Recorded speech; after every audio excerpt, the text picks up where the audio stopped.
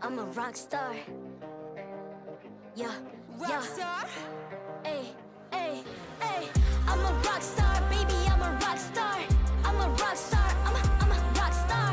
I'm a rock star, panggil aku rock star. Ini kejohanan kita semua orang rock star. Kita rock star, kita buat saja gaya kita. Makin panas apinya sudah membara. Macam mana pun kau menempuh segala. Demi negara kau buat semua bangga. Step into my world, you know I'm always in my zone. You know I got my team, no I'm never alone. Bring out my best, buat yang terbaik. Jadi juara perlahan kita naik. Aku nak push, naik-naik jadi lebih bagus. Jadi hero, ku ada skill. Berapa banyak musuh aku dah kill. Ramai cuba mencabar, cause they envy me.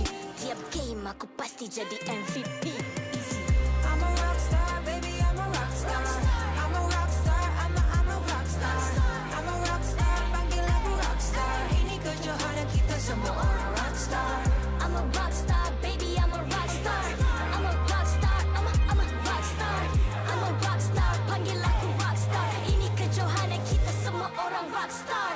Tengok nanti siapa yang juara. Ni peluang kita bawa pulang piala. This is my game, this is my time. Menang semua, everything will be mine. Kalau jatuh kau pasti kembali. Bangun balik ku tegak berdiri. Kuatkanlah tenaga, ganjaran diperoleh. Ni kejohanan kita, Malaysia memang boleh. Rise up to the top, kita buat bersama. Semangat kita kuat di bawah satu bendera. Ay. I'ma go hard for the win. Win. On the battlefield till the end. I'm trying to beat the greatest anyone has ever seen. Stand by, I'm coming in for I'm the a rock win. star. I'm a rock star, baby, I'm a rock star. I'm a rock star, I'm a rock star. I'm a rock star, panggil aku rock star. Ini kejohanan kita semua orang rock star.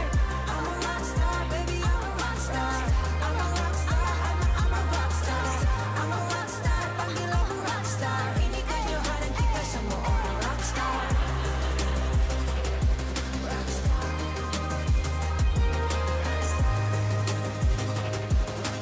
Ini kejohanan kita semua orang rock star.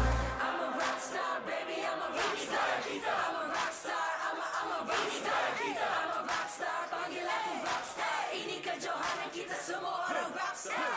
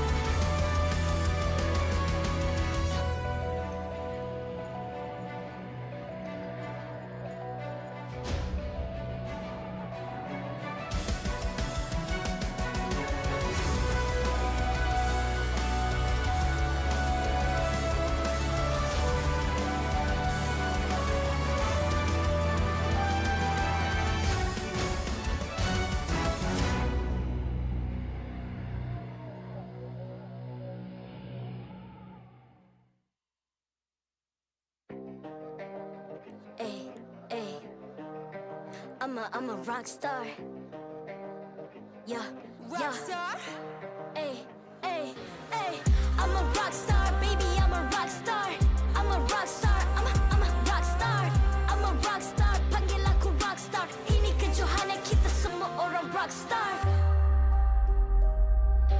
Kita rock star, kita buat saja gaya kita. Makin panas apinya sudah membara. Macam mana pun kau menempuh segala. Demi negara kau buat semua bangga. Step into my world, you know I'm always in my zone. You know I got my team, no I'm never alone. Bring out my best, buat yang terbaik. Jadi juara perlahan kita naik. Aku nak push, naik kill. Ramai cuba mencabar cause they envy me. Tiap game aku pasti jadi MVP. Easy. I'm a rock star, baby, I'm a rock star.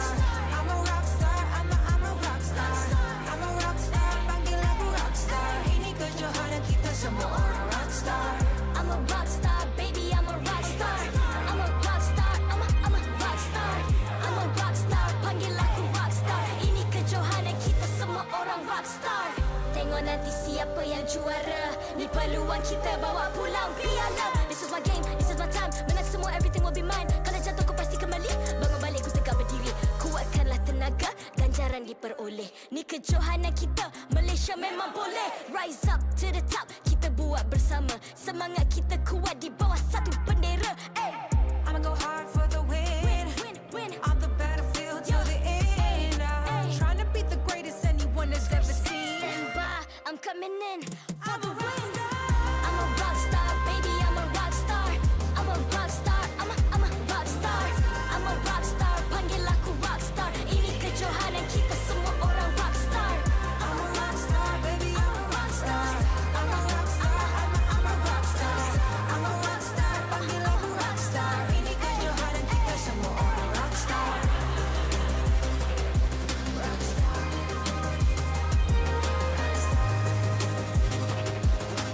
Ini kejohanan kita semua orang rock star. I'm a rock star, baby, I'm a rock star. I'm a rock star, I'm a rock star. I'm a rock star, panggil aku rock star. Ini kejohanan kita semua orang rock star. Hey!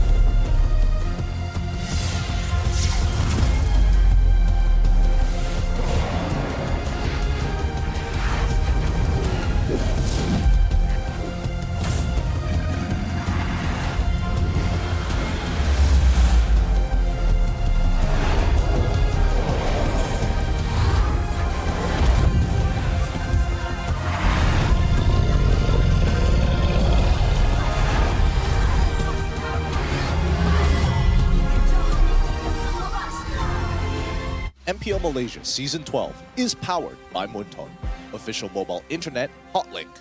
Score an epic MLBB skin for only RM1 with Hotlink. Summon your legends, unleash your style. Lightning-fast gaming experience with Hotlink all new prepaid. Now with 5G. Visit the Hotlink booth today. Grind on. Confirm lah Nescafe. Never stop fighting. Grind on. Power up with only Nescafe. Thank you to all our sponsors for your support in MPL Malaysia Season 12.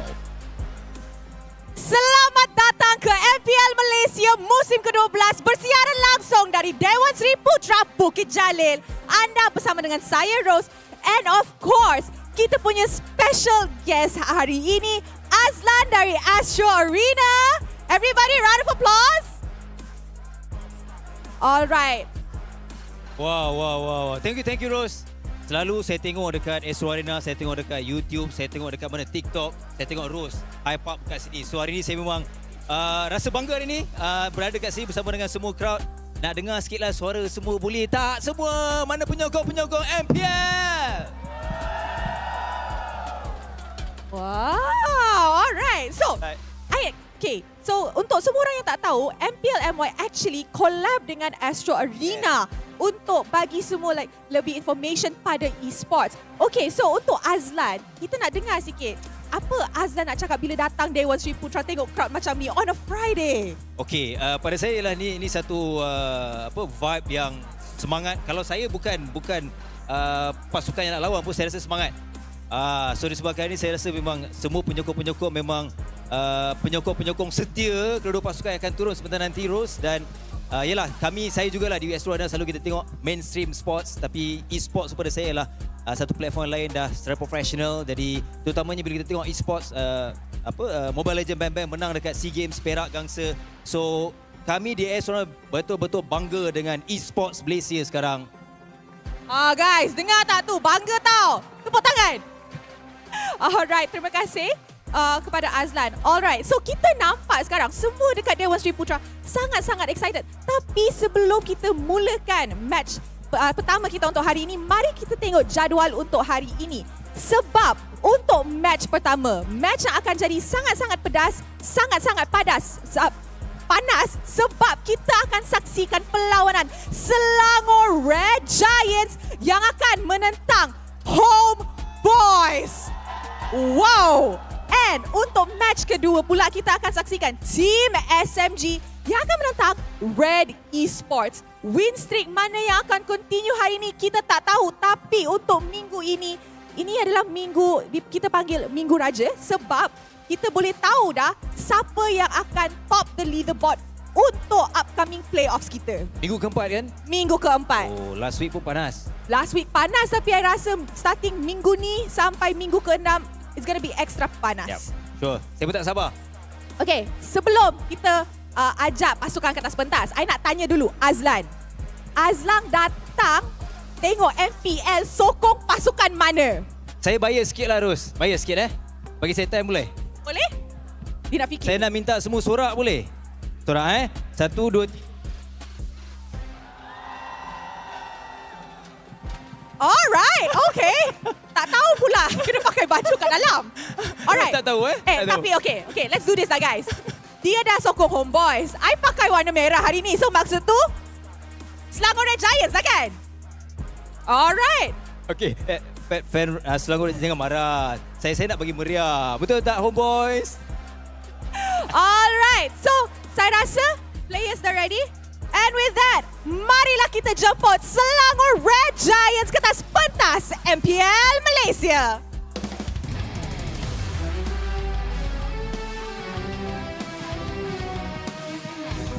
Alright, tersentak dengan kegagalan minggu lalu, Gegasi Merah bangkit untuk menakluk mahkota diraja hari ini. Dengan semangat lencana merah kuning di dada berkobar-kobar, adakah Gegasi Merah akan kembali merampas kemenangan hari ini? Sama-sama kita saksikan.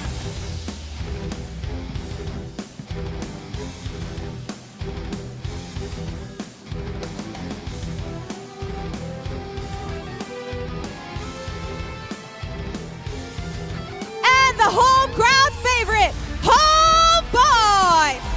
Berjaya kembali mendapatkan kemenangan di perlawanan terakhir, pewaris legenda bersedia untuk mendominasi pasukan-pasukan yang mendatang. 3 mata penuh menjadi target utama hari ini. Adakah pewaris legenda berjaya menjinakkan Gegasi Merah? Ayo sama-sama kita nantikan.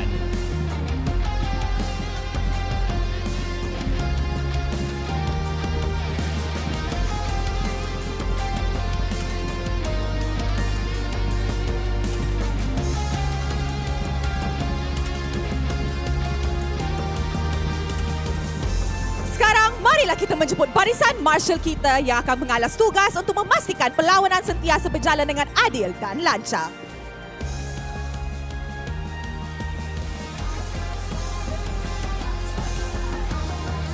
Mari kita teruskan dengan fist bump di antara pasukan sebagai tanda profesionalism. Inilah gaya kita. Inilah semangat kesukanan kita. Kawan di luar gelanggang, lawan di Land of Dawn.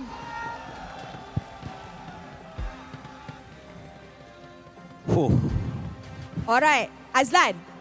Dua-dua pasukan dah atas pentas dah. Tapi saya kurang puas lagi. Sebab Sebab kita nampak Friday match pertama betul-betul. full house. Takkan kita tak engage dengan audience kita? saya tak sabar. Saya nak. Nak. Nak, saya nak. Nah, okay. So, apa kata Azlan pergi ke side Homebois since dah pakai baju Homebois pun. Okay. I pergi dekat side Ultras. Alright, Lepas let's tu go. kita buat cheer battle. Kita lawan Kita lawan. Alright. Siapa paling kuat?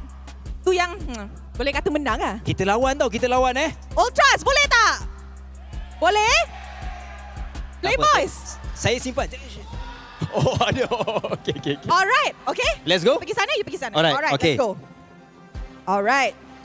Okay. Ultras, hari ni I pakai merah. So, I nak you guys kerja dengan saya, okay? Boleh? Alright. Okay guys, korang boleh nampak kan? Ramai Ultras yang datang. So, Ultras, mana suaranya?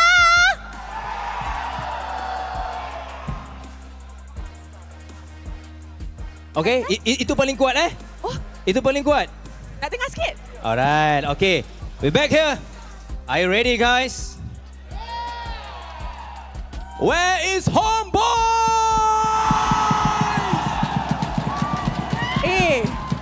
Kejap. Ultras, kita boleh kalah ke? Tak boleh kan? Once again, Ultras, nak dengar suara sikit?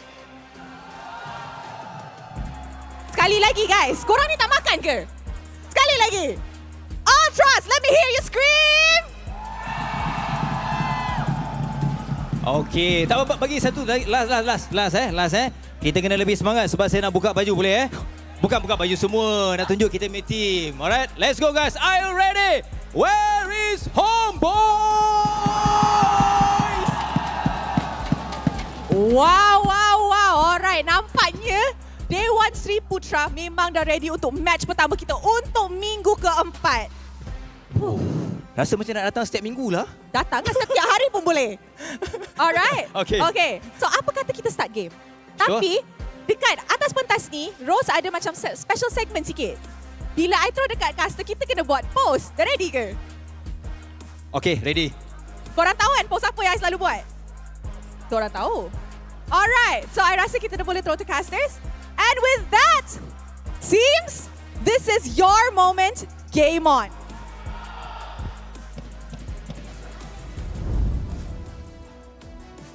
Well, thank you very much to both our hosts, Rose and Aslan. Yes, week 4, day 1. We're past the halfway point already, starting things off with Selangor Red Giants against Homebois. You're here on the desk with us. My name is Husky, and alongside me is Skin and Q. To everybody watching the MPL MY, thank you. We know that the MPL PH has already started with their week 1, so we're very excited to see how that goes. But we have a lot of business to take care of, and it's going to be a very hot Friday with a banger match of SRG versus Homebois. Yeah, Flame Boys against the Ultras, I believe. That's what they call the SRG fans. We brought in the drums, we brought in the band, we brought in... the only thing we are missing is a mariachi band. I'm pretty sure some teams will figure that out down the road. But for SRG, they finally suffered their first series loss last week against RSG, and we kind of talk about this, right? Maybe it will expose some of those weak points towards Homebois who are looking to recover. Yeah, they've dropped their game against RSG nonetheless, and they've broken their 100% win streak rate overall in terms of series, but that can be the same sort of problem that I would mention for the side of the Homebois, right? It's a recovery period, as some might say. They're not exactly as powerful as they were from week 1 to week 2. Yeah, we've seen some variations of Homebois. They've tried out 2 different lineups, right? We saw the original season 11 lineup with Arnie Barbosa. We've seen Ryzo and Zorn, but so far I think Homebois are more comfortable with the Ryzo Zorn with version 2. More success on their lineup, but they did end their week 3 strong, right? They crushed Red Esports. I think that is a big morale boost for Homebois who had to work overtime after a very slow week 2. No, I think it's great. Of all teams that they had to take down, at least it was Red Esports, because they themselves have very glaring issues with their lineups, but I think a lot of it comes down to the coaching staff, as some might be hypercritical against Coach Pops. It's not necessarily his responsibility alone. There are 2 other members, Seifel and as well as Antagonist, that actually help him out, but they can't seem to agree on what exactly is best needed for the team. In comparison to SRG, Arcadia and Becky, they have disagreements, but at least they have a very clear idea of what their soldiers are required to do in a game to make sure that they get the win. Yeah, they've always been kind of like the dynamic duo that a lot of coaching staffs look up to, right? And for every one of you guys out there, you know, we have a lot of skins for Mobile Legends Bang Bang, right? Neo Beast is the new series, that one is the one I'm going for, but we're not talking about Neo Beast. We're talking about epic skins that you can own, you can get for only 1 ringgit. You know how to get it? Do it with Hotlink. It's the easiest way for you to unleash your style and upgrade your heroes. If you want to win your games with lightning fast internet speed, get the Hotlink all-new 5G prepaid right now. Get some good skins, win some games. I don't want to end up spending at least more than 2,000, if you're unlucky, maybe even 3,000 diamonds on the Neos. So at least with this, it's a lot cheaper and a lot more attainable. Yeah, 1 ringgit. You know, I'll let you guys, I'll give you guys an idea how cheap 1 ringgit is, right? Your weekly packet is 4 ringgit 90 cents. It's cheaper than that. Man, you ran the numbers on this. I have. I have to see the Excel sheet later. But coming back into the business here, I don't know. I think this is going to be a really tough one to actually kind of figure out who's going to get up on top. It's a little demoralizing if you were an SRG fan from the week before, but if you're a true believer, you're assuming that they're going to take on the Homebois, who again had some abysmal performances prior to this. Have they kind of put themselves back together? I think we're also looking at 2 different dynamics, right? Homebois, they're looking to continue this recovery arc to see if they can take down SRG. Well, SRG is about showing people that, well, against RSG, it's a tight match. We didn't lose in a very rough manner, and we can definitely bounce back against the like of Homebois because they did take down teams like Toda, right? The only true king that a lot of fans are looking at is actually SMG, so we gotta put that for the next series because they gotta take down Homebois. But for you guys out there, we have a job for you. Yes, I said it, a job. Scan the QR code down below, predict the MVP for today. We have 2 series coming up, so do let us know which player is going to be the MVP of the series, and if you get it right, your name might end up flashing on our lower third, and you might get a prize in your client. Well, honestly, for everybody out there, my prediction is going to be towards Pancake from the side of SRG. I don't know about yours. Pancake, I'm looking a bit at Super Gorgeous. I think we're looking at players that have struggled a little bit, but have huge playmaking potentials, right? We've seen them make game-winning, fight-winning plays for their teams, but Super Gorgeous in particular, I want to zone in on this a little bit. Last week, especially against RSG and Toda, the 2 strong teams that they played, Super Gorgeous has been exposed a little bit in terms of his weaknesses, right? The tendency to really aggro. Todak has really capitalized on that and punished him, and we see that amplify when they play against RSG. I totally agree. I think it's one of the same situations with like Team Hawk's Iris, for an example. You take away the big playmakers, these hard engaging EXPs, you see that the overall impact of the team is cut down by like 2/3, which is surprising. You would imagine that a secondary win condition would be put in place. Yeah, absolutely. Well, we're going to take a look at the Selangor Red Giants lineup first to start things off. It's one of the few lineups that has not changed at all, even during the transfer window. So we will have Super Zack, Super Red, Super Gojas, Pancake, and Super Sekis. As always, one of the few teams that loves to run an aggressive lineup. Quad is the first pick, Assassin junglers, big playmakers, super aggro, XP lanes, you got it all in this lineup. Hopefully, SRG has kind of pulled themselves back.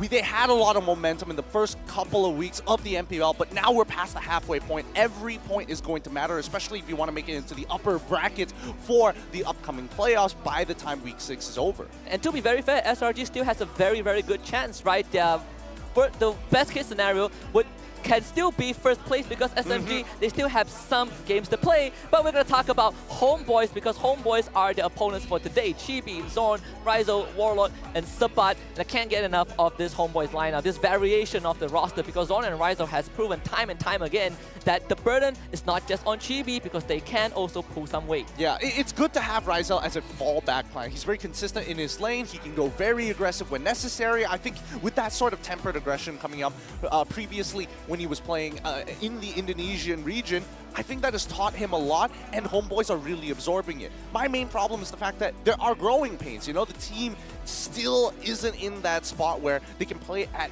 a consistent 10 out of 10 every single game. And every now and then you do see them have some shaky performances, right? Week 2, one of the biggest complaints is that the sideway management, they fixed that in week number 3, and then we start to see a little bit of the draft issue, very constricted drafting for Homebois. They're looking to just put themselves in a... They're looking to counter-draft their opponents, excuse me. Whereas for SRG, I think they're in a very comfortable spot where we have a very set play that we can go for, but if things go haywire, if our heroes get banned out, we have a backup plan. That's why we saw heroes like the Hanzo getting picked up last week. Yep, and I think, this extended all the way from the side of SPS. They kind of developed their own identity in that short period of time, which is great. A lot of teams struggle to figure out what exactly is our win condition, what exactly makes our team shine compared to everybody else. We're not at a level where we're playing like at the level of Blacklist International or Echo, where their identities are clear, but they polished it to a 15 out of 10, which is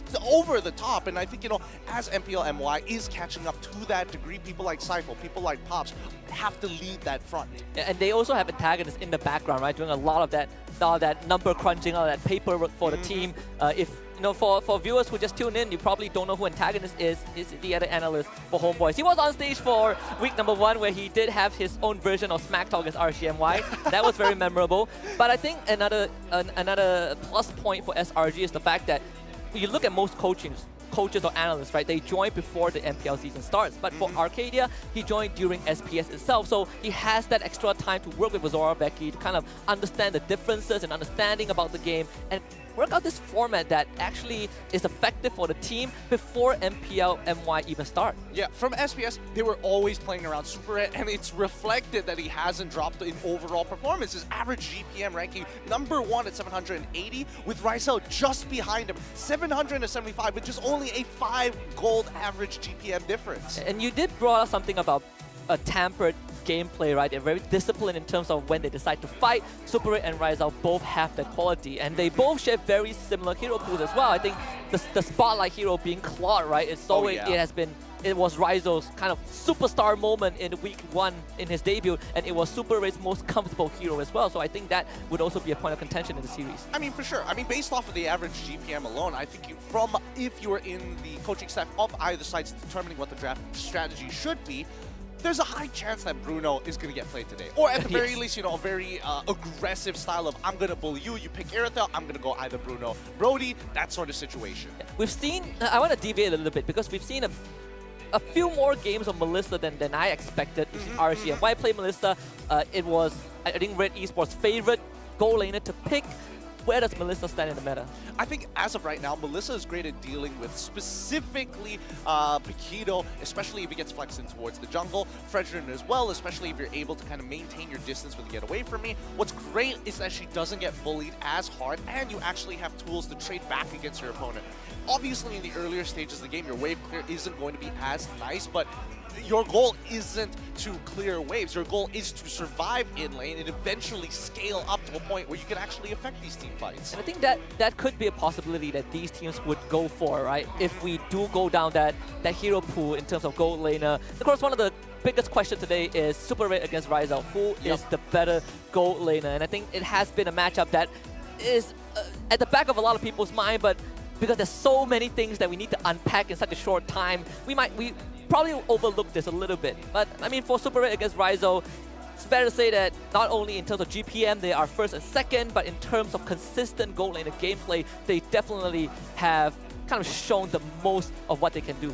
Yeah, I think, especially from Ryzel's side, one of his standouts have been the Beatrix as well. But Beatrix requires your team to kind of I wouldn't even say babysit, but at least set the play for you and then become that combo enabler for you to unleash things like Nibiru's Rage, Nibiru's Passion, so on and so forth. What's great about the Beatrix is that it's kind of a blind pick. It goes into anything in that lane, but let's jump into the draft and see whether there's any focus at all on these gold laners. Starting off with Homebois on the blue side, the Fanny, the Claude, the Joy, Selangor Red Giants, starting off with the Yevon as well as the Edith. Take away some of the comfort picks for SRG, which is the Claw and the Fanny, and Edith, one of the most picked heroes right now, I think surpassing Fredrin already in terms of just being flexed into the roam role, but I like how SRG are banning out the Eve as well, because we've seen Homebois, to a certain extent, they do prioritize Warlord's hero pool, and they do like to give him those artillery mages that can sit at the back and help his team out. Yeah, and I think, it's still very punishable if they do decide to go for something along the lines of Farsa for the side of Warlord, because then at least Pancake can go into his natural Grok, which is his comfort pick, right? Yeah. Homebois, they're going to start off with the Trizla. I think that's already a very good plus point, but the real question is whether or not Super Gojas can play things along the lines of, I would say a flex pick, but most likely Xborg in these positions, just to make sure he has an impact in the game. At the very least, doesn't have a bad laning phase. And it's the Xbox is still on the table if they want to take it for the first phase, but we did have this backstage discussion that Super Sekis is going to go for the Assassin. There it is, the Lancelot picked up for them alongside the Valentina, and Homebois had instantly snatched the Bruno for Ryzel. Yeah, it's very clear. These teams have some clear ideas of what they want to do in the game itself. And I think for Selangor Red Giants, the side lanes might not actually be the primary focus this time around. At the very least, it looks like they want to enable Super Skies. If not, we might see a draft very similar to RSG, where essentially Demon Kai can do whatever he wants, play Lancelot, play a Joy in these situations, have two tanks to kind of cover that front line, and then team fight as four, and you have that one extra person, which in this case is Lancelot, to kind of fill in the gaps. Yeah, the Fredrin for Chibi, that was no surprise. He's been very comfortable in that role. But for SRG, they need 2 more series victories to secure top 4 in the regular season. So they're looking to take down Homebois, and then SMG, which is kind of the final boss, and they also have Team Hawk that they need to go through. So SRG, they're very, very close to the top spot, and just like you mentioned, Gideon, the export gets picked up. Yep, it's crazy. It's crazy to think that all that's left is dealing with one big raid boss, and then afterwards having to deal with 2 teams that are looking to recover. In situations like this, I would imagine that SRG would think that, okay, we get past Homebois. If we can 2-0 this, we set ourselves up to potentially taking the top spot against SMG and maintaining our lead the entire way. And there's a chance that there's a universe where they beat SMG in terms of series, right? Yeah. Whether it's 2-0 or 2-1. I think the only factor at that point of time, if it happens, is the fact that SMG has only dropped 1 game so far, compared to SRG, who has dropped a couple more. That would be the tiebreaker factor. Leave that for a little bit for week 6. But for now, the Novaria banned out by SRG, and Homeboy is actually going for a 1-1 ban. All right, I like it, because at the very least, Homeboys recognize that even if we do have a winning lane, when it comes down to it, and enough time has passed, we're going to have to team fight one way or another, and we need to be able to catch this Wanwan, which Trizla struggles to do, mainly because she can naturally kite, has an inbuilt Purify on top of it all, and a crossbow of tank could really put them at odds in the later stages of the game. SRG. Still targeting Warlock. I do like this approach from SRG. You say that there is the Farsa left. If they do want to ban that out, that could be an indicator of where SRG wants to position Super Red in the draft, but they do ban a Sicilian, which is also a pick that I think Warlock has sported a couple of times.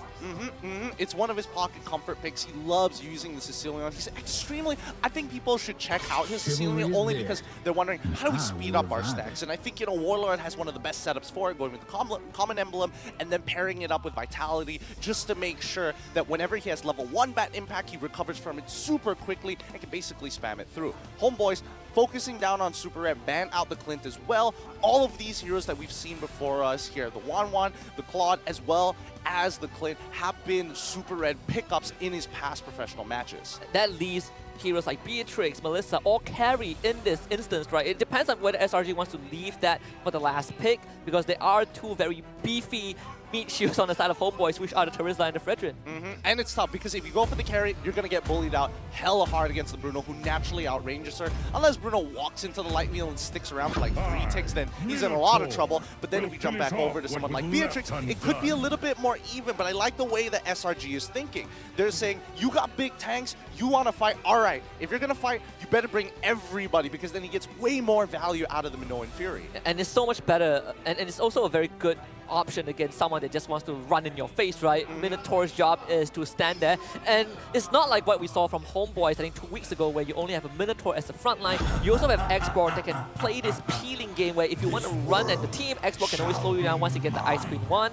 You see the Gore being picked up for Homeboys, now some extra bit of damage, still an artillery mage that fits Warlock's role. I love it, I love it. Personally, at least with Gord, when you're utilizing him, I would say that his stun has so much more range that you would like to imagine, that he's actually poking you out and stalling your engagement opportunities during the middle of these fights. And speaking of interruptions, we also have Zorn going on to his traditional signature Cho pick. Yeah, he has been very comfortable on this Cho, very comfortable with not only tapping his skills, but also tapping that recall button.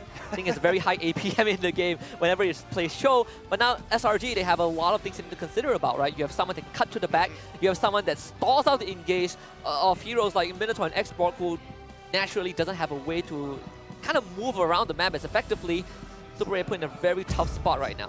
I don't know, if Red really wants to get greedy with this, they could go with, you know, traditional front to back, lock in the Ixia, have some literal artillery to help you out with the Minoan Fury when you set that up. It's a crazy idea, right? But it'll be a juicy target for the Cho, you know? Like, It Ixia would. standing there is just a death sentence. So Irithel is going to be the last pick. You talked about this at the start of the draft, right? If there's an Irithel into Bruno, you're looking to bully out the Irithel early on. Yep, so expect to see Pancake actually hover around the gold lane as much as he possibly can, because Super Gojas is going to be isolated throughout the entirety of this game, and he is totally fine with it. He is an independent soul. Yeah. Better than what we saw against RCMY, right? Where you have the Benedetta, he was struggling, man. I wanted to say struggle a little bit, but he was having a really rough time. But in this neutral matchup against Export, between Export and Jerusalem, no problem for both of them. Maybe a bit harder for Sub, but we'll have to find out once we jump into the game a little bit.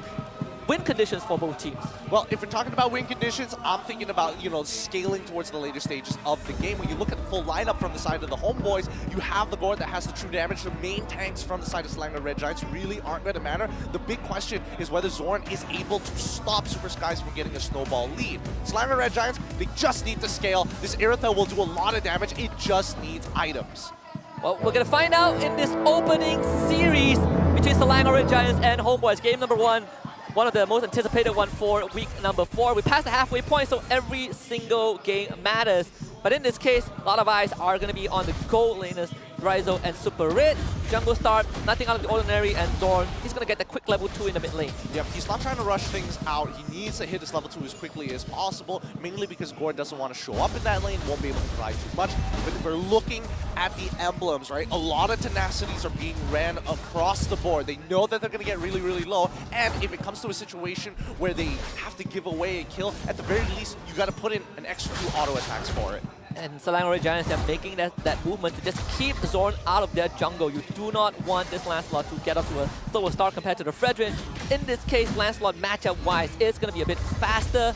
That's why Zorn, you see, he is doing his best to try and find where this Lancelot is. Yeah, but Super Skies decided to go for Quantum Charge rather than going for his traditional killing spree, right? So you can kind of tell that he wants to maintain his rotational speed, more importantly, rather than going in for dives, getting a kill, and then dashing back out. Is there a possibility we see the tanks a lot again? We haven't seen that for quite a while, but in this case, this Lancelot, he's looking to stay in the fight longer than just kind of go in for a drive-by and disappear. I wouldn't put it past Super Skies. I think he might actually go for the Thunderbelt, possibly. We'll see whether he goes for the hybrid build, because most Lancelots in this day and age like to have some form of damage, but you can't just go pure tank. You feel like you can't really get much done in that sense compared to last time. Most important target is definitely going to be Warlord as the core, right? I mean, Bruno, not the hardest to deal with. He does have the Purify, though. Both gold laners running the same exact battle spells, but level 4 is where we see how this is going to pan out at the Turtle, the mood setter for game 1. Really interesting. Supa going into the mid lane to hit level 4. Gord is going to hit level 4 off this. And that is flicker from Supa straight onto Pancake. It's going to be the stolen penalty zone, but it doesn't really matter. And Selangor Red Giants, they do not have the damage to fight this. Super Skies does get the turtle, but at what cost? He's going to lose his life to Warlord.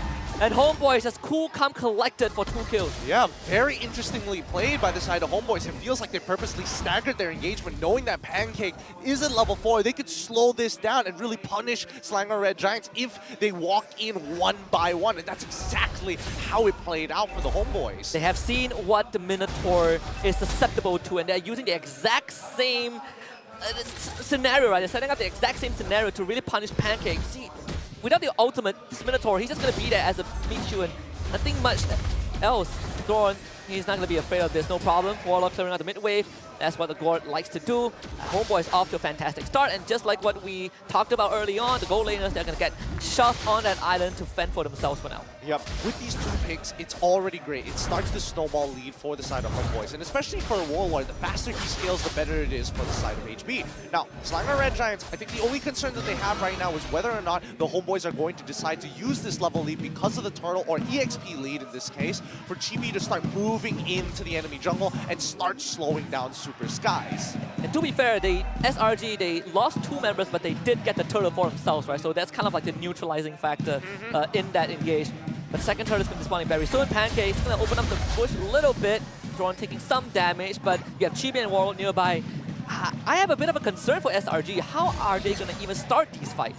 Well, a lot of it is going to be based on Pancake slowing them down, and then maybe Super Zack looking to steal an ultimate in case Homebois decide to try to counter-engage. Because remember, I think it's a lot easier for the side of Homebois to actually engage on the Selangor Red Giants with more in the arsenal because of their composition in comparison to SRG. So keep your eyes on Super Zack. He might actually have to become the secondary engage. We did see him steal the penalty zone just now, but for the next turtle fight, he will have the Mystic Gush, which does provide an extra bit of damage, right? I think SRG realized that, well, we have the counter engage with a penalty zone of our own, but we do not have the damage to follow up, so I want to be that secondary damage dealer. Yep, and right now, oh, I'm loving it. I think, you know, Super Skies has played this well. His jungle pathing is very clear, making sure that the top side is clear for no way. Oh, the kick! The good kick, straight onto Pancake. Super Ray forced away from the fight, and there it is, Mystic Gush to finish him off. And this time, Super Skies will not get the turtle. Chibi with quick fingers to secure that objective. Super Go just late to the scene. Homebois just disengaged cleanly, and now Super Red, he's gonna get pressured by Zorn, who just shows himself. Yep, despite all the preparation that SRG has done for this upcoming turtle fight, the Homebois come out on top because Zorn was able to get a clean engage and a clean kick on towards Pancake, denying Selangor Red Giants one of their only engaged tools, and that puts them at such a disadvantage. And at least gets Zorn, the Fire Sticks brings him back into the Mystic Gush. At least some retribution for SRG. Yep, they find something back, and that's already great. Look at that lead. The goal lead is not moving further than 1,000, and Homebois, I think they're starting to recognize this. Keep in mind that the lane swaps haven't even come on through, and at the very least, Subbot has been able to chunk down the turret to about 50% of its HP. It's a rough spot for an export to be in, right? Do you follow your team or do you get stuck in the lane with the Terizla? In this case, you're seeing Super Gojaz is going to stick with the rest of his squad so that they can secure that top tier 1 and open up the map. But Chibi is going to show up and put a bit of pressure on the Super Zack, who dashes away from the stun of the squad. Pancake keeping them at bay. Big Appraisal's Wrap doesn't take him down, and Selangor Red Giants seemingly able to disengage from this, but Zorn is always going to be posing a threat. They get the stun of the Super Zack. And SRG, can they get out of this one? No problem. I think they're going to be sacrificing another tier 1 just because of that. I like the idea coming out of SRG. Okay, we're going to unlock the Irithel as quickly as possible so she doesn't have to stick around in lane against Ryzel. And more importantly, that way she can start power farming inside Selangor Red Giants jungle whenever she can't walk up to a wave. Worst yet is that the Homebois took advantage of the situation by not only zoning it out, but forcing that Lancelot to stick close by Subbot so he himself can't even get a side lane push. The only member farming on SRG's side is honestly just the jungler, only Super Skies. You know, everyone else is sharing their resources and trying to get Super Red online. But the trade-off is that he himself is forced to kind of split the goal with everyone else. The third turtle will not be contested at all by SRG. Yep, they can't walk up, they can't do anything about it at all. They have no space, no timings, and more importantly, it's very difficult for Super Skies to get in by himself. You might as well call it off and focus on the power farming. See a bit of that goal lead building for Homebois. The fact that both side lanes have really lost a tier 1 means that those jungles is going to be a bit more exposed to Homebois. They're not in a rush. I feel like Homebois, they are in a very, very good spot. Yeah, and also for SRG, they're in no rush at the same time, right? They'll contest for whatever they can. If they have to sacrifice the turtle, it's only a side objective. It's not a major objective like a Lord, for an example, because SRG just wants the scale, and it's clear that they're focused around Super Red this game. And Super Red able to leap away from the penalty zone, but there's still Zorn and Chibi around, and Pancake, he might have to be sacrificed this time. It's a small price to pay for SRG. Super Zack does show up and steal the penalty zone for himself, with Super Gojaz being around the area. Ryzo looking to break that bottom tier 2, and he's going to be successful in doing so. At least bring it down low. Chibi now finds Super Gojaz without the Fraga armor. He's going to try and flicker the safety, but a bit too late. He ends up going down, and Zorn, he doesn't even die. Super Ray and Super Zack just do not have the damage to fight Homebois. Yep, right now Homebois, I think they've recovered from their previous mistakes. Last time they were just fundamentally making a lot of weird moves, and that's why people were so hypercritical of them the past few weeks. Now, this is the Homebois which I am comfortable with. This is the Homebois that still remembers their fundamentals and now are slowly tactically choking out SRG. Silver lining, Super Skies got the top tier 2 for SRG, so not all hope is lost, right? They at least traded something in return. In terms of turrets, Homebois only has 1 extra turret on their side, which is I believe, the bottom tier 1. That's pretty much it. 20 seconds until the Lord comes up. SRG, what is the setup going to be like? And by the way, Thunderbell purchased by the Lancelot. Okay, so Thunderbell Punchers already tells us Super Skies is looking to go for a hybrid build. He's not going to go pure damage, and I think that's great. At least he'll be able to survive, and I think he recognizes that the kick is dangerous. Worst comes to worst, that true damage from a Warlord the first time he died probably isn't the best to deal with, so you might as well have the extra HP in case somebody can help out. Rizal doesn't get knocked out by the Minoa Fury, but they're just going to power everything on him. They need him dead. That's 4 ultimates, 5 ultimates expended for Bruno. Now, can they survive the long fight? Zorn flickers to safety as Subbat. He's going to show up with the flicker to the bag. As now the fight splits into 2. Pancake drop low. Subbat looking to finish him off. And he is most likely going to go down. It's 2 for Homebois, but Super Skies, he's not done just yet. Warlord is the 3rd. Gets knocked out by Chibi. Kick underneath the tier 1 by Zorn, who shows up out of nowhere. The Super Skies, Phantom Execution explodes to Subbat. And Homebois have found the fight that they want. Oh, it's too desperate. It's too desperate. Homebois put so much pressure on him. He had to use his abilities early. He would have died regardless. If he was trying to dodge the execute, he had to hold on to the Phantom Execution and time that just a wee bit longer. But nicely played from the Homebois, despite Rizal getting caught out. Again, they blew like 4 or 5 ultimates for the Bruno. What else is left in the tank? It seems like in these long fights, Homebois are making it really hard. And it all falls back to you have Warlock, who is consistently dishing out damage. You have 2 Brick Walls, Subbat and Chibi. Not to mention Zorn. As long as he's alive, you are always compromised on the map. Yeah, he has free control, right? He can kind of engage on whoever he wants to, and Homebois will have to follow up. Because at the end of the day, when they're talking about counter-engage, something needs to happen. Something needs to instigate it, and Zorn is going to be that guy. And not having the tier 1 mid down for SRG is starting to become a bit of a headache because they have so less space to work with, especially if you are the Lancelot who wants to be kind of darting around the map, and you just do not have that luxury. And Homebois, they're looking to take out the mid tier 1 of SRG with the Lord charging down bot. And this is very surgical from the Homebois. Yeah, I mean, just look at the way that Selangor Red Giants have to path. They can't take any aggressive pathing. They can't walk. They have to still maintain their battle lines, but there is a line that they just cannot cross. And I think for SRG, at this point in time, considering how Homebois is slowly choking them out and they don't have a lot of space on the map to actually play with, this 3,000 gold lead honestly is pretty small compared to if they were another team. They probably would have lost so much more, developing into a 6K, maybe even to a 7K at this stage of the game. The fact that SRG is still in it to win it, and Super Red, not too far away from his 3rd item, might actually turn this around. And you can also commend the fact that SRG, the jungler, has been making a lot of space around the map, and they might lose Pancake this time. He's gonna get kicked back. Can't even use the ultimate. The stolen penalty zone to the bag, but they already lost Pancake. Super Goldie trying to zone out Warlord, and he explodes on top of him. Super Zack isolated. Super Skies himself also finds it hard to enter the fight. Super Zack will be the first to go, but Rizal does drop though. Super Red picks him off and ends up getting traded back, so Homebois still ends up winning the fight 3-2. Oh, that was so close from the side of SRG, but Homebois, they played it well. They capitalized on the mistakes of Super Skies, who ends up whipping the Phantom Execution entirely, not getting over the wall that he wanted to, and taking out more targets, or at least taking out Warlord and Rizal quicker than it should have been. With the brick wall of Homebois, it is starting to look impenetrable. You cannot take down Charisma fast enough. You have this Cho running around, and of course you have Chibi, who is just a big menace to SRG. He doesn't even need to do damage, right? We saw him stalling up Pancake, he's running at this Valentina, he's keeping the Irritel away from the fight, and the Lancelot, you just feel so helpless. But a couple of things went right for the side of Selangor Red Giants, right? And we need to keep this in mind because Super Zack decided to steal the penalty zone and then utilize it to cancel out Warlord's ult. I think that by itself is already a big plus because it's difficult for Super Zack to hold himself in that position without getting engaged on by Subbat himself. And he needs the flicker, so another 40 seconds for Super Zack. A lot of resources needs to be invested for SRG, and they gotta be able to do it again and again and again. Not an easy task.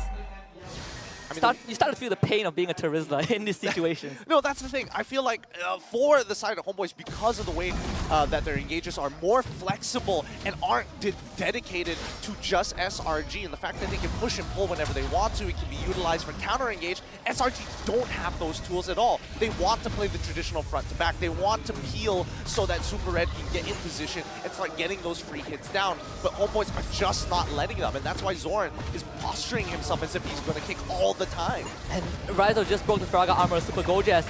It has to be go time now, but Zorn finds the kick on the Super Skies, and this Lord uncontested for SRG. No space to play, zoned out. More importantly, Homebois playing this fundamentally textbook. Most of these fights, Pancake has not been able to get his ult off because he just gets melted so quickly, right? A kick into a full gore combo, he's dead. And that's kind of like the fundamental weakness of a Minotaur, I'd say. In these kind of base defenses, it makes it even harder, especially when the Lord is charging at your base. It does make it harder, and the worst part is that Gord's passive specifically gives him true damage. So it doesn't matter how tanky, quote-unquote, you built this Minotaur, you're really not going to be able to deal with that type of damage, especially since you don't have any stats to protect you from it. I feel like SRG, if this keeps on, they might be looking for Pancake, having to use the flicker out just to get an engage off. Super Gojas again, losing a big chunk of that Faraga armor to Ryzo alone. That's 3 shots from the Bruno. SRG looking for an opening, but just cannot find it. Yeah, again, Homebois, they're playing it like RSG almost, right? Having those 2 tanks, making sure that they can protect their King Ryzel, and having one person who's a little bit more flexible to fill in those spaces. And right now, that's going to be Zorn. That's why he's playing disrespectfully, right? It fits his style because he instigates wars, and then Selangor Red Giants can't deal with the counter engage from Homebois. Watch where Serpat is waiting for Zorn to kind of bait more in, but SRG, they know this trick. They've seen it plenty of times. They're fighting 2 wars at once. They're fighting the war of Mobile Legends, bang bang. They're also fighting the war of not getting mentally damaged by Zorn's recall. I think it's less about the recall and more of what it signifies, because Zorn knows that he can get away with this. He knows he's expandable compared to the rest of the team. And Selangor Red Giants, it's like, you want to take it out, but do you really want to commit that many resources? A perfect punching bag, for sure. The posturing again, they're not going to get anything from this. Selangor Red Giants are not going to fall for this bait. As soon as this Lord spawns, that's where we need to see how Homebois actually manipulates the waves in a way that they can actually start building it up. And they need to start it up by around the 37-second mark to the 42-second mark, just to make sure that the waves build up just enough so that when the Lord spawns, at least Selangor Red Giants have to maintain the opposite waves first before walking over to the neutral. Because of the lead and the presence of all these crowd controls, a Pancake can't even face check bushes, right? Serpat has been sitting on this top side for the past almost 2 minutes because he knows that no one can walk in. He's not going to let anybody walk in as well. He sees Super Red, but he also knows that he's probably got the support system around him. This guy dancing with death. It feels like it's a necessary task for him to do. Open up the side lanes a little bit, force Homebois out of the jungle, or at least get some info for the team, because Pancake has been, he has the immortality.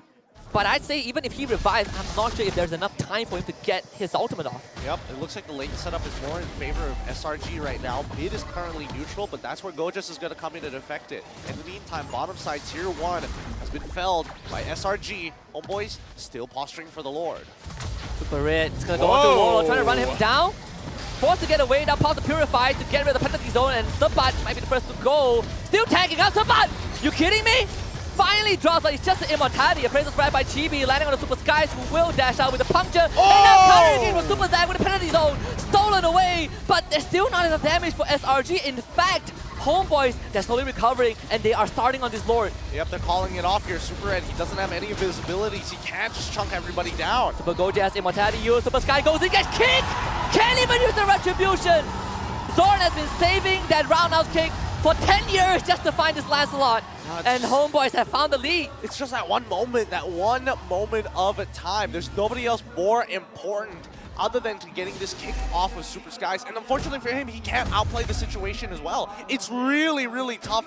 It's really, really tough trying to get into that Lord pit, especially when there's like 4 different people there looking down at you. So many abilities have been utilized to make sure that he doesn't get his retry off in time, and Chibi more than confident to take it away. Now, this is the end game here. 6K goal lead for the side of the Homebois, but Red Giants, they have scaled. Super Red does have the damage, the relevant damage to take him out, but he can't get in on these fights cleanly.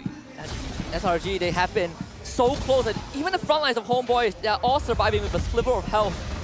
SRG, can they find that extra boost at the end to somehow hold this base? Lord will be cleared out, no problem, but they will have to sacrifice the inhibitor for that. The mid one will fall. Super Gojas, they lose that Faraga armor. He does not have immortality anymore thanks to the Lord fight. it's not going to be an easy task for SRG, but they will manage for now. Yeah, somebody has to make a play, unfortunately, right? I don't think SRG can just like sacrifice everything and hope that things spin out of control or Homebois make a mistake in their favor, but let's see. I was thinking together, you gotta be very careful. Super Skies try to clear them out. At least force them away, but with Zorn in his face, it's not gonna be an easy task, and Super Skies knows that.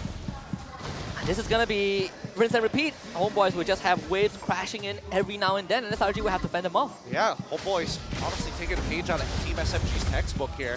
They haven't thrown it all at the very least compared to last week, but this time it's slow, it's tactical, it's so painful. They know they have the beat fundamentally on the draft side, so unless they themselves do the mistake, SRG has no means to actually come back into this game unless they force out a play, like what we saw in the previous Lord fight where we saw Super Red trying to make an attempt on the Warlord. Slightly worried for Super Zack as well because I kind of feel like he doesn't have enough damage, right? He has damage, don't get me wrong, but he doesn't have enough to clear out Homebois. So this could be the final fight. With Sampa showing up, Super Gojas will have to take it. Zorn finding the kick already onto the back line. There's a Minoan Fury. Zorn, he's going to be low. Super Red firing away with a heavy crossbow, but is it enough? Super again escaping with a literal pelt, but Super Skies will finally pop the immortality of Zorn. Gonna get stunned now, dashes away with the puncture. SRG still holding on. All right, I mean, this is how we wanted to see SRG. The fact that their comp is designed to peel backwards, this is why it works out. Nobody walks away unscathed. We do see a majority of the battle spells from the side of SRG being expanded. Homebois, this is perfect for them. Yeah. Now, even though SRG was able to disengage and we weren't able to close out this game, without those battle spells, this upcoming Lord fight becomes super dangerous for SRG. If Homebois get the Lord, it's basically game over. It's going to be hard for both Super Zack and Pancake to even get it engaged off without the flicker. You can say the same for Super Gorgeous, right? Yep. A lot of these times, the fact that he's been able to blow a Warlord or Rise out was with that flicker last insanity, so they have to rely on this golden retribution. So this guy has been kicked away 2 times by Zorn. This one, he has to make it work. He's got to go in deep. He's got to figure out a way. And I think a lot of it comes down to whether Super Gojas can land the last insanity on everyone and somehow survive it. And Zorn is not going to be puked away anytime soon. Super Gojas might have to sacrifice the Fragile Armor or even throw the Immortality at this point. You see Pancake and Super Red, they're on the top side bush. Homebois have no info where they are. They might have to make a move soon. Sapat, he's going to check, and I think he pinged out Super Red. Bad news for SRG. They can't posture him, and Sapat, he's just trying to stall them out for as long as possible. He's going to slow him. Fragile Armor gone. Super Skies forced it back off again. The Lord, they're going to rush it down. Super Skies can't get in time. This Lord is gone. And Sapat is just stalling 3 people single-handedly, and if Zorn gets a kick, they might just end the game right off of that, but now they've got the Lord. Just back off. Nothing else to do here. You've got winning lanes, you've got a winning draft, and SRG have no tools to get past you. You mentioned about SRG having to make a play. Well, this is the moment. They have to use everything to somehow force a holdout against Homebois. We're going to have all 3 lanes set up. The Lord charging down mid. It's tough. I don't think it's going to happen. When it comes down to high ground defense, even that's not that great for SRG. So they really needed to get the early game, or at the very least, break through to break even throughout the mid game. We didn't see any of that right now. And Homebois just playing it really clean. Oh! And there it is, Flicker K on the Pancake again, and Supa dives straight to the back with Chibi by his side. Super Zack down low, he's going to be able to get escape, but Pancake will lose the immortality. Super Sky is also able to dash in and now, but Pancake will be the first to go. Homebois again surviving with the full squad. Lord still fairly healthy. They have to make something happen. If you're SRG, last time they used blows up Chibi's immortality. Super Gold is able to back off and they take care of the Lord, but now the final push is going to commence for Homebois. SRG got to clear out the wave. Super Sky is doing a pretty good job. Super Zack taking massive damage. Both the side lane waves starting to crash in right now. Can they hold on enough? Selangor Red Giants mounting a final defense. Super Sky is doing his absolute best with Super Red by his side. Mystic Guns used to clear out the remnants of SRG's minion wave. But it wasn't enough. SRG, they're still holding on. All right, they hold on. I mean, they've held on to everything. Homebois having to use their battle spells to try and close this out. Ends up can't find the right target. Unless Super Red is gone, it's going to be a difficult way to close it out, especially so deep in their base where they're all clumped so tightly together. Gotta stall out for 10 more seconds. Pancake will be back in time for the next fight. No flicker for Zorn means no surprise catch. So SRG, they've been able to find that last bit of damage to hold onto the base. But it's now back to square one. How do you contest the Lord? It's going to be up in another minute. Yep, same problem's going to repeat themselves all over again. Unless SRG start to get creative with the way they move around the map, I don't see this actually progressing anywhere. I think it was a good high ground defense from the side of SRG, sacrificing Pancake to slow and stagger the first initial waves down so they can take out the Lord before the second wave start compiling on in. But at the very least, they have the safety of their crystal. Anybody who's looking for those engages, unless it is Super Red who gets caught, which is still pretty difficult. He does have Purify up right now. I don't think Homebois are going to try and force their way to crack open the crystal. And Sepat has been doing a great job of just isolating one side of the map. He is constantly on this top side, and SRG, they cannot gain access past their river at all. Such a tough spot for SRG to be in. Yeah, and you know what's the worst part about SRG? As much as you want to send one person to go deal with the waves, the only person who can quote-unquote do that is going to be Super Gojas. But even that has a condition, right? If he gets ganked by 3 people, 2 of which who have CC, he's in too much trouble. So he can't walk up to the side lanes even if he wanted to. And Lancelot doesn't have the luxury this game, right? All the way to the Bishabin, he's not beating full damage. He needs to take care of the Lord as well. Super Gojas is going to be the first one in, losing that Firaga armor. That is a start that Homebois are looking for, and Super Zaki is forced to back off to deal with the wave. Oh. Can he recall in time and join? I don't know. I don't think so. No. So far, it's only Chibi who's just touching Lord right now. So yes, they still have plenty of time. I think Homebois recognize that even with the Lord, it can be tough. They're trying to bait SRG into a fight.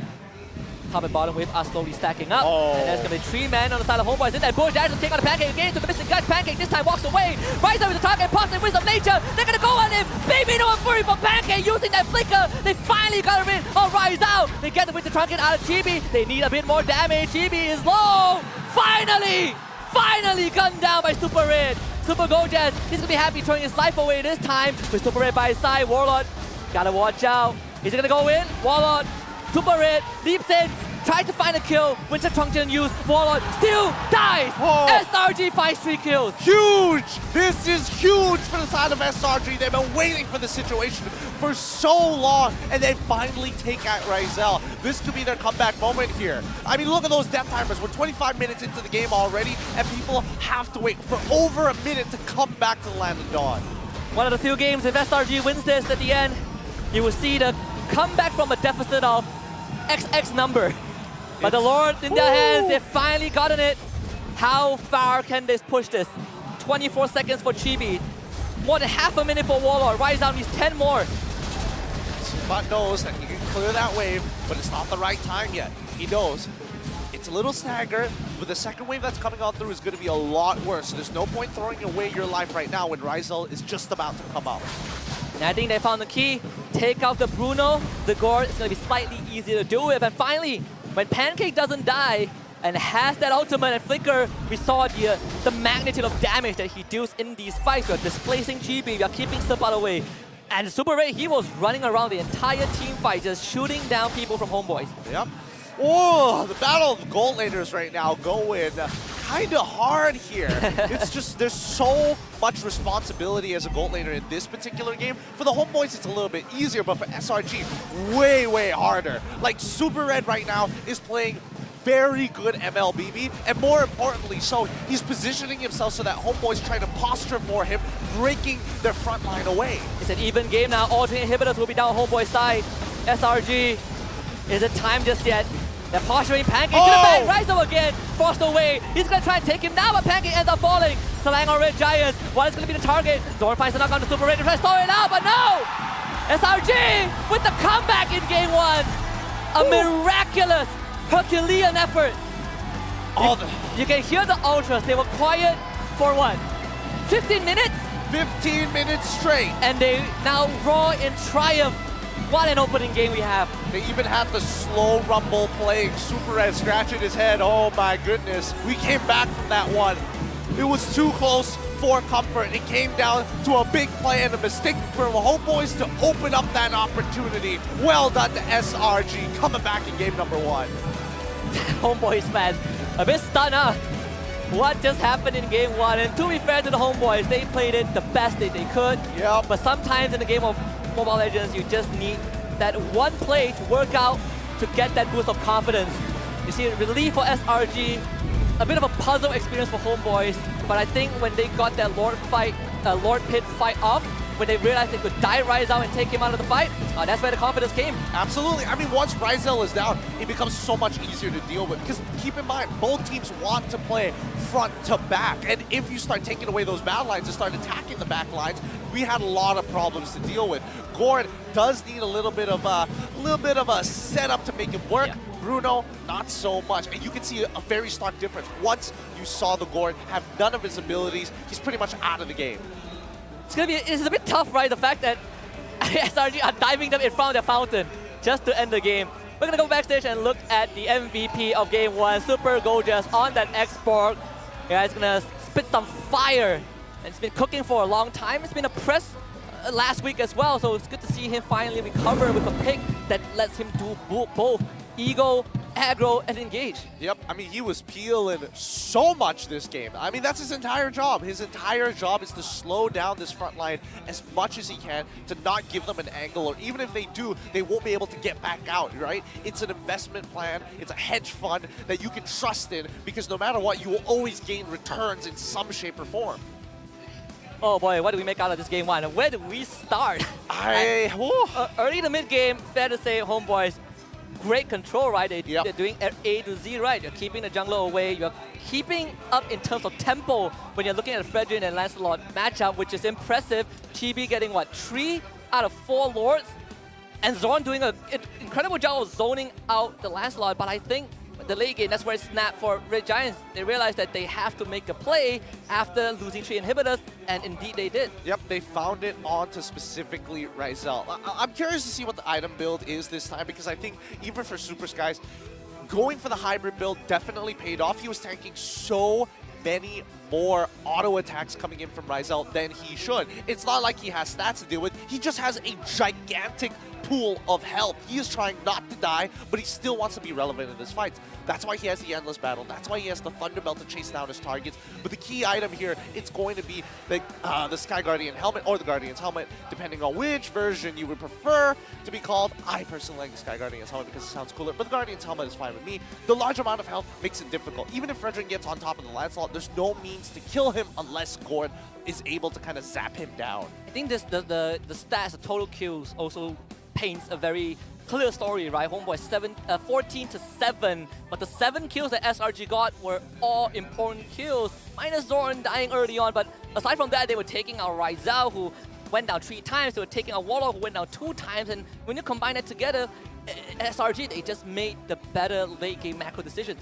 Yeah, and I think, you know, I would say that Homebois, it's not like there is no takeaway from this game. Oh, they have evolved, don't get me wrong. I think one of the best decisions that they made in this game is when Selangor Red Giants were trying to go for that cheeky little lane swap, right? To make sure that they can take out the tier 1, trade a tier 1 for a tier 1. Homebois push it way further, taking 2 tier 1s off of them and making sure people like Super Skies will get slowed down and has less play area, and that's when you start seeing them walk up into their jungle. We even see Super Skies go for the rapid boot, so we talk about moving around the map as efficiently as he can, right? That's kind of the commitment that he went for, and this is not a flashy game for the Lancelot, not at all. He's going hybrid, tanks a lot, 0, 3, and 5, but he's doing all the right things. Like you said, he's stalling out Homebois, he's juggling his responsibilities with Super Gorgeous to eat out some of the Rizal shots, to tank it. Pancake also doing the same as well. Finally, towards the end, when we see those immortalities start being built up, the Twilight armor for Super Gorgeous, that's where they feel more confident to walk up.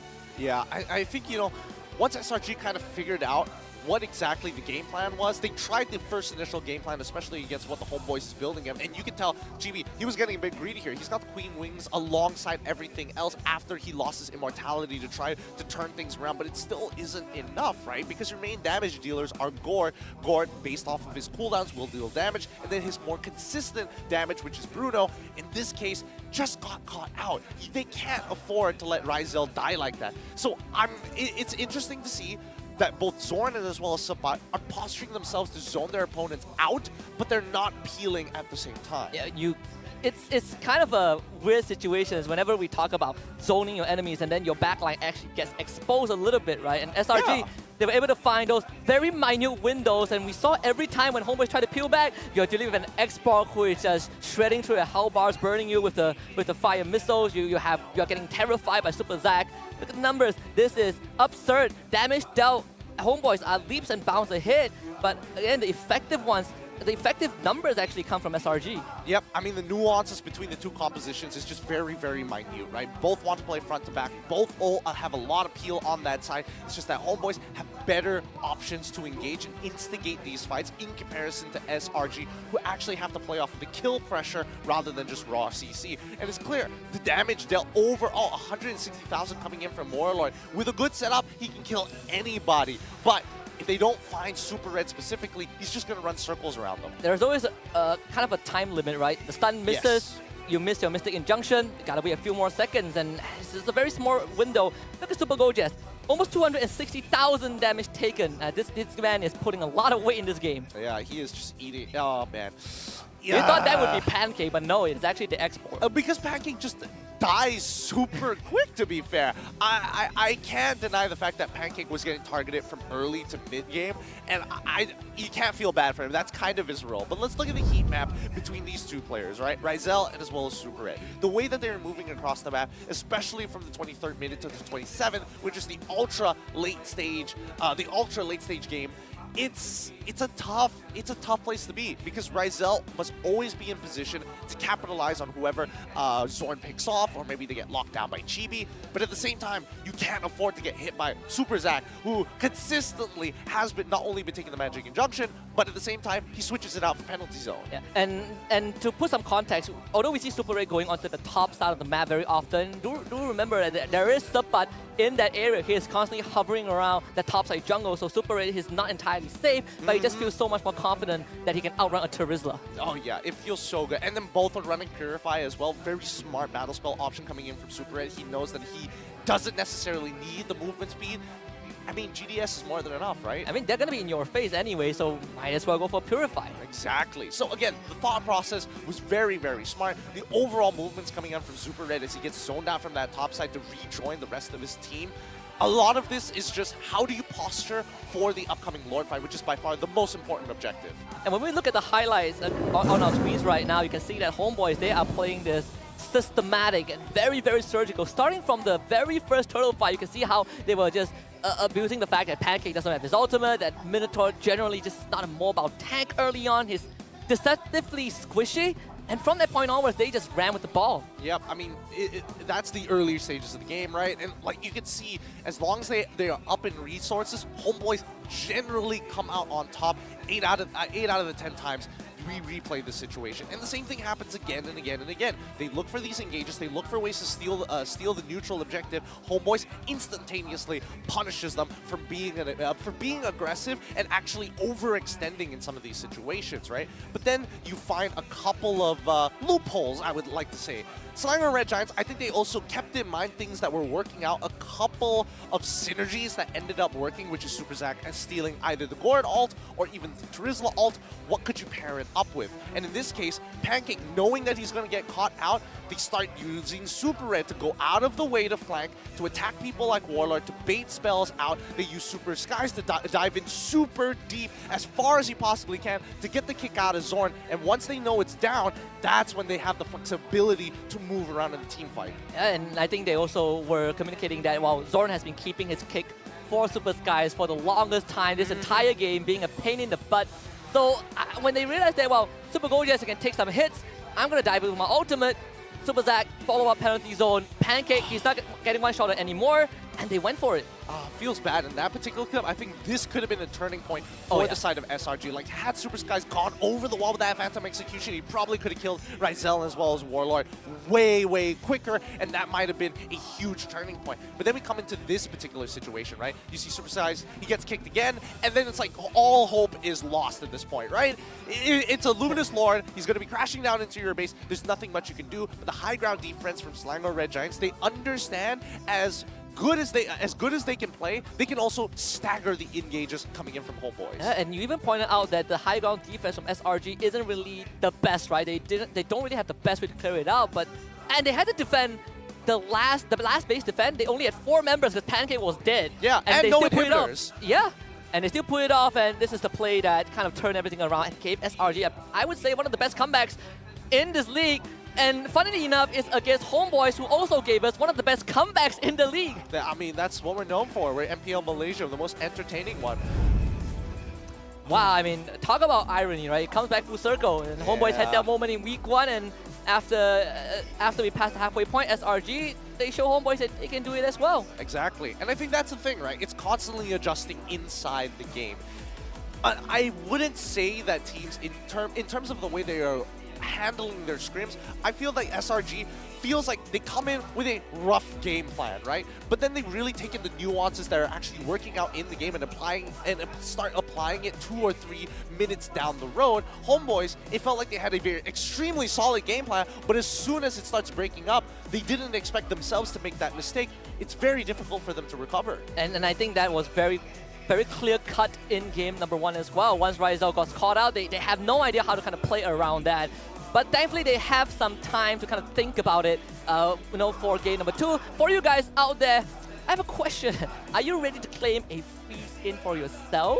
If you are, complete the task at the Nostalgia event. So you can earn 1 out of 4 skin. You have the Yi Shen Roguish Ranger, you have the Cyclops Super Adventurer, the Hanzo Undead King, and the Tigro Fallen Guard. Just do all your quests, do all your missions, complete your tasks, and you will be able to get one of these skins. Yep, it's not a Berenstein Bear situation. It's not going to be disassociated with anything else. It's a nostalgia event. Bring back some of the favorite old skins of Legends past just for you guys. So quickly, don't miss out your chance. Go and claim your free skins for yourself. The opportunity is only going to be there for a while, so might want to be quick about it. Like, I've seen a lot of Hanzos pop up in my games lately. Oh. Every time someone picks a Hanzo, I'm like, this guy watches MPL. Exactly, right? It's like a dead giveaway with such hot picks coming out from the MPL MY being applied to high-level rank play almost instantaneously. And Hanzo, Bruno, there's a lot of... surprisingly, I haven't seen a lot of Edith, except for myself. I play an unhealthy amount of Edith. Hopefully, I see more of that.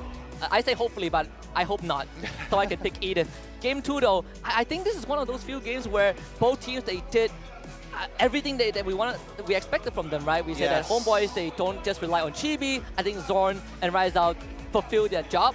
We say for SRG, Super Gojaz gotta tamper that aggression a little bit. He did a perfect job on the export. Moving into game 2, are we looking for some readjustments from Homebois? Well, from Homeboy's side, usually the natural pattern is if one plan isn't working out, it's either we start changing players and then go for a completely separate plan altogether. They might bring in Anipin as well as Barbosa. We haven't gotten any news of that, so can't say much. I personally hope not. I think Zorn and Rizal has worked out pretty fine. No bias to the players, but I think overall what we've seen statistically in the group stages, I think Homebois are doing very well, and it has shown in game 1, right?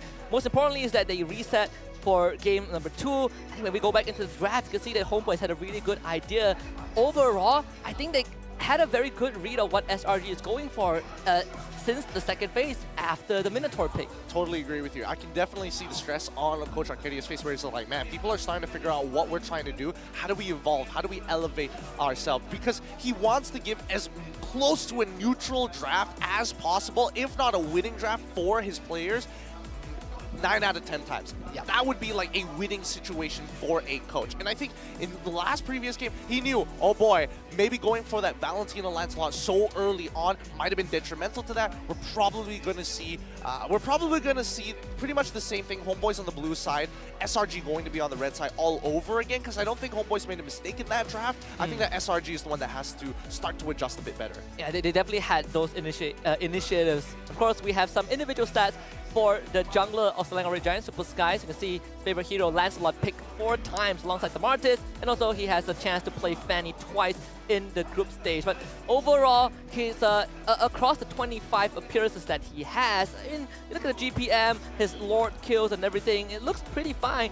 But surprisingly, in terms of standings, he is not kind of the tip-top jungler, right? He's kind of in the middle of the pack. Yeah, again, I think the jungle role as of right now is in an interesting space, right? Where unless you've got like some insane plays to make, and maybe if you're Kyrie, you're in a different league of its own, right? But for a majority of junglers, you do need the support of your team to actually make things happen across the map. And teams who have been finding great success are in super mechanically gifted junglers. But I think even for Super Skies, he has a limit. There's only so far he can actually push a hero to its to its next form as a cool way to say it, but even then, you get the rough idea. Yeah, there's a limit to what they can do, right? As much as a hero, as high as the skill ceiling is, you're gonna get capped at one point. Yep. I think for Homebois, I feel like just give Rizzo back to Bruno, right? He gets an oppressive lane, he farms well. We're seeing him dish out the damage. I think overall, that first phase of what Homeboy shown us, the Teresa, Fred, and Bruno, very, very solid. And I agree with you, I think SRG, they might be looking at some adjustments because I think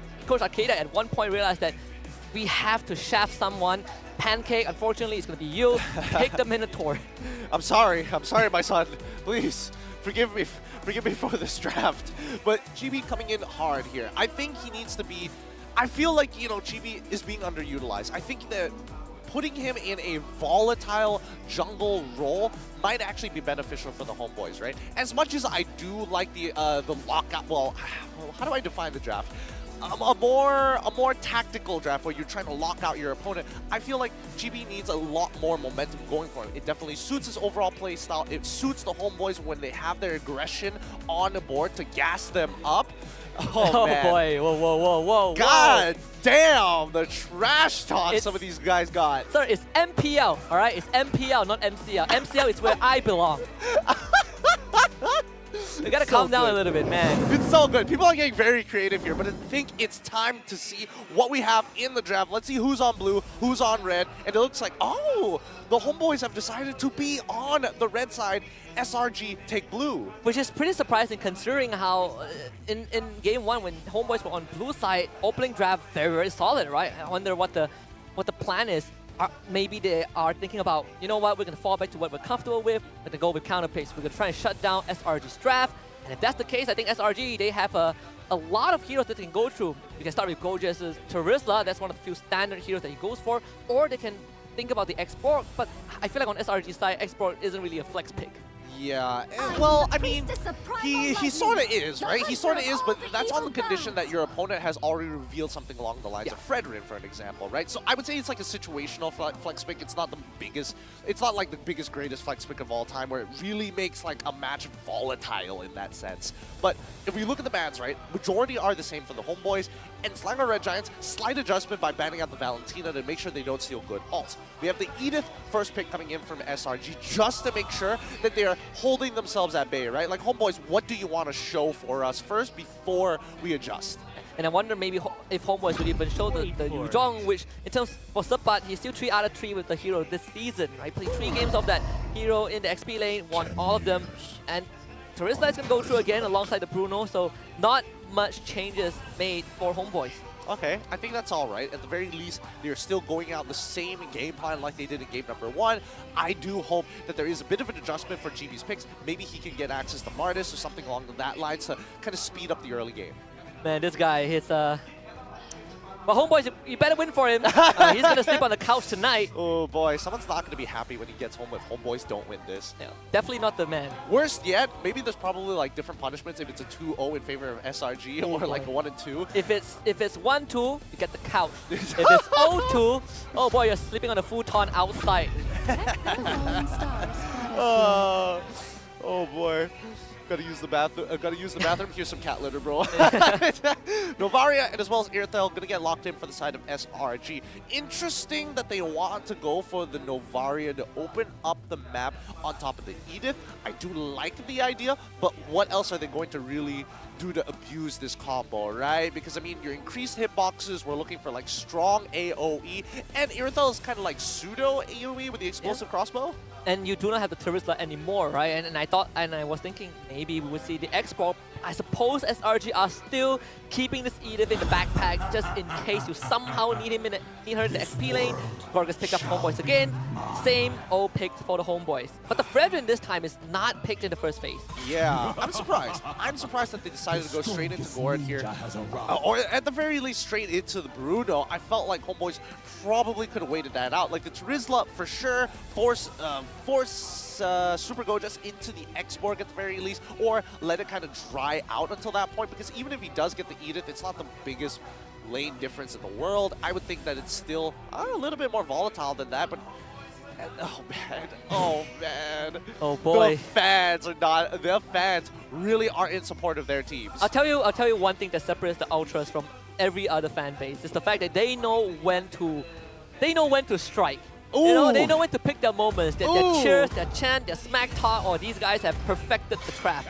Hanzo gets banned out by Homebois. They realize that, well, if SRG can dive us like that in game 1, the Hanzo is going to make life 10 times harder. Yeah, I totally agree with this. This is starting to look very similar, somewhat similar to when SRG was facing off against Torak. And we all remember how game 3 went, because it came to a point where Super Skies was like, guys, get into the backpack, I got this.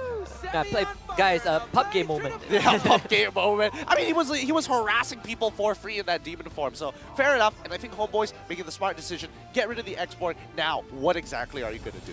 What else is left in the top lane? The fact that Teresa is picked, right? There is a chance that Yuzhong becomes an option for SRG. That's You fair. can still dive the backline, right? Core, you like to stand there? What?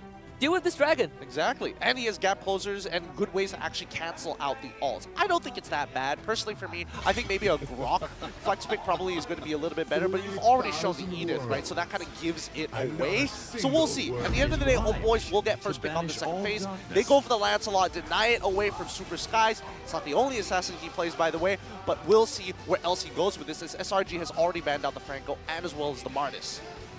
Think of a Ling, but not the easiest game for him to play that hero. And no, we wanted to see Chibi play some assassin jungler. He's been put on Mars and Fredrin for most of this game. He played one against Paquito. That one unfortunately didn't went well. So it's a breath of fresh air to see Chibi being put in a role where he can just do a lot more and do it faster. Yeah. Actually, speaking of which, if they go for like Ling Angela now, would that be kind of troll or would that work out? Because I feel like at least with the Homebois, it's already difficult to put Chibi behind on this Lancelot unless you're like a dedicated tank. But at the Boxia? very least, yeah, well, I was thinking Boxia too, but majority of Malaysian teams just suck at Boxia. We're terrible at Boxia. Only Torak has successfully performed it. Ah, there it is. Yep, there we go. Had Makes this in the back sense. of my mind, Hayabusa. You are less likely to be caught up by a penalty zone. Let's put it that way. True, true, true. At least you have iframes to play with, and Yeah. I can totally agree with that. Especially with the Mystic Gush available, you probably don't want to be standing in front of that laser beam. Oh, we get a battle of the assassin junglers. It's not every day we get this. Homebois, they still have one more pick. It's going to be the Roma. What are they going to go for? I mean, is Angela still an option? It's still kind of open for Zorn. Unless he goes for a Cho again, which in this case, it's going to be a bit harder. I would say it's a little harder. Personally for me, there's a question of whether sorry, not Novaria, but whether what's her name, Lolita, might actually get picked up once more in these types of situations. At the very least, you can kind of like block a good number of the shots, maybe to slow them down. There it is. Also not a bad option at the very least. Again, same concept. 2 anchors, 1 guy to protect. Don't have to worry about anything else. And actually does some serious damage with the power of nature. And in fact, if Super Red, in this case, regardless of whether he runs Purify or Sprint, once he gets blocked up by the wall and without his jump, that's it. You get trapped in the fight. So I like the response from Homebois. You can see Coach Pops is now just trying to give as much info as possible before the time runs out. So the rest is going to be left up to the players. Other win conditions going to be the same though. I mean, Homebois, they are running majority the same core draft. The heart and soul is still the same. You have the Gord, you have the Bruno for that mid to late game. But for SRG, you kind of have an early to mid game assassin jungler. Yeah, I think that Homebois, very similar, very, very similar to game number 1. Not too much of an adjustment. However, I will say that the early game is a lot more volatile for the side of Selangor Red Giants, right? Like, keep in mind, nobody can really deal with Soren in the first, well, pre-level 4, to be honest with you. So if we see him invade, let's see how much he slows down his opponent. And interesting, Super Zag actually went for the Astro Recall at level 1 just to help Super Guys clear out the jungle a bit faster. So you do sacrifice a bit of that wave clear. I don't think he minds too much as Novaria, but bottom lane Pancake taking some punishment early on. Yeah, the mid wave, again, they're going for fast 2 down by the bottom side of the Homebois. Mid's going to get pushed out by Zorn. And at the very least, he knows where Hayabusa has started. So Super Sky is starting on bottom side, relays that information to the rest. More importantly, to Chibi. Oh, and was going to block Pancake off, force the flicker out of him. So that's the battle spell out for the next 2 minutes. So one of the few times we see an Edith XP lane as well, right? see that often nowadays. Yeah, most of the time he usually goes into the EXP lane, but looking at the battle spells as well, rather interesting. What are your thoughts on this? Personally, for me, I don't particularly like it, but Bargain Hunter on Novaria over something like getting a Vitality if necessary, or at the very least going for the Weapon Master is the usual go-to. Yeah, you're asking a very greedy guy because I always go Weapon Master. But in this case, I think if you do want to reach that power spike a bit faster and I would say pseudo transition to a utility role where you're using your ultimate to open up the map. And the Bargain Hunter isn't really a bad option, right? You get your damage faster and you still get to do the same thing. Yeah, but is it efficient? That's the problem. I feel like a lot of this time... Oh, there it is. Shadow kill. No way! It's 3 members of Homebois. You can't stop him. Super Skies with the first blood. Dude, that's so unlucky. That And Zorn ate everything. Exactly, and he even flickered it into the back of his team. They're like, come on, RNG once. RNG once, go on somebody else. Oh man, that's definitely a feels bad moment. Can't do much about it. Yep. Can't do much about it, but honestly, let's see whether this one kill on Super Skies is going to make the difference here, because Zorn definitely is not going to hit level 4 in time, and I think Selangor Red Giants recognize this, so stall it out. We don't have to show up by the turtle, we just power farm, do what we need to do. Super Zack is running low on mana, and they don't mind giving away this turtle. Oh, Super Gorgeous will just show his face, no problem. For Hayabusa, turtle, just icing on the cake. It's all about the snowball. Yep, side objective, man. It's a side objective. It's not important at all. But in the meantime, looking at how the state of the gold lane is right now, Super Red not losing too much EXP, not losing too much gold at the same time. And hopefully, based on this rotation we see from the side of SRG, I mean, the jungle is going to end up on that top side. And if Super Red can maybe bait something out of Ryzel, this lane could be over. Pancake needs to hit 4 first, though. He's still at level 3, one of a slower game for him, but finally getting that Tyrant's Rage. I mean, Homebois are gonna decide to back to the mid lane. That's how they call it. Hardcore first item for Super Red already done. All right. So no attempts on the top side again. This is where we see Bruno actually get more aggressive in the lane, knowing that he doesn't have to worry about it.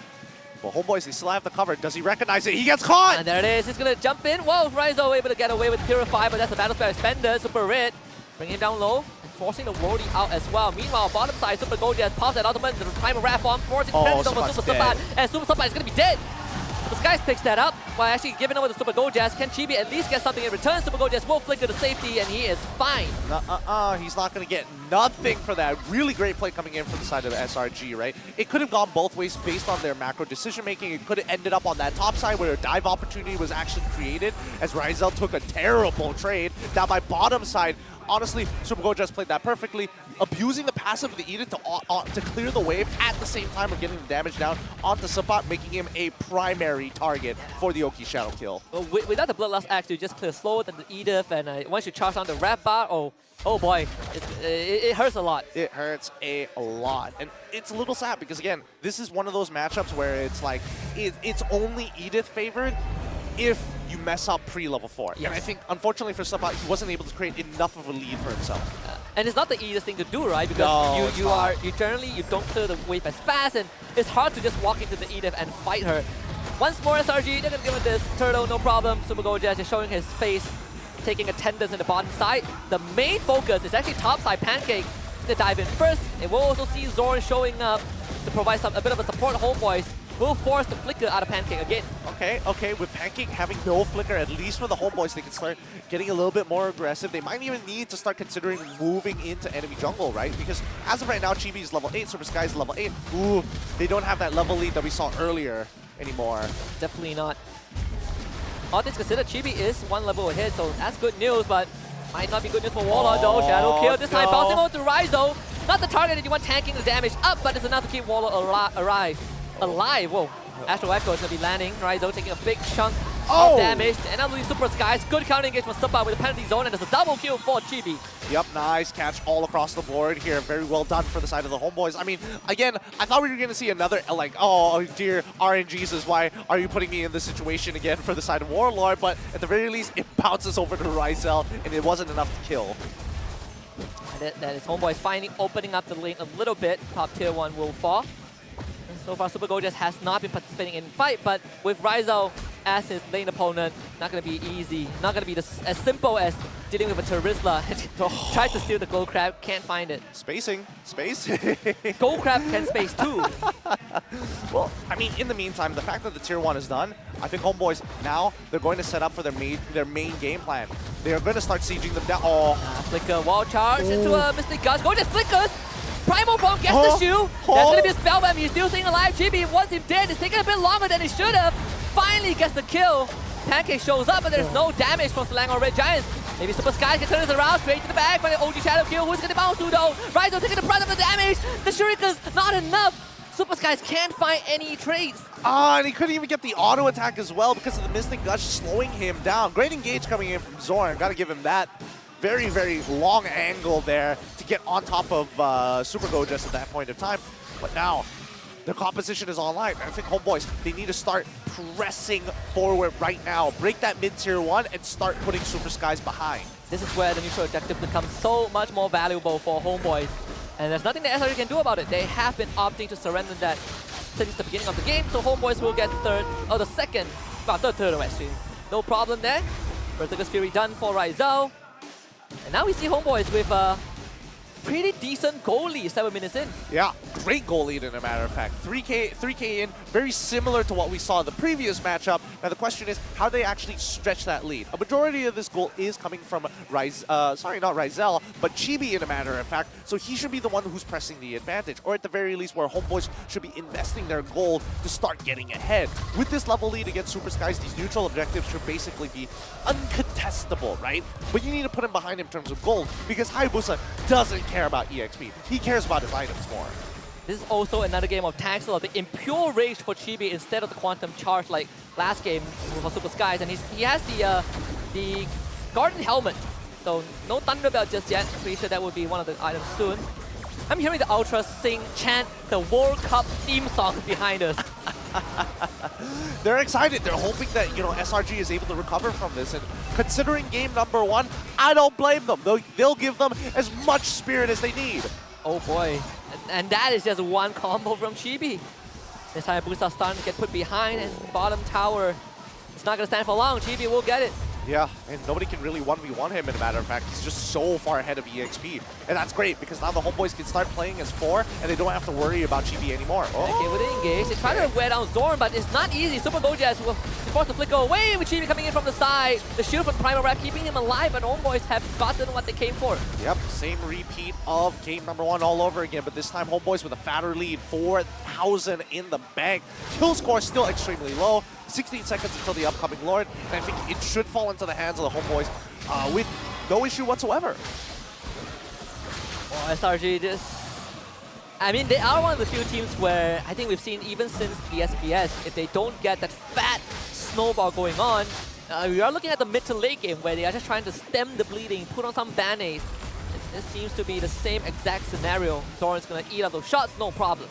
Yeah, and I think even for Super Zack, he recognizes that, like, man, this is difficult. I can hit as many shots as I want, but if I don't hit the right targets... Oh, like that one! Oh, the bounce is gonna be there. Super Skies finds the kill. Get the knockup onto Zorn. Pancake around the corner. Super Gojas might be sacrificed though. Just walks to the side of the wall. Still has that ultimate. Now he's gonna pop it, start doing some damage. Healing back out with the Primal Wrath form as Zorn gets zoned away by Pancake. Super Sky is waiting for an opportunity. Chibi looks like a juicy target. He's taking a lot of damage. Super Sky back in. Panty's almost stunned. Landing onto only Pancake and Super Gojas. And that's not enough. Zorn shows up with a flicker wild trust, stunning 3 members of SRG. But at the end of the day, SRG walks away. Oh, man.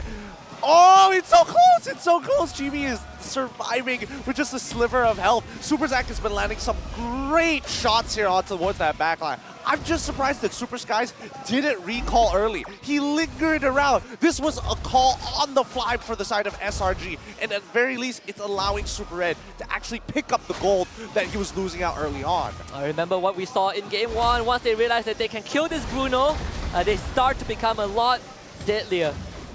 And I believe Super Zack does have the Ice Queen 1, so it does make it a bit hard for Homeboi's draft, except for Chibi, who has some ability, but everyone else, you are going to be walking through the Astral Sphere and can constantly slow down, and these pokes, they are going to do a lot of damage. Good news is that Pancake, he doesn't get the recall. SRG going to use that Astral Echo, hang out the Lord and Homebois. Homebois will wait it out. Pancake I believe was spotted leaping into the bush. SRG looking to reset the Lord. Oh, reset it just a little bit. Yeah, I think it's totally fine here. Resetting Lord, I mean, Homeboys, they want to fight, but just notice that when the waves are currently, may not necessarily be in their favor. Oh, Yeah, they see Zorn coming in, and Super Go just did his best. Pancake will lose that immortality. Super Sky tries to go back, ends up getting crowd control, but can't get the ultimate off. This should be Lord for Homeboys. yeah, it's not even close. It's not even close at all. And Homeboys, they needed to manage their waves at some point in time. At the very least, they will get a bot tier 1 for their troubles here. Super Skies will be able to finish that off. But right now, the hits coming in from Super Zack, they are hitting. They just don't hurt as much as they want to. With 2 beefy front lines, and more importantly, the fact that they're blocking a majority of these shots, he's not finding those targets. He needs to hit Ryzel like he did earlier. That's why they were able to get that first kill on him. Warlord would be even more ideal, but he's never that far up. If you're hitting someone with a Guardian helmet, well, that's effort wasted. Well, this is a very low kill count series overall. It's number 3 for SRG, 5 for Homeboys, 12 minutes in. First Lord marching down the bottom lane. This mid side might have to be given away with Chibi playing that top side and the rest of Homeboys playing on the bottom jungle. Having a look at the items, we've seen the Novaria going for the utility build, not going to go for the traditional all-out damage scaling build that we like to see on our mages these days. But now with GDS onto Ryzel, he's going to be an even tougher target to run down. Super is going to be a very juicy target as well. Force the depot away, blocked up by the wall. We'll be able to get rid of this Lord no problem. It's not a tough task for SRG. They do have slightly better wave clear in this game. Super Bowl just will have to use that ult though to make that happen, and then Homeboys are looking to crack open this final inhibitor. Even with the engaged Subbat, it's the penalty zone on the Super Red. Chibi is going to be dead. Super Red is dead. Homeboy showing SRG how it's done with the dive. Super Skies wants to get some kill, but he's taking massive hit for Ryzel in the RNG this time, bouncing to everyone on the side of Homeboys, and he will be shut down. Difficult for SRG to get into the middle of that fight. Great engage coming in from the Homeboys, like a great eye coming in from Subbat. At least he communicated it well so that Chibi can follow it up to make sure that Super Red really feels the pressure, utilizing all of his spells. Oh boy, can Homeboys end this? SRG, they're going to be back. Need a bit more time for them though. Pancake will be gone on Super Zack. Back into the fountain. Pancake dies to the Mystic Guard. Zorn will tank that out with the immortality. Homeboys looking for the end! And it's not done just yet. The job is not done just yet. They pull it to a game number 3 here. A solid game coming in from the Homeboys. A lot cleaner, in a matter of fact. This time, this is what I was looking for. Give a more volatile matchup for Chibi. Once he gets ahead, it's going to be a lot easier for him to help close out this game. Well, I'm not gonna lie. I mean, we saw a snippet of SRG. It was scratching their heads after that game too, right? It was a very decent start, but towards the end, Homeboys have figured out their numbers, so it's back to the drawing board, and Homeboys rejuvenated with that solid game 2 win. Yeah, they need to, honestly, I do think that SRG, they need to start thinking about their side lanes a little bit more. They don't have that sort of time, especially if they have no way to actually stop the momentum. If everybody's looking to scale, then nobody will be able to do anything once the 6-7 minute comes around and you're already down by 3,000 gold.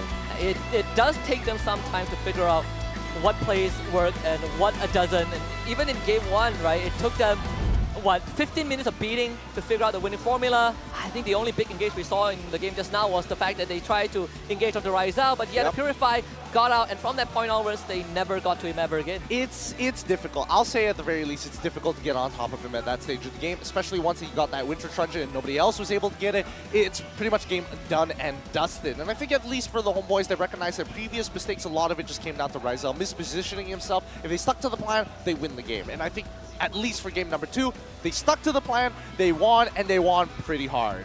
Let's go to the Homeboy side of the booth to check out who's going to be the MVP of game number 2, and it's definitely going to be Daddy for sure. He's the one that brings them together, but Chibi, of course, claims the title for game number 2.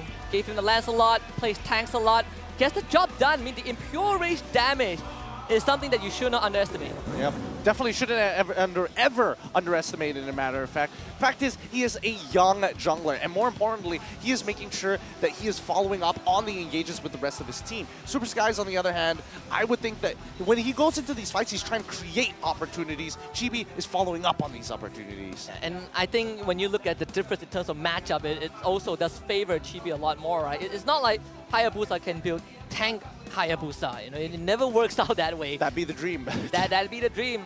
If he doesn't get the snowball going, loses a bit too much early on, that's where troubles arise. And this see Chibi, I think throughout majority of the game, always had a level lead over Super Skies, and a big part of it came from all the 3 objectives, the turtles that he got. And that's the thing, right? Even though these are side objectives, eventually they start to accumulate on top of each other. That's why you see a lot of teams having a posture for themselves, for it. Well, Homeboys have won game 2, means we will get game 3. But before that, we're going to listen in on what the Homeboys are talking about in game number 2. Emang iya cuy, enggak cuy. Aku tak mau KFC rasa hambak lah cuy. Petang ada ni, ada kuah lemak, masak lemak. Aku nak Kita belah mana KFC ni, rasa Pak? KFC. Belah kanan. Ada banyak tau. Nanti skateboard aku pakai turbo. Bantai. Okey, dengar. Tapi apa-apa pun kita kena bergantung kepada Call. Disiplin. Ini offset aku. Lagi. Nah, mati lagi. Lagi. Langsung. Ayo Busa masuk. Aku saw. Ya, tarik guys.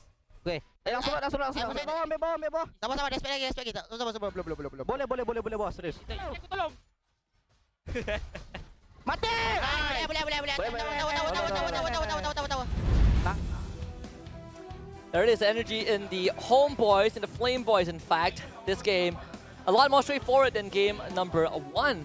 13 minutes and 24 seconds. Yep, so much simpler, so much easier to get done here. Super Red, unfortunately, he gets his 4 items, but is unable to actually get ahead compared to everybody else. They weren't able to create that opportunity once more. And more importantly this time, Rizel didn't throw it. He didn't position himself too far up, but honestly, half the time, there's nothing to really worry about with the map pretty much wide open for him, with Rizla as well as Grok kind of opening up the map to make sure Kufra doesn't have that angle. And when we compare both game 1 and game 2, the playmaking potential from SRG is a lot more restricted, right? It's not like you have a Valentina constantly stealing the penalty zone this time. It's not like you have the X-Borg. You're relying a lot on this Kufra to get things going, and this is where we kind of look at Pancake as well. This game, he has not been given the opening to make these moves. Yeah, I just think that there's just too much scaling on the side of SRG, right? It's just, what are you trying to attempt to do against the Homeboys, who naturally have a lot of early game power? You just have to stall it out, what, 14, 15 minutes while the rest of your players are just receiving punishment time and time again?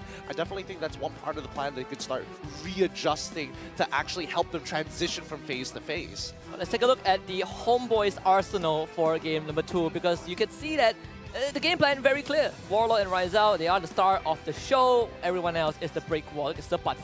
Who cares about Bloodlust X, right? He went to, what, I think Radiant Armor first item, and then afterwards Anti-Cuirass, and straight to an Immortality. I mean, he knows that he has the base damage here. If we're looking on the sideline, he knows that he's not going to be able to get the kill onto Edith. So everybody else, Hayabusa, he has the natural base damage to kill Hayabusa. Irithel, even better. Novaria, same problem. Kufra, half the time you don't want to be on top of it. So his 3 primary targets, he doesn't have to build extra damage to get to that point. And let's not forget, he's taking Fighter Emblem on top of Festival of Blood, so it's not like he doesn't have any form of spell vamp. And he even took, I believe, toughness, right? Extra defense. So that early game, as much as we say that, yeah, he kind of died to Super Gorgeous and Super Skies, but that is a small price to pay before the first core item.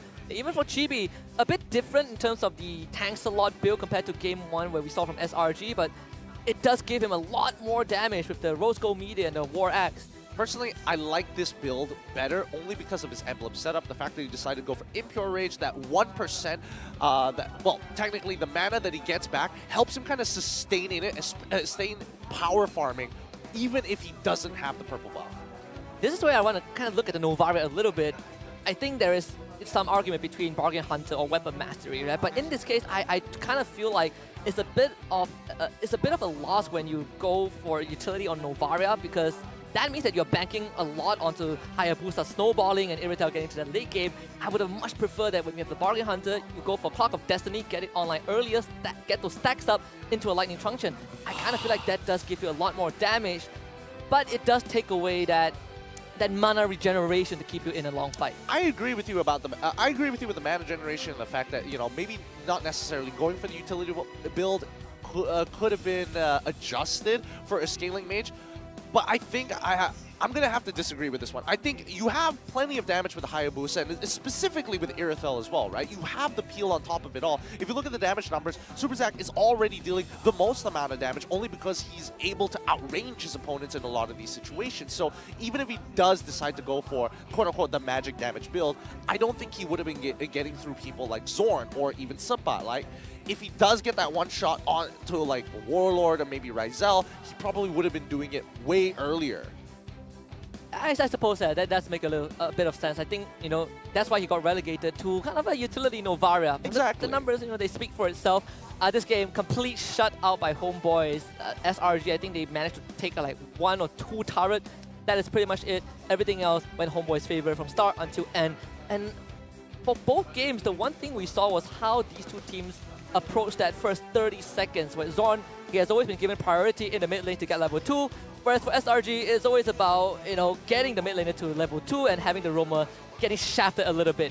But take a look at the heat map for game number 2 as well between the junglers. Yep. If you compare the junglers between the 9th and 13th minute of the game, this is already where Chibi is amassing quite a large EXP lead and then converting that into towards the side lanes, right?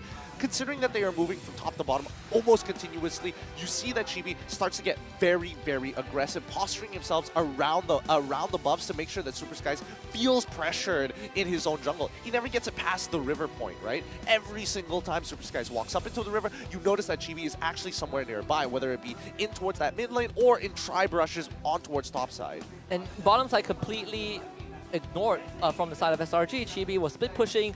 He was hiding in bushes for Super Skies to show up, and we saw how much damage Chibi can do with one rotation of his skills, and that was before he hit the Thunder Bell, I believe. He only had like 10 items at that point. Yeah, that's actually true. He didn't have that much damage on him in build. He was kind of relying for the rest of his team to do the big chunk out and then come in with the Phantom Execution and start cleaning people up. But at the end of the day, I do think that Super Skies is in a position where it's very hard for him to really escalate a lot of these positions as well. It's when you take into consideration what happened in the draft. Second phase, we do see that Martis ban, and then Chibi, who is sorry, not Chibi, but Homebois on the red side, getting that first pick makes it so difficult to kind of set Super Skies up for the early game momentum. And we did see them kind of pivot back to, you know what, get Super Skies assassin, get him ahead, and we try to win the game from that point onwards. Didn't happen in game 2, and this highlight reel, I think it will tell a lot of that story. Early on, this was probably the only unlucky moment for Homebois, but from that point onwards, I think all the luck for this Hayabusa got expanded. No more single target bounces from that point. It's good to see that SRG are still finding, gaps in between the plays that Homebois have been making throughout, but as long as they play standard, especially if they have their waves maintained and managed properly, you're minimizing a lot of the collateral damage, and I think that's where Homebois really started to shine here, where they look for these big punishes onto SRG. Every single time they make a movement on the map, oh, guess what? No buttons, no abilities, lock you out, take you out, and then move back. And this is also a game where you can kind of feel that SRG, I want to look at Pancake, just slightly slow on the draw as well, right? Because it was, in the first 50 seconds, his flicker was forced out, and every time Zorn sees him, he just without the Tyrant's Revenge, he just gets blocked out, has the flicker. So made life really hard for him, and kind of see the hesitation from SRG. And this was the final engage, Sapat and Zorn diving straight to the back, takes out Super Red, the rest is history. I mean, it's a great angle coming in from Sapat, and I hope to see he actually finds that, confidence to do plays like this more and more. That's what a lot of people loved about him when he first debuted, and, as he continued on in his career. But nowadays, it feels like there's a lot less confidence, and he's just, absorbing a lot more damage than he is putting it out. And it's good to see that he got to be on a playmaking hero as well. Yes. I mean, game number 1, Sapat, he was still also on the Terisla, but I think the one thing that has been a theme was the consistency. He's been finding these engages. He has Zorn to back him up, and honestly, the Grok compared to the Cho just gives so much more in these big team fights. Yeah, I mean, again, it's interchangeable parts, right? As long as you can, plug it and play it. they all bring their own nuances, and I do think I agree with you that Grok has a much more solid means of engage, and more importantly, so the fact that he has the Nature's Barrier really slows things down, makes it difficult for the Irithel. But at the end of the day, it comes down to how do you use these parts in tandem with each other to find your priority picks. In this case, Irithel. We say that game one, these two teams, they play kind of a flawless game, but I wonder what game three is gonna be. Well, we do have an interview coming up, and this is gonna be an exciting one. We're gonna tow it over to the interview right now. Enjoy. Alright, bukan Ros, tapi Azlan kat sini. Alright, selain saya bersama dengan Nazwa kat sini, special appearance kita ada KL City Boy players, pemain bola sepak Kuala Lumpur bersama dengan saya. Kai Jones, one of defender from KL City, right? Yeah. Right. Can you share experience? This is your first time watch MPL, or you already play Mobile Legends games? Or? Yeah, first time. Well, actually, I think last year I walked through Sungai Wang Plaza and I saw it was going on, but I didn't watch. So this is my first proper experience. Yes. Can you share your first experience on ground? You watch the real match with all the fans here, Homebois fans, Selangor Red Giants fans. Can you share? Oh yeah, it's really nice. Yeah, I've watched a few other esports like just at home. So this is my first time going to a live match, and yeah, it's really nice atmosphere, a lot of energy. Yeah. For me, I try to imagine if football in stadium, every match like this, wow, Yeah. we're going crazy, right? Yeah. Okay, this is the most important question. Okay. Which team? Which Your team? prediction for last match, for last game? Okay, well, Selangor or as a Homebois? KL City player, unfortunately, we have a rivalry with Selangor, so I can't go for Selangor, I'm sorry. So, yeah, So, Homebois to take Homebois. it. Homebois. Homebois, guys. Alright, maybe back to kembali semula kepada caster. Thank you. Thank you, Kai Jones. All right, thank you. Thank you, Azlan, alongside one of the KL City Football Club players, Kai Jones. Special appearance. In fact, I believe there are 3 more of them in the crowd. So if you spot them, then means that you've been following the local scene of football a lot. Game 3, I mean, Game 2 was the first game we saw some major cracks for SRG, right? Unlike Game 1 where both teams played a perfect game, Game 2, clearly SRG was struggling. Yes, I think it's very clear that they couldn't really do much in that particular game. It's very hard to kind of find these opportunities. The fact that they did find those 2 kills really kind of, it really shows that SRG is in the mindset of like, we know the position that we're in. The most we're going to get out of it is this, so we have to maximize it. And it's lucky enough that, you know, people like Super Zack was able to find these Novaria shots that kind of help out Super Skies, but it's not a reliable strategy. And I think Coach Arcadia needs to take a step back. I don't think he was expecting to be on the blue side of the map again. I would have imagined that Homebois would have repeated the same thing as game number 1. I think if you are SRG, you would prefer Red Side so much more. Oh yeah, a lot more. A lot more. I mean, for game number 2, one theme that I kind of noticed was also the fact that SRG, they're giving themselves a very small margin of error. Right? If we kind of muck up the first 5 minutes where we have to play tower defense for 15 minutes like what we saw in game number 1, I personally hope that theme is going to change when we head into game number 3. I think so too. I think with a lot of the Homeboys drafts so far, they have been kind of clean. You know, they have some early game momentum, but more importantly, they have something that scales toward the later stages of the game. And that's what's great about Bruno. Not only does he have a devastating early game, but if that lead continues to develop, it eventually becomes a hyper scaler because of how the changes to crit has been applied to the game now so far. And one thing that I'm enjoying so far is the fact that normally when we have 3 games, we're gonna take a little bit of breather. But this series is so heated up. We're gonna get ready for third game very soon, in 2 minutes. And of course, the teams they are gonna be just getting ready. I think for SRG, starting with the draft itself, how do you minimize these margin of errors? Do you look at Super Skies as a factor, or do you kind of switch up the sequence of the draft? I think you need to start switching up the sequences of the draft, right? Again, they've probed Homeboys from both blue side and as well as red side. They have a rough idea of how Homeboys is going to start drafting out. I don't think Pops is going to start changing up the strategy, considering that in both games, one winning, and even in their losing one, they had a solid idea. One mistake made all the difference. So coming into game 3, I don't think he's going to change at all. For the side of SRG, in terms of what they could start changing up, number 1, Edith, picking it up on blue side may sound like a good idea, but on the red side, I think they need to start showing more in that early stage of the game. Get like an early Martis, for an example, which they had all the opportunity to do, but when you are on blue side, it's a bit of a struggle after you first pick the Edith as your flex. Yeah, and it's just a better spot to kind of go when you open up with 2 picks, right? You have a supporting hero. In this case, I am a bit surprised that the Fredrin Homebois decided that we're gonna just ditch the Fredrin and we focus on both our heroes, right?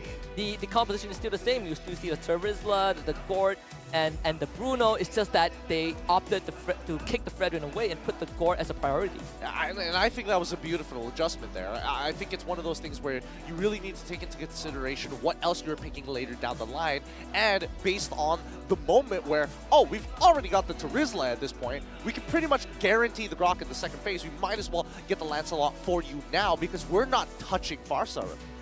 I have this bit of a question in my head, right? I wonder if Super Skies, we've seen him play a lot of assassin junglers, for sure. I wonder if Export is going to be a viable option. I wonder if our Coach Arcada or Becky has discussed it with the team before, because I brought that up in game number 2, not because Export is not a flex pick, it's more like it's not viable for SRG because Super Skies doesn't play it.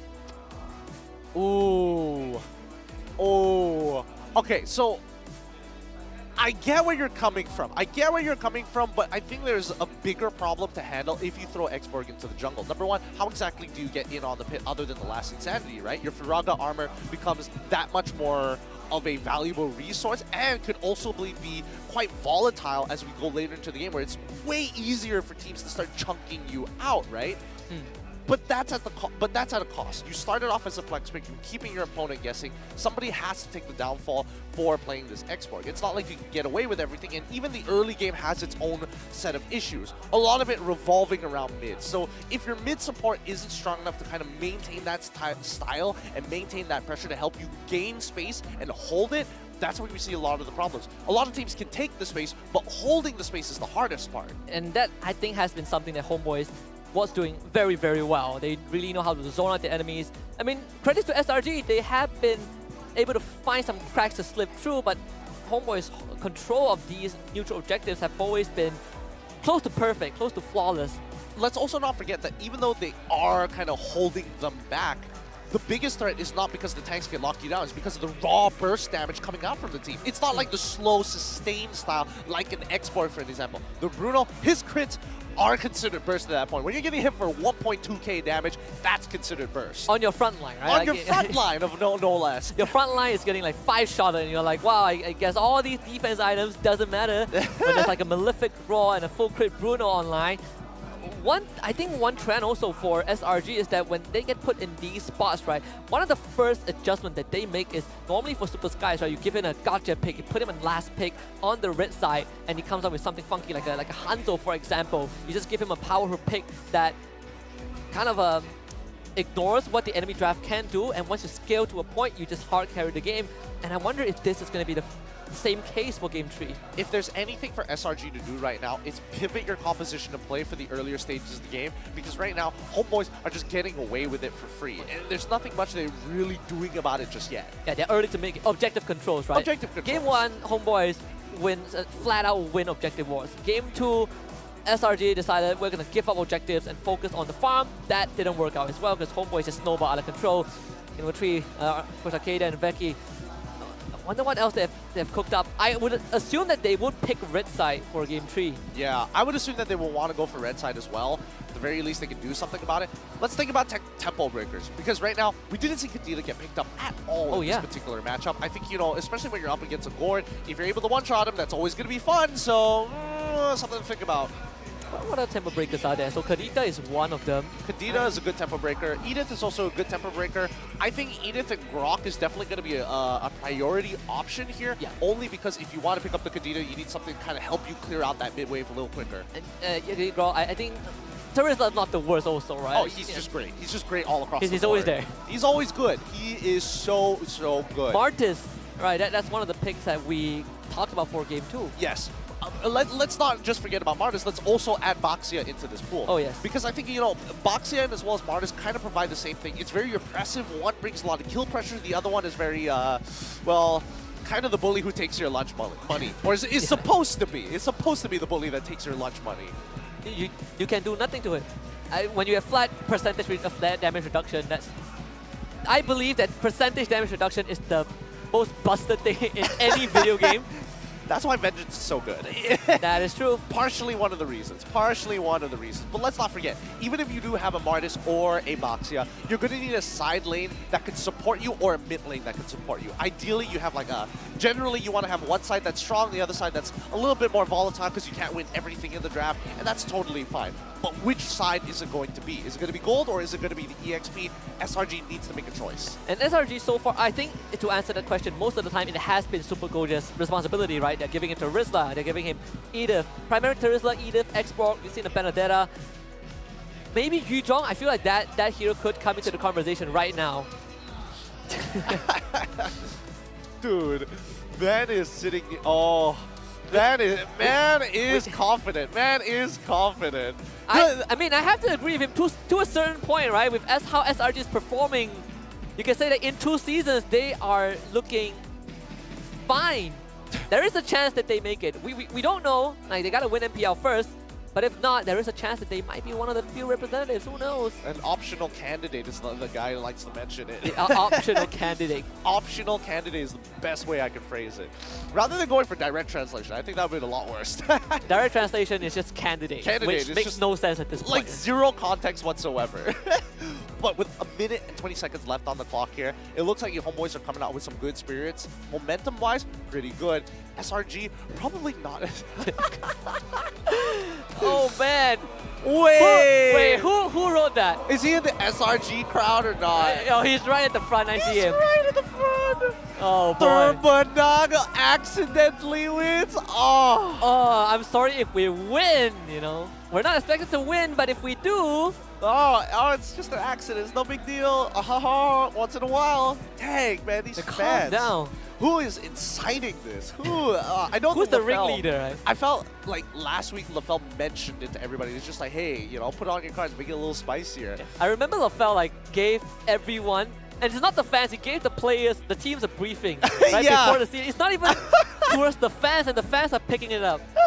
I mean, it's it's top-down influence. Top-down influence at its I gotta find finest. that chat group where they're just organizing this. Yeah. We'll pick the 10 best, smack talk line, and we'll write it when our team plays. Oh man, that. We haven't seen any from Homebois, honestly. Like, I'm just imagining just multiple Telegram groups of just like groups within subgroups of people who are just preparing it and workshopping ideas. That would be cool. That would be cool. Game 3 draft is going to happen right now. We'll see if Homebois will still be on that red side like Game 2. And SRG actually takes on blue side again. So a bit of a surprise for both of us. We'll see what they have cooked up. Fanny, Kaja, Yifan. All right. Rather standard. If we're going to be following the trend, it's going to be the Claude coming in from the side of the Homebois. Yes, it is. What was their last pick? Joy, right? Joy, yeah. Joy was their final ban for the side of Homebois, and that's what we're expecting. We'll see whether they're going to commit to it. SRG, get rid of the core. Yes, finally. Yeah, it has been a pain to deal with. Long range stun that is almost you kind of get stunned off screen. Massive burst damage that has been shredding through Pancake, and he hates that. So I love the adjustment from SRG, and for Homebois, I wonder if this would kind of force them to pivot a little bit, or will they just stick with Terizla and Bruno? I feel like if I'm in the minds of Pabs, I'll still stick with the Terizla Bruno. Yeah, I think Terizla Bruno probably is a good way to go about it, but let's see what Selangor Red Giants is going to go for their very first pick, right? They get rid of the Joy, makes sense. Now that we don't have the Gourd, how do we adjust the draft, right? What is going to be that Valentina is now an option open. Valentina is. I do think it's a little volatile. I would have imagined that they want to kind of set.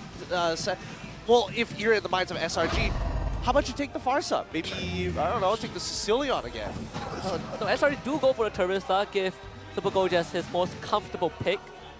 Which means that now if Warlord wants to go Valentina and steal the penalty zone like in Game 1, then he can go for it, right? I think or the Xborg. Now a lot of options that are open up for Homebois. I don't think it's that bad. Sabat having a bit of a laugh on his side. I'm assuming that it's going to be the case unless they've got like a crazier flex pick. If he pick Yuzhong right now, he's gonna win the game. He's a 3 out of 3 win so far. I mean, if we're going based on stats, those are very good numbers. But I feel like as of right now, with Selangor Red Giants only having Terizla revealed, Homebois might want to take a step back on that. Maybe for a third pick option. Like, do you just pick a chibi hero again, right? Which, well, okay, they picked the Valentina and Bruno. All right. I didn't know that they wanted to bite on the Valentina. I thought they were going to revolve back into like, oh, going for the Edith, go for that flex pick, potential support EXP flex pick. But going with the Valentina says a lot, and this means for at least SRG, they can start adjusting. They can go for their mid roam in this position right now, just to give them an upper edge. I kind of feel like Homebois are also afraid that if this Valentina goes over to SRG, it will be too much, right? It kind of messes up your roam match, your roamer pick, your XP lane. I wonder if this would pivot to more of a dive comp from Homebois. SRG, they're going to be sticking with the Novaria, and this time you have someone that Novaria can work with. Yes. All right. Oh, but they also go with the Frederick this time. They want to reveal the Frederick super early, so this draft is around Super Red. Homebois, if they want to go for the dive comp, now is a very good time. Hellcurt. I thought it was going to be Yuzong, not going to lie, but Hellcurt's pretty fun. It is pretty fun, right? You want to see the map, but how about I flip the switch off? Yeah. Oh, my teammates is 1 HP and you've already got an Astral Shadow ready to go. Turn the lights off again.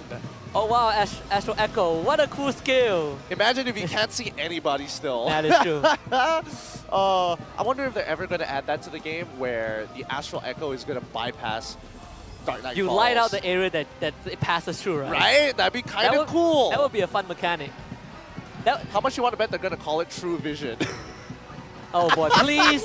It's so on the nose. If they change like a random skill name one more time. I'm going to say right here, the name True Vision, it sucks, okay? All right. Stick with Astral Echo. It's fair. It's fair. 1-1 banned by Homebois. All right, with 1-1 ban on the side of the Homebois, I'm guessing that they also have to get rid of another hyper carry. What other hyper carries could really punish their composition as of right now? Because if they go for Clint, doesn't really matter. If he does end up CCing the Hellcurt, he's gonna get one empowered auto. That's it. He's silenced. He can't like chain it one after the other to get the quick burst down. What other? No more Claude.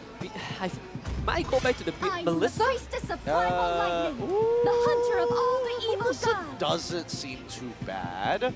Melissa doesn't seem too bad because at the very least it goes pretty even in the lane. At least you have a way to try to counterplay. I mean, you can't counterplay the Stingers, but at the very least, you know, you're not going to get hit by the auto attacks. If you don't get silenced, you have a chance, right? You have a fighting chance. Agreed. I can agree with that sentiment. We'll see whether they ban it out because there's still things like Irithel, for an example, which is already pretty difficult to catch. And I think in a lot of these situations, hey, having Sprint on top of the GDS against GB, who probably will only have the GDS, worst comes to worst, you're still going to be faster. Do you buy GDS on the Hellcurt? I mean, you can if you decide to go for crit. It kind of depends on what type of build you want to go for, right? So there's many ways to actually do it. I'm not sure about you, but I've seen two variations. One, again, the famous one, the Trinity build, when you start thinking about Golden Staff and things like that, you add it up with like Blade of Despair, so on and so forth, Malefic Roar, or you just go add a little bit of crit into your build. There's nothing wrong with that. Add a little bit of crit, a little bit of fun. Auto attacks already hurt. Have the extra base damage to one-shot with the Stingers. Yeah, that's a good time. As if he doesn't run fast enough. Hey, man. Irithel banned out already, so we're going down the list. Okay. Melissa Beatrix. I think Melissa looks very juicy for SRG. They're going to ban the Yuzhong. Lovely choice, because if that Yuzhong goes through, I honestly do not know how SRG are going to peel back. Yeah, me neither. It's pretty tough when you're dealing with a dive comp, which is what is looking to be shaping up here. I feel like Homebois, if they go for the Grok, and it's a flex, right? You get to flex the Grok. So good. How much you want to bet that Pops is thinking, hey, Zoran, you want the Cho? You want Cho again? You want Cho Kufra, one or the other. Both seem very, very nice right now. I don't mind it. I like this a lot. I like the angle that Homebois is going for. SRG, let's see how they actually deal with this. To be fair, there are a number of ways to deal with this. They still haven't shown up what their support pick is supposed to be. They might even consider, if they really are afraid, they could go for the Diggy if they wanted to, but I don't think that's going to be the option. What roamers can stop this, though? Cool. Even Cool Front doesn't feel good. So they will go for the Brody, try to win on that early game. Like you mentioned, right? Play from early to mid. Go for the Valir. All right. Wow! All right. That's so dirty. You want to dive? Searing Torrents say no. Oh, wait, what? Backline? Oh my The goodness. Firebender. That's so funny. Let me tell you the best part is that technically, if they want to be extra greedy, then Novara can be a roamer. But I don't think that would be the case. I feel like you want to put Novara a bit. Yeah. Let me think about this for half a second. Okay, yeah, you do kind of want the scaling at the end of the day. I do think that putting, at least with Valir, he's going to make more impact on the map. I am curious to see how he's going to rotate across the map, though. And I mean, as much as we say that he can, help disengage, it doesn't mean that he's not susceptible to getting jumped on, right? If he is out of position, he gets one-shotted also.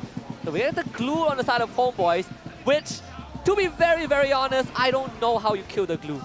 Yeah, me neither. But at the very least, you're able to pull somebody out of position, and if that happens to be Valir, even better. Yes. Yeah, but how do you kill the glue on SRG's side, Where's the damage gonna come from? Well, you're just gonna have to pray and hope and believe in a Weapon Master, fully built Brody. If he goes Weapon Master. Which in this case, I think is highly unlikely. I mean, he needs to go Weapon Master. If not, he is going to be missing out on some free damage that could actually help him once he gets that full item build. I don't know. I think it's really tough. This dive composition is heavily dependent on how this early game actually goes. So Selangor Red Giants, it's all up to you now. If mid lane falls, this whole comp crumbles. Yeah, it is going to be one of the more interesting pivots from SRG. We talk a lot about how they always pivot to Super Skies when they need some X Factor, but this time it's going to be Pancake that's going to take up that role. At least he's not getting shafted, right? At least he gets to do something in this game. I get to play the video game. We're going to have a bit of a technical pause, so this is going to give us some more time to talk about this game. I think it's very well established that the game goes late enough. We're going to have some damage issues from SRG. Yeah, we are going to have a bit of damage issues from the side of SRG. But let's not forget that Homebois, it's still very risky to play this Hellcurt. For all intents and purposes, whoever Hellcurt jumps, he better be thinking about Super Red. He better be thinking about maybe even Super Zac once Pancake gets taken out of the picture. Because if he jumps on anybody else, he dies for free. So the 3 targets, well, realistically 2 targets that he can find, right? The Valir and the Brody. Novaria most likely is not going to be on his screen for majority of the game. Yeah. I mean, even then, it's not the easiest to go on to, right? I mean, theoretically speaking, he has easy targets, he finds them, he wins the game. But I feel like SRG, you just want to stick together like a ball. There's a problem. There's a problem with sticking together like a ball. I don't think that SRG wants to do that. I think SRG kind of wants to snake chain it almost. For lack of better words, to snake chain it. Stay in a line, Yeah. Kind of. You want to kind of be in a line because you don't want to be too close together so that when the Dark Knight falls and he jumps in, everybody gets silenced. But you kind of want to be able to position yourself where Pancake can help you out with the Searing Torrents. Oh, if he jumps onto Pancake, even better. Everybody else gets free reign. But everybody else is dependent on Pancake to kind of keep him at bay, or maybe even Super Red to get that first initial stun, get that silence. Doesn't matter as long as Super Red lives. She'll be forced to use the retreat very early on, and Zoran, he's looking for some punches onto Pancake. Pancake should be able to walk away with this, but just like what we saw in the past 2 games, the majority of SRG's game, the difference is just the roamers, right? Zoran gets priority for 2, whereas for Pancake, he's gonna take the long road. Yeah, he's gonna take his time with this. Common Emblems coming in from Pancake as well to make sure that his mana is up on top of the Impure Rage. Lethal Ignition is going to be the choice of emblem for Chibi to make sure that he kills his targets. And Glue, of course, going with the Common Emblem as well. Able to find where Super Skies is, and Zoran is annoying as always. You do have Warlords having in the bush. Doing some decent damage over the Pancake as well. Locked up by the wall, but the rest of SRG are going to be there. Yep, and it looks like, interesting. Super Red is going to be able, Super Red is going to be taking away at least one form of the beetle at the very least. I'm not sure if he finished that off or whether he only took the big beetle and left a small beetle there. We'll see in a little bit. SRG, again, playing it nice and safe, as calmly as possible. They don't want this early game to fall into the hands of the Homebois. I mean, this first turtle fight, if SRG and Homebois both decide to contest it, it could be a deal breaker already. And with Pancake not at level 4, he doesn't really have the kind of the purifier, right? The purifier for the Valir. They do find first blood on mid though. Sabat going down, and he actually runs the sprint. And that means there's a lot of resources expended. What happened? He's not level 4, and I think, you know, Selangor Red Giants just looking to punish this early rotation, considering that Homebois have done it twice in the past 2 games. I mean, you just get chain stun, right? If you don't have a flicker, and even if you do have a flicker, the Valir is so annoying to deal with. He just constantly sticks onto it. Pancake is walking forward, and now with the Astral Echo, and they see everything from Homebois. Warlord tries to go in for a combo, but gets stunned up instead. GB dives in, wants to go for the red tree. Actually, it's Sabat that gets it for the team. They will get the praise of grab, but not up to Sabat though. Sabat sticking on the Super Skies. The rest of Homebois looking for an opportunity to counter engage. Zorn trying to block Super Zack off, but he just goes over the wall with the Astral Recall, and it's going to be another kill going over to SRG. Oh, I mean, they were so blind at that moment. You can see how disrupted this Dark Knight Falls actually is with Pancake using the Searing Torrents into the Turtle Pit itself when nobody was there. He's just guessing. The man doesn't really know whether his opponents have actually committed to the pit or not. I tell you, the best part is both junglers missed their red tree. Yeah, that too. But don't worry, we're talking about Homebois here. Everybody technically has a red tree. That is true. I have no idea how Sabat stole that. To be very honest with you. Bottom lane, this one. Would you call this even? I mean, Bruno into a Brody matchup. And both are impressive. I wouldn't say that it's even. I would say that it's very volatile. The first kill pretty much predetermines the lane. It's, well, surprisingly enough, this is one of those situations where, like, in terms of like how the matchup goes, very similar to how the EXP lane actually goes. Oh no. My God, Super Red tries to go for the somersault, but ends up dying. So that's the kill you want. It's Chibi that's gonna get it. Yeah, he wasn't, the interaction wasn't what he was hoping for. As soon as he goes for the stun, he gets silenced, and the second part of it just really slows him down. He can't just like chain into his first ability. That good save by Zorn, and Super Zack not landing the shots that is needed. He's gonna try again. Oh, this time completely missing because Riser goes back into the lane. Okay, he wants to clear up this way, but he might get punished for this as SRG is coming in. Searing Torrent pushing back, Riser push straight into the Fredrin. Zorn using fun to block everything. And he still ends up going down to Appraisal's Wrath just enough. When you think that Rizel gets to walk away for free, he has his ultimate available, and all he had to do was cancel out the Appraiser's Wrath. Man, it does feel bad being Zorn after tanking literally everything, every skill shot imaginable. Not gonna lie, the Heart's Claw did keep him pretty healthy. The last tick of damage from SRG. But now Super Red will get to enjoy some of that free gold on the gold plating down bottom. Second turtle is up.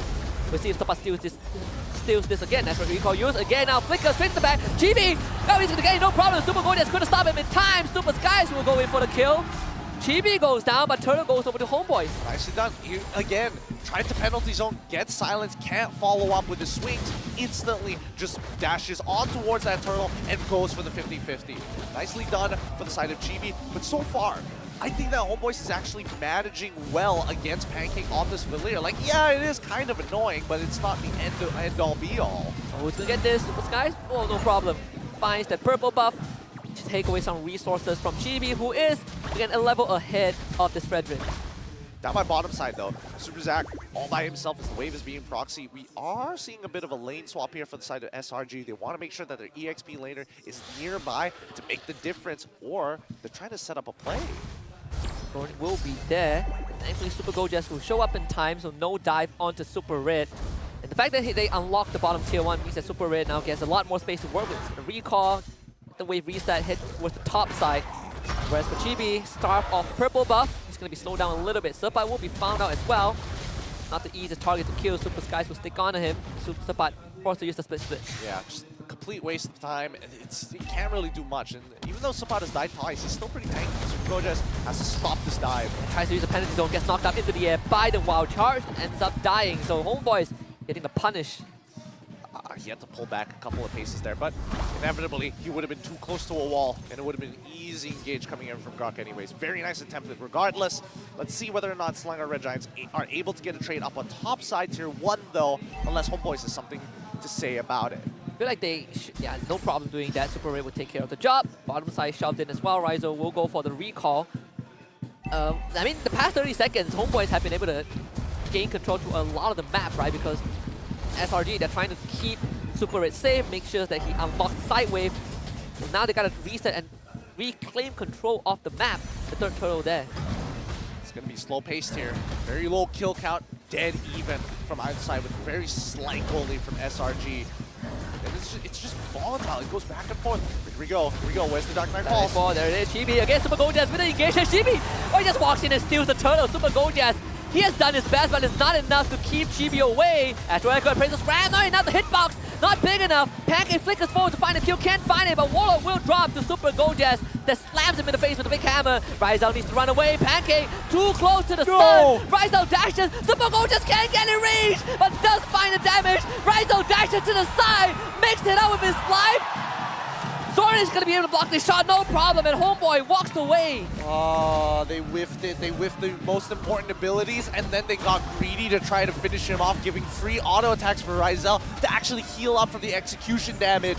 So that's what they needed to do. Once he's executed, don't give him an opportunity to auto attack you. Just move away. They couldn't judge it. They couldn't see whether or not that the indicator was clearly telling them that he was in execution range. And wait, Chibi, he's going to get hit by it, but at least they know 3 members from the side of Homebois towards the top side of the map. Rizal, there's something about this man. Just can't kill him. We'll try to Rizal. He is now feeling extremely confident. We say that 1 kill can set the goal laners apart, while Rizal has 2. How do they play this out? I think for Selangor Red Giants, they just have to stall until Super Red has gotten at least like 3 items already down the bag. Because so far, they have the exact same game plan, but the only big difference is that GB has been able to be stealing away these neutral objectives away from SRG, even though they have first position on it. It's just a waste of time, but finally, will be taken out by the praise of Rav. Took a lot from SRG to make that happen. Okay, rather interesting, but at least they don't have to commit any valuable ultimates, right? Just the Appraiser's Wrath, and even then, half the time the Appraiser's Wrath isn't utilized in the majority of these fights. Lovely stuff from Sepa to get out of there. Pancake was looking for the push, couldn't get that. All things considered, I mean, Homebois, they only have a minor 1k lead, but this is where it gets very, very dicey. That Dark Knight Falls can make the difference between SRG getting a lord or not. Let's see if it happens all over again. Warlord and as well as GB in position once again. SRG, they need to start thinking about sideways. They need to start just stalling this out. They know that they have been stolen 3 turtles in a row. They need to kind of give themselves an advantage, a man advantage somewhere. The penalty zone was stolen also, so there is a second form of engage from Homebois on the side of Warlord. Dorn losing a lot of power, there it is.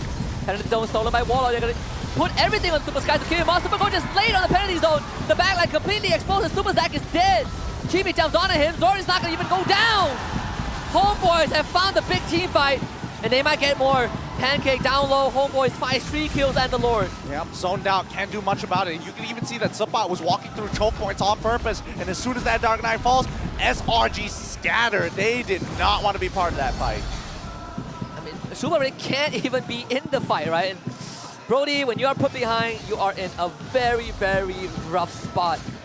And Homebois now know that they have more than enough damage to kill Super Skies, and more so, Chibi is 3 levels ahead. Yeah, he's so strong. He's so far ahead, and nobody can really stop him here.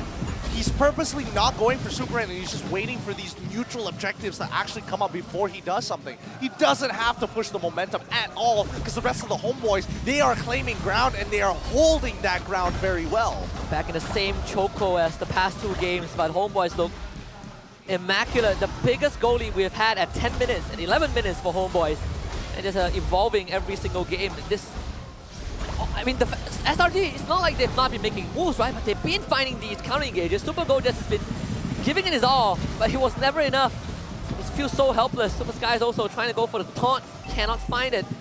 Good news is that they keep all the inhibitors alive. Yep. The worst part about this is that the person who wants to make the biggest difference is Super Red, but half the time he can't even get in on the fight because he knows that Zorn has Wild Charge, he knows that Supat can run him down with the split plus sprint as well. So even though he gets into that fight, he's going to get zoned out just as quickly. And he can't see. You can't see a thing in these fights. And it's the scariest when you lost majority of your map to a Hawker, right? Now you really, really don't have much room to work with. Not at all. And I mean, look at Rizal's items. I see Halberd, Malefic Raw. That means For people who don't know what that means your armor means nothing. Your armor means absolutely nothing, and I think he's about to get the Malefic Roar at the same time. Even though Super Red is ahead of him by 1.6k, you just notice that they are playing as defensively as possible. They know that they are the keys to victories for either side. I mean, even though Homebois do have a secondary win condition, that's not the same for SRG. I mean, Homebois has definitely fast-tracked their win con. We reach a point where Super Red, how many shots can he get off before even using his ultimate, right? And how much can this Valir do? We say that, you know, Valir is good at pushing Homebois away, but what if Homebois just jump on a target and isolate the rest of the team? And what we saw in that lore fight, Sepat diving the back. I mean, they can try their best, but I don't think it's an easy job regardless. Lord's gonna be up in another 10 seconds on the top side this time. And Homebois, they are, again, just playing the side waves so well, which is something that they have rectified from week number 2. They struggle with the side waves, but this time they are in full control. Super Zag will have to deal with the bottom side. The rest of Homebois then posturing for the second Lord. Hopefully they do find the space that they need, but every neutral objective has been looking the exact same every single time they get remotely close. So this time, they're not getting close. Give it over to the Homebois, give yourself time, play for the later stages of the game, because Homebois, their 8k lead is devastating. They cannot win these fights easily. Is there even a second plan? SRG, if they bide enough time. We talk about the lack of damage from SRG as the game progresses. You're looking at a Brody, right? Compared to a Bruno, it is heaven and earth. It is a heaven and earth worth of difference, but keep in mind that a lot of it is, are the Homebois going to make that mistake? Is Ryzel going to walk too far forward and get himself killed? And SRG is just hoping for that to buy themselves that extra bit of time. A lot to hope for. I mean, SRG fans, they stated well. Is SRG going to accidentally win this best of 3? It seems like that accident will have to wait for a bit. Zoran just got the immortality, the butt as well, so both the meat shields have second life. Lord will crash on the bottom side. Zoran is going to flicker it, get the ball shot onto Super Gorgeous only. The butt reaches to the back. Use the actual echo, Sepat taking massive damage. That's the immortality gone. Chibi now switches off the light, goes to the back, tries to go for the one shot, can't find any, gets bursted out! And that's exactly what SRG are looking for. 2 dead with Homebois and SRG whole. An attempt was made, and we see the idea coming in from the side of the Homebois. They minimized the collateral damage, only losing 2 of their members, and told everybody else to get the heck out of there. We've got the advantage off of the first Lord that we were looking for. Now it's all, sorry, the second Lord, but now we're going to have to wait a little bit longer to get over the finishing line. Only one flicker was expanded, and that's Pancake's flicker. Didn't even have to use his ultimate, I believe. Overall, so Selangor Red Giants finding some breath of life, only losing 1 inhibitor bottom. Finally, they get the mid-tier 1 from Homebois. It's scary still, because regardless of everything that has happened, the fact that Chibi was able to do that much damage in a straight line, SRG, they gotta be super careful. If that happens one more time, I mean, there's a huge chance that he will get the kill. But to be fair, he did have the BOD, right? The BOD, Sea Halberd, and Malefic Roar. He came close. The Homebois, they have 50 seconds to work with until the next objective spawns, which is going to be Lord on the top side. And SRG, they will be looking to open up the map a little bit. Yep, and honestly, the hardest part is going to be trying to crack open and close out this game, right? Because neutral objectives is pretty much free, but once you start getting closer and closer to the crystal, you're forced to kind of clump together, which is exactly what SRG want. Stolen penalty zone again. GB setting up on the top side. Fair Super Zach has been really giving a lot of infos over to the team. Barring the fact that Chibi switches off the lights, SRG have been playing around that intel very, very systematically, not giving Homebois too much room to work with. Which is great, because then Pancake's death count would have been a lot higher if that was the case, right? He's only died once, and that was mainly due to his own mistake. Other than that, he's been playing a solid game based on the information found by the side of Super Zach. Now, I would believe that Super Skies wants to hold that front line for as long as possible, but GB is making it really, really difficult. Once he turns off the lights, he's able to kind of run around from any angle he wants, and that's also applied to the rest of his team. And Waller instantly engages with Zoran, and now Super Gorgeous with a counter against penalty zone to the back, but it doesn't matter against Super Skies. He gets shredded before the rest of SRG are ready. Can they at least get something in return? Super Red will try. The torn apart memory only finding 1 kill. Super Gorgeous loses his immortality and his life. It's the rest of SRG, they will have to back off from this. 5-for-nothing trade. They did break a couple of immortalities from the side of the Homebois, but that was a majority of why they had such a big gold lead. They have those extra items against SRG. Now, if we're talking about scaling, I think Super Red has probably already finished the last of his items and maxed out his slots, but I can't say the same for everybody else. And SRG, you gotta realize that this Fredrin, he is durable, but not 5-man durable. Homebois have more than enough damage to absolutely destroy him, especially with the armor shred from the side of Chibi. That's both Loras have been the same, right? Every time they see Super Skies out of position, they jump on him, they kill him off, secure the Lord for themselves. Yeah, I think they need to really start considering, like, you know, switching out some of these items for immortality, but SRG just don't have that kind of economy to work with. Homebois, on the other hand, with the 10k gold lead in most positions, it's an endgame scenario, but luckily it's at the 17th minute, so SRG actually stand a chance. Worse yet, Homebois, if they're looking for an engage, it's tough to do it underneath the enemy crystal. And we're back to the same scenario as Game 1. SRG gotta play base defense again. But unlike Game 1, Homebois have a staggering goal lead, 10,000. We'll see how much that converts to. Because even if you are past the maximum amount of items that you can actually buy, you can always juggle your items in some very clutch, tight situations. After your immortality, you get a Winds of Nature, maybe even look for a Rose Gold Meteor immediately after. You can start chaining these unique item passives together to keep yourself alive. But against SRG, it can be a little tough. Keep in mind that we haven't seen Super Red gone for the big clear with the torn apart memories to take out 3 or 4 members all at once. We haven't seen an ideal fight for SRG just yet.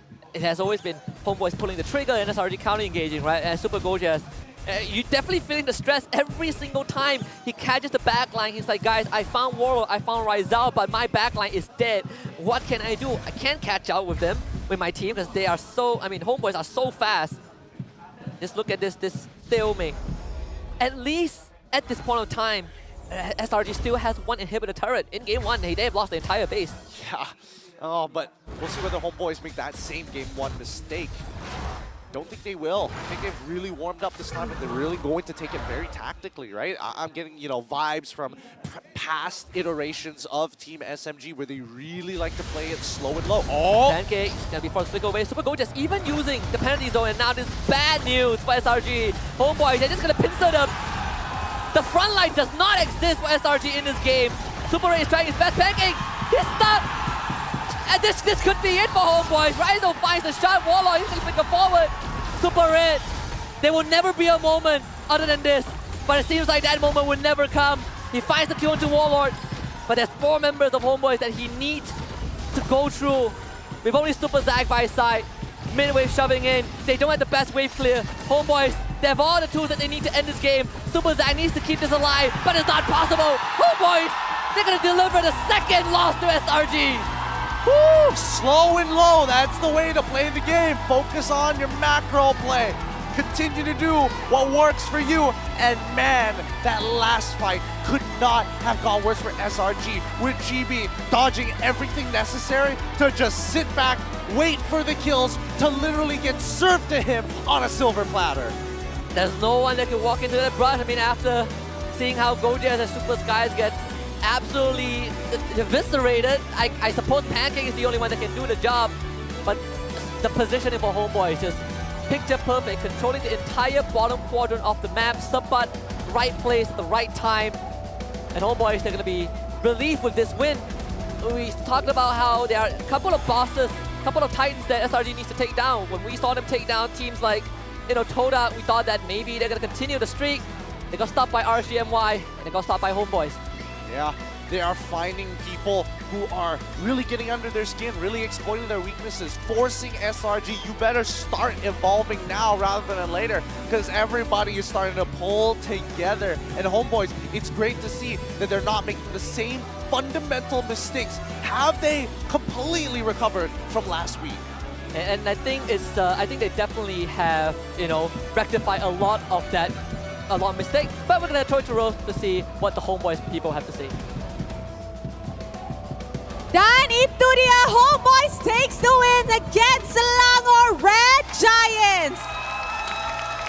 The crowd is happy. Kita punya Flame Boys sangat-sangat happy. Tapi of course, the happiest ialah Homebois. Alright, Chibi. Kita mulakan dengan Chibi dulu kan. Okay, Chibi. Minggu lepas, Selangor Red Giants stop dorang punya win streak. Betul? Betul. Dorang kalah lawan RSGMY. Sekarang sekali lagi Selangor Red Giants kalah.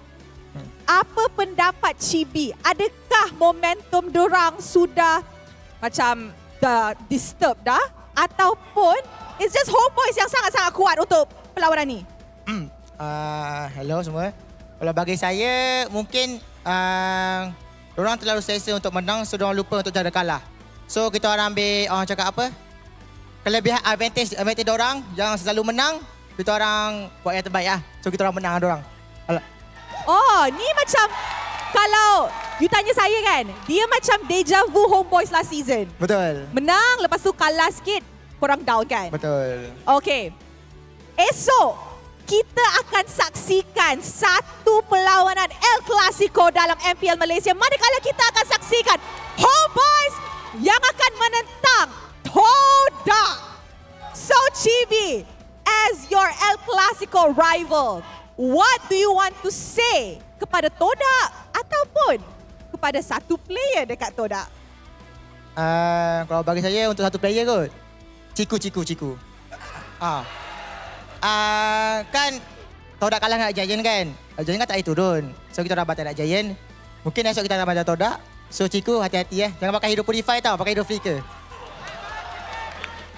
Alright. Good. Tengok, Daddy cakap good. Alright. Okay guys, sebelum kita continue kita punya interview session, I nak tanya, Flame Boy, siapakah MVP anda? Ipan. Kita tengok dekat screen, kita tengok Ipan ke? Chibi. Okay, Chibi. Since korang semua cakap Ipan sepatutnya jadi MVP, kenapa Ipan MVP korang? Kalau bagi saya sepatutnya Ipan MVP sebab Ipan zoning dia punya marksman kau-kau. So enemy punya marksman tak boleh main. So emang Ipan yang terbaik. Ipan the best of MPL Malaysia. Wow! Ipan. Okay, Spat. Okay. Ingat tak tu? Best EXP laner of Malaysia daripada Chibi. Okay. You rasa you boleh live up to this expectation ke tak? Yep. Saya akan buat yang terbaik untuk jadi best EXP laner season ni. Wow! Sebab semua orang dah ada dream team. Saya seorang ni tak ada. So saya kena bawa balik. Adakah ini musim untuk Spat? Mana tahu kan? Betul. Alright, betul. Okay. Last question I nak tanya Raizal.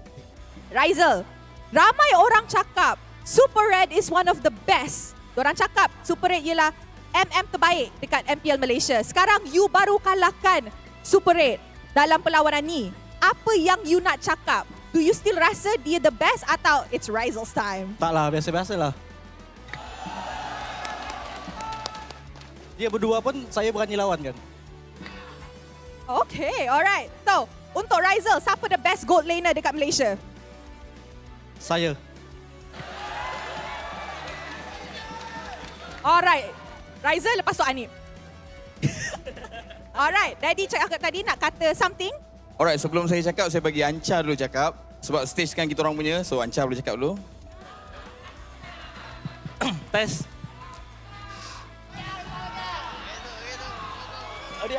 Kau diam.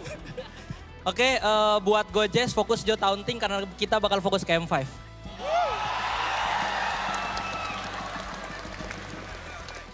Mantap! Okay, saya just nak respon ada satu tadi fans dia cakap Homebois tolong fokus jual baju je sebab Selangor Red Giants nak fokus M5. Sebenarnya kita orang dah sold out dah baju kita orang. So better korang yang fokus jual baju sebab kita orang nak kena memang fokus M5. Thank you. All the best. Oh, kejap. Chibi tak puas lagi. Last one. Sebelum I throw it back to the casters. Tapi ini luar pada game lah. So saya minta korang semua doakan sahabat saya, Ava, semoga cepat sembuh lah. So saya harap korang doakan dia semoga dia cepat sembuh. Amin. Okay, alright. Demi Ava, bantai Red Giant. Cloud, enak banget rasanya bro. Alright.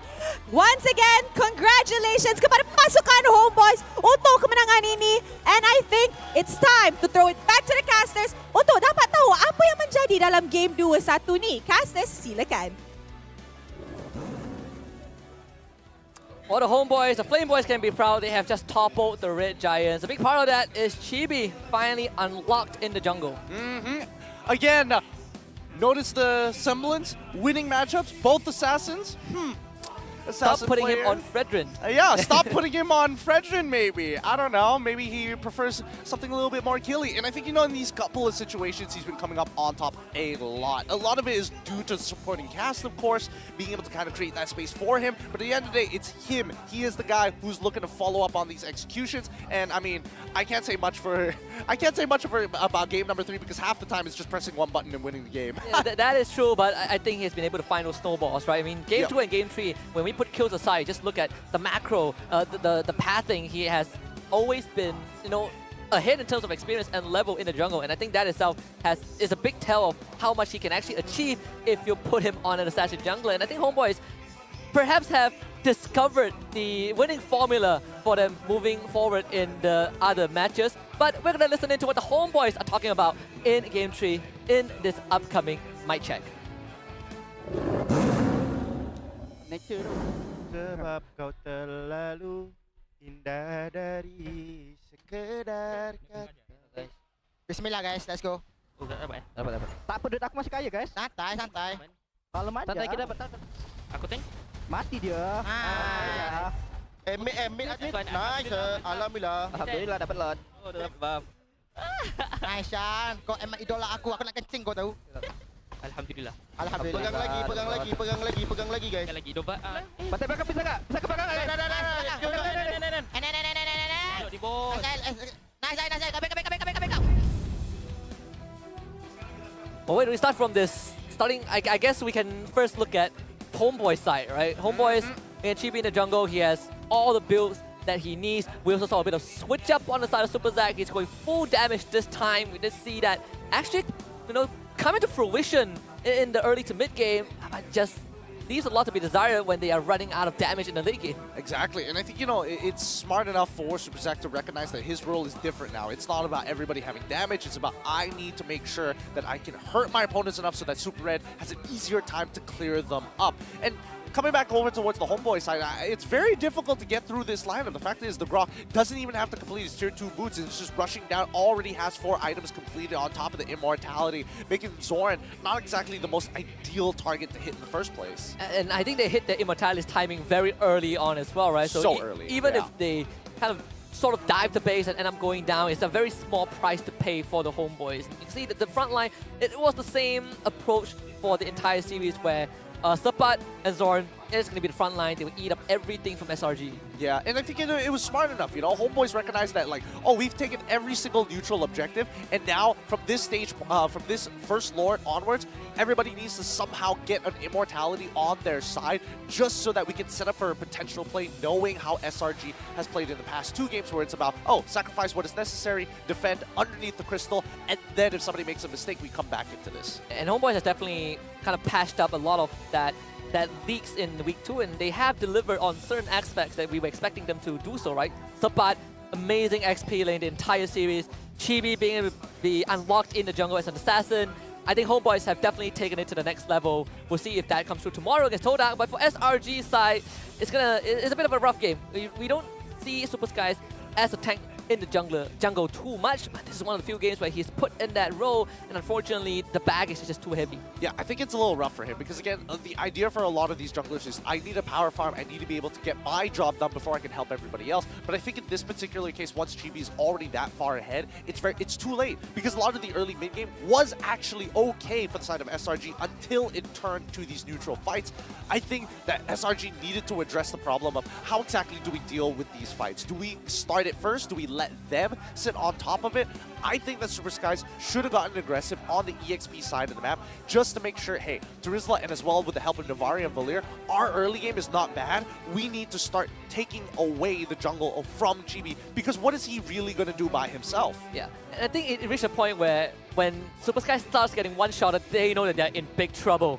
We're going to take a look at the numbers of game number 3 as well, because this one, it looked close early on. In fact, even in terms of damage dealt, SRG are leaps and bounds ahead, but a lot of those are not converted into anything substantial. Yep, I mean, you got to give it to Super Zach. He's trying so hard to hit his backline as much as he can, because if he knows he can take out Rizel, Rizel's pumping out a lot, 16,000 damage, topping the score overall as the rich guy. But man, if Super Zach could just land one shot, max range, onto Rizel, it might have been able to make the difference here.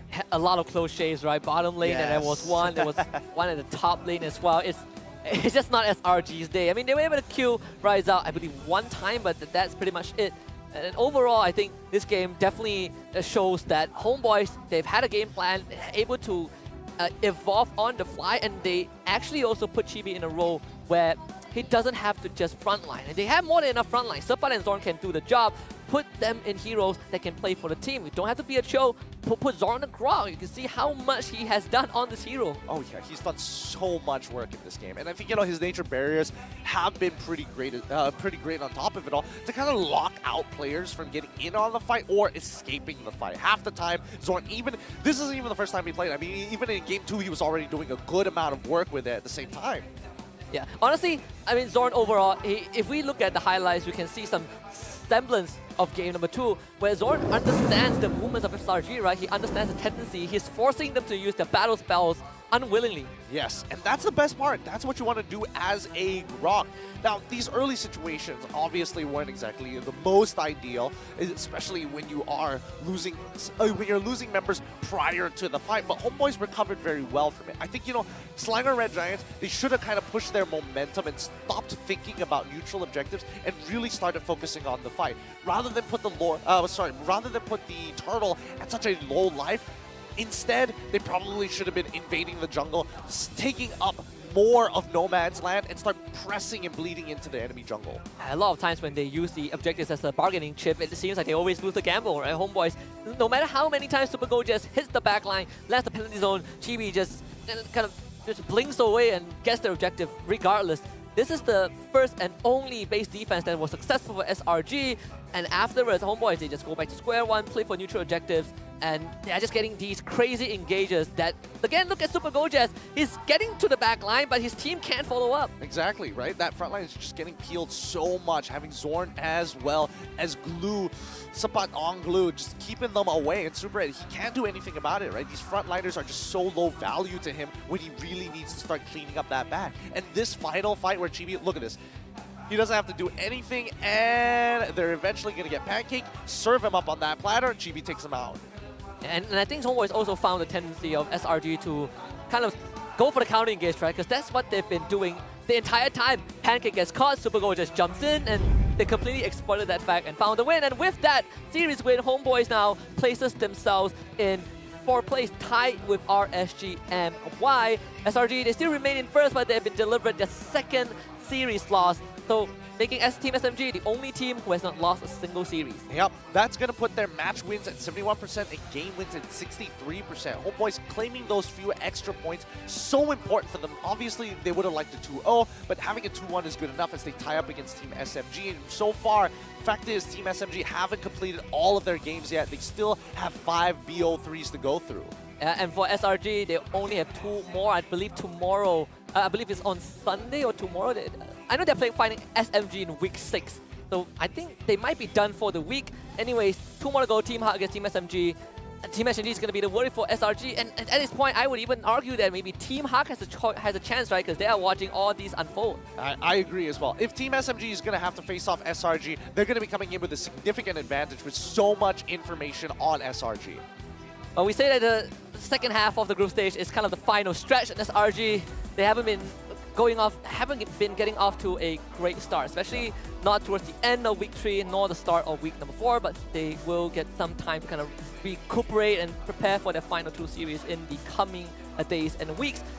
But coming up, we're going to have an interesting series as well. Oh, this one, it's going to be a tough one because it's SMG against Red Esports. Yes, and so far, SMG have not been able to kind of pull it together with Exor or without Exor. It seems like the team loses direction very, very quickly, become disconnected, and honestly, they just look so terrible and very disappointing performances throughout the past 2 weeks. And regardless of what combinations they go with, right, I think coming into this, my expectations are, I would say very, very low. I just want to see how much Red Esports have reset it, because they say themselves, Milo said himself that this is going to be a reset for the team. They have had a rough ending to week 2. They went even downhill in week 3. If they don't recover right now, relegation is very, very possible because they are in the red zone along with Team Secret. Yeah, it's not going to be easy because they're going to be against a team that is super stable, a team that is textbook to a T, and now is starting to learn how to be aggressive on top of that.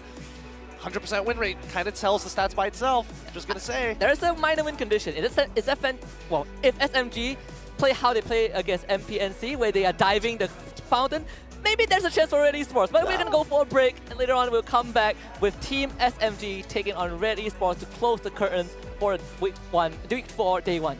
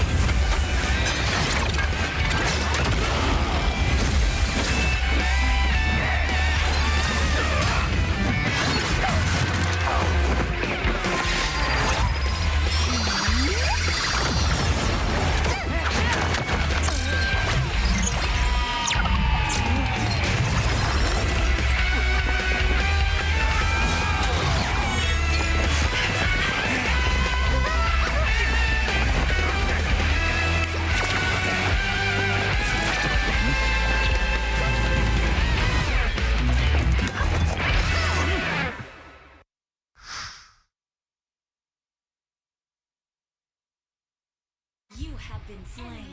Enemy unstoppable. Defeat.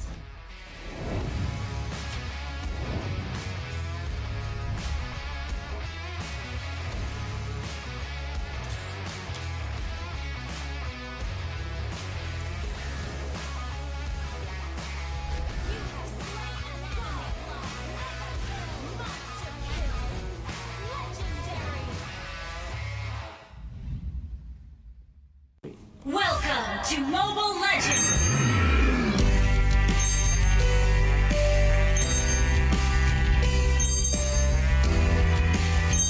Ini Malaysia lah.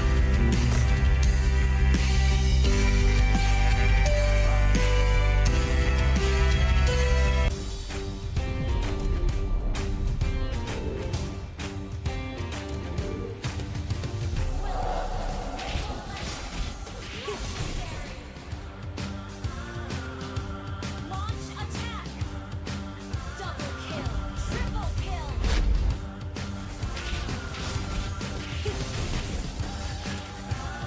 Legendary!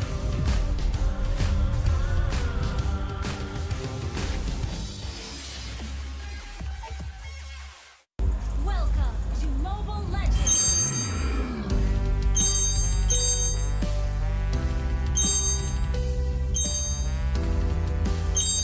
Ini Malaysia lah.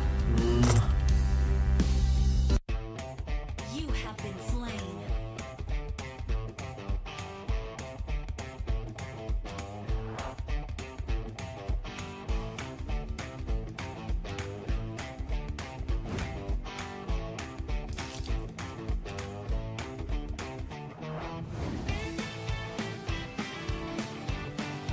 An enemy has been slain. Double kill. Legendary. Victory.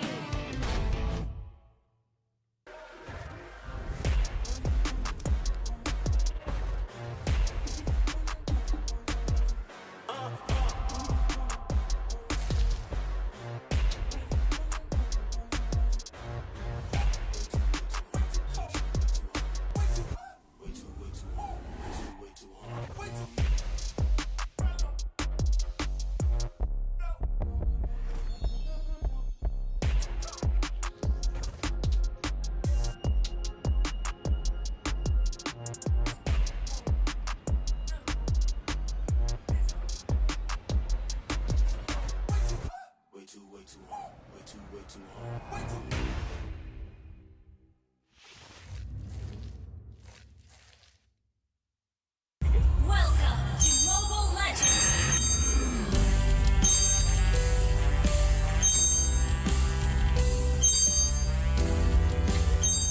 Ini Malaysia lah.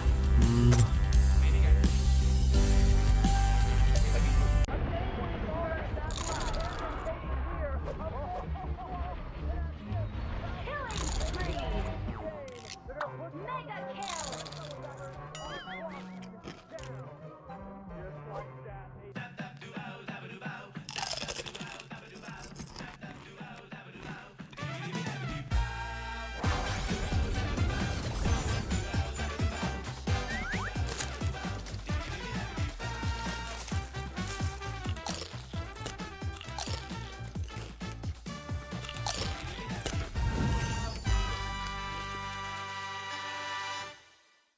Welcome to Mobile Legends!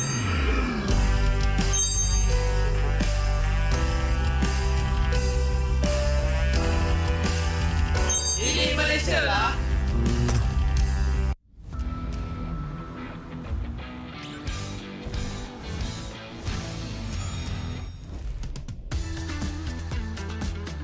Welcome to Mobile Legends! An enemy has been slain.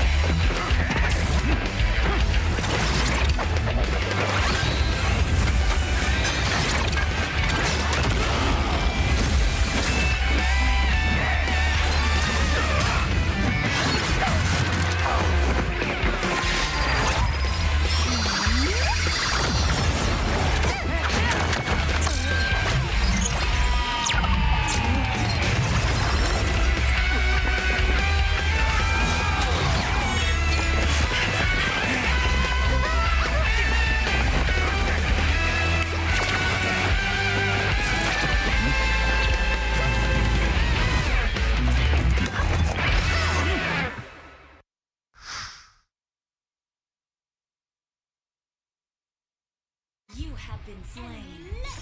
Unstoppable. Defeat.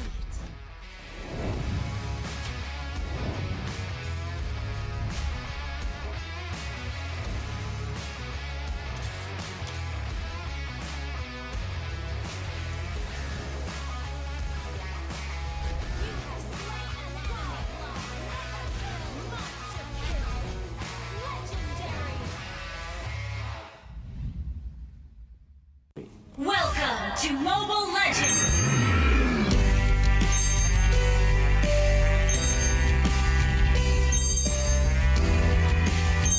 Ini Malaysia lah.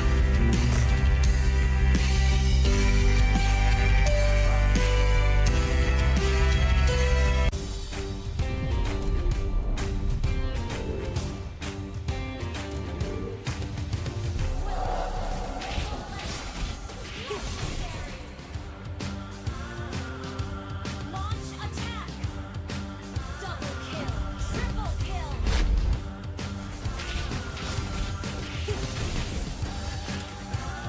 Legendary!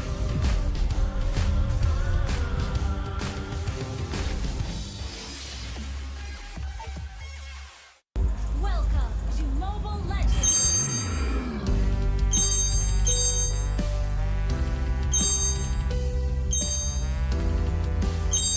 Ini Malaysia lah. You have been slain.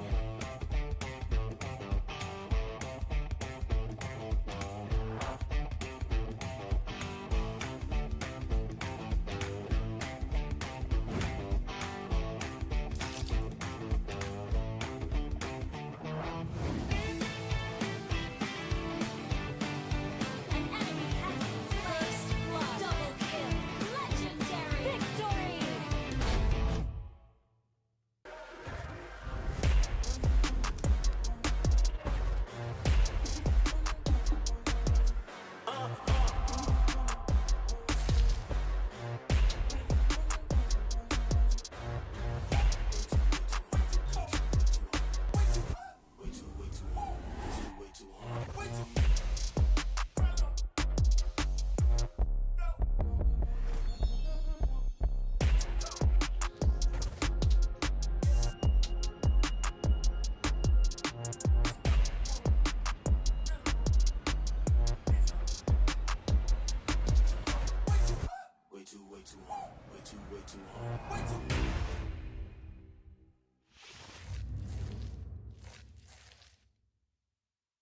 Welcome to Mobile Legends!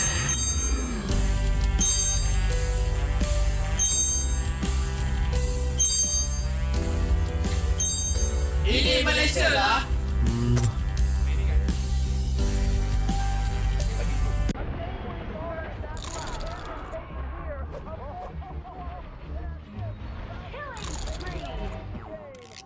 Mega kill!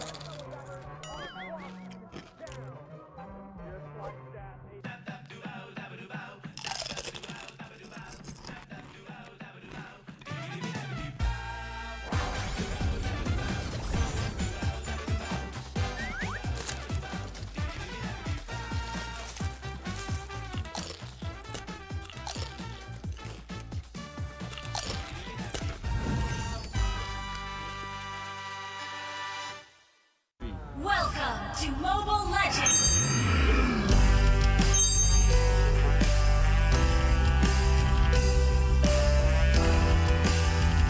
Ini Malaysia lah.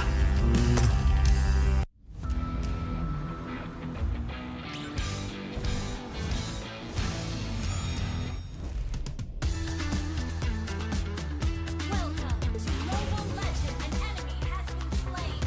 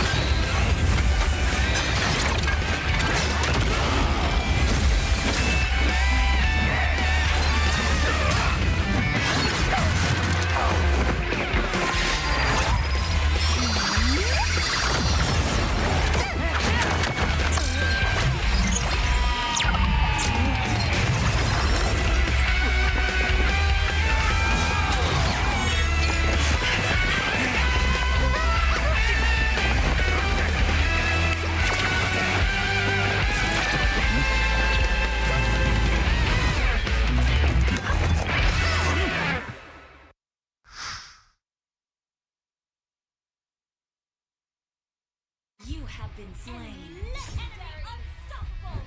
Defeat.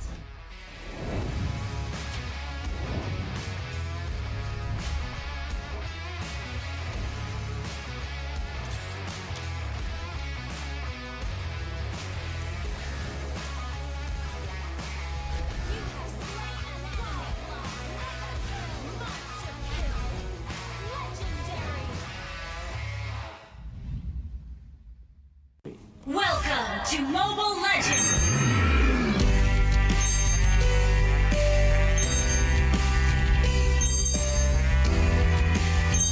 Ini Malaysia lah.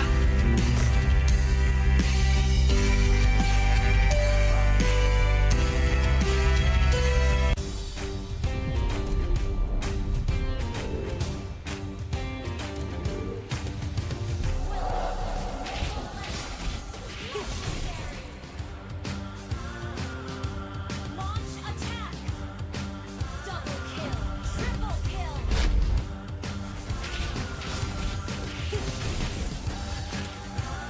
Legendary!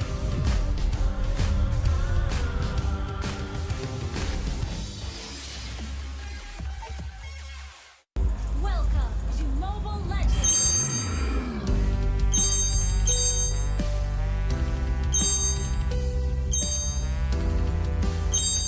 Ini Malaysia lah. You have been slain.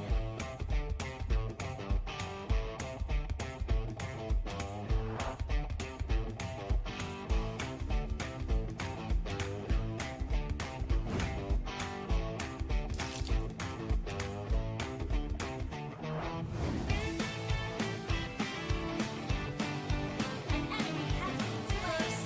Double kill. Legendary. Victory.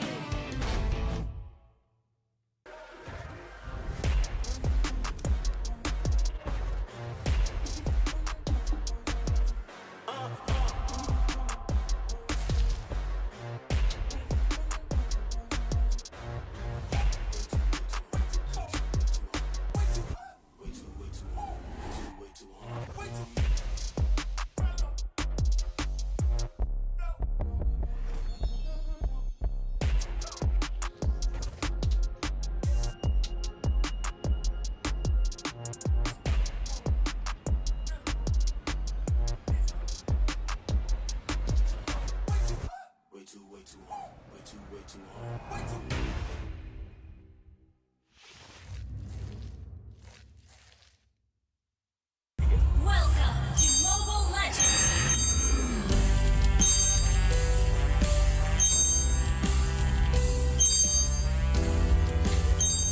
Ini Malaysia lah.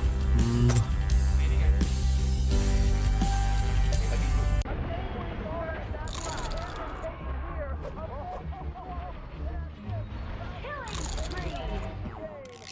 Mega kill!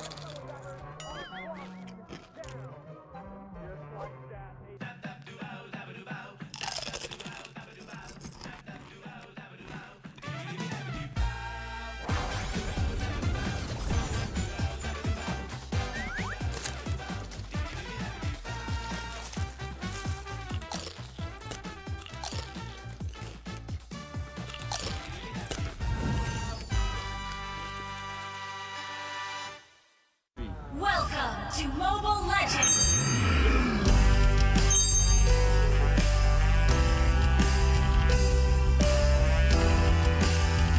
Ini Malaysia lah.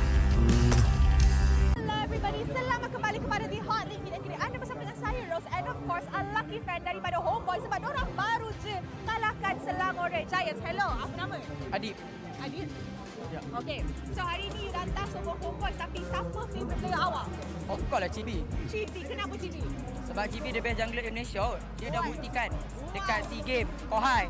Kalau dia lepas M5 kan, confirm the best jungler Malaysia. Wah, padu. Alright, so I nampak you ada something untuk Cibi. Nak buat TikTok kan Cibi tak? Boleh? Tak, jom. Kita hari ni buat TikTok. Hi. Hello. Okay, so hari ni, Cibi, you dah biasa dah dengan Hot Link dengan kita. Tapi hari ni kita buat beza sikit. Kita buat TikTok. TikTok. TikTok apa tu? Senang je. Ready? Ready. Dia budak TikTok. Okay, ready? Ready? Ready? Ready? Okay, hit it. Letak dulu.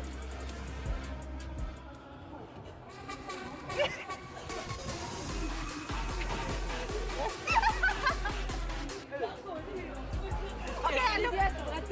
Sekali lagi. Okay, sekali lagi. Sekali lagi. Alright, kena kemas. Okay, kita buat sini dulu Sini dulu. Alright. Sini dulu. Alright. Go.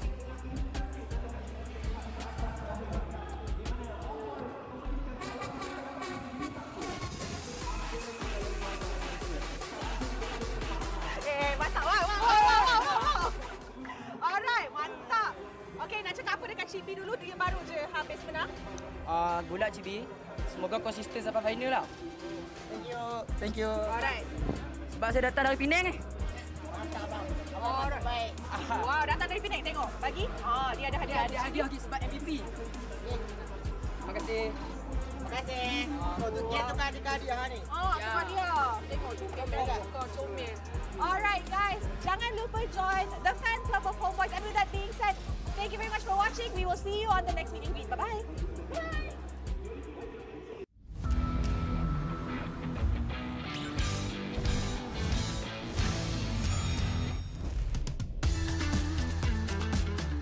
Welcome to Mobile Legends.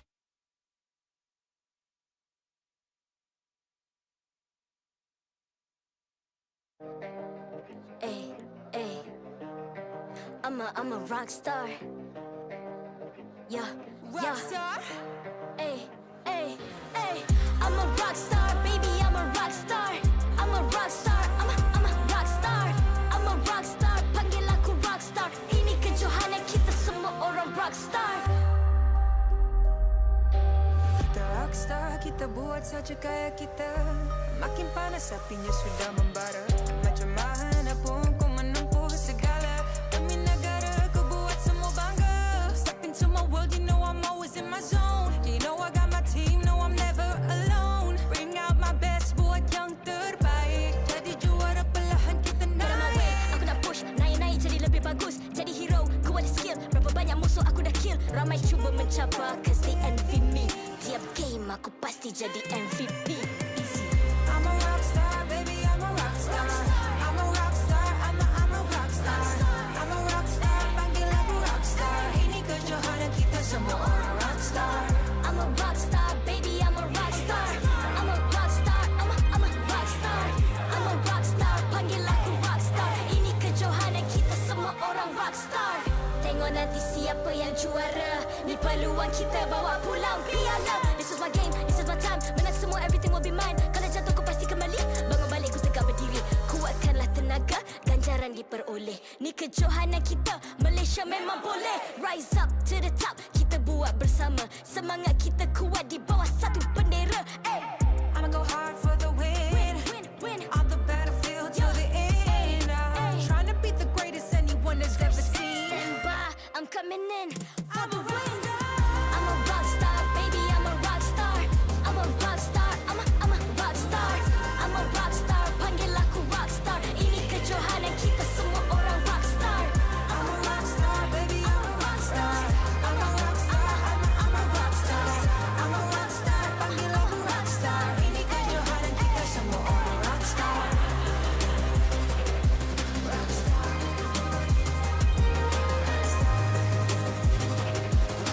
Ini kejohanan kita semua orang rockstar. I'm a rockstar, baby, I'm a rockstar.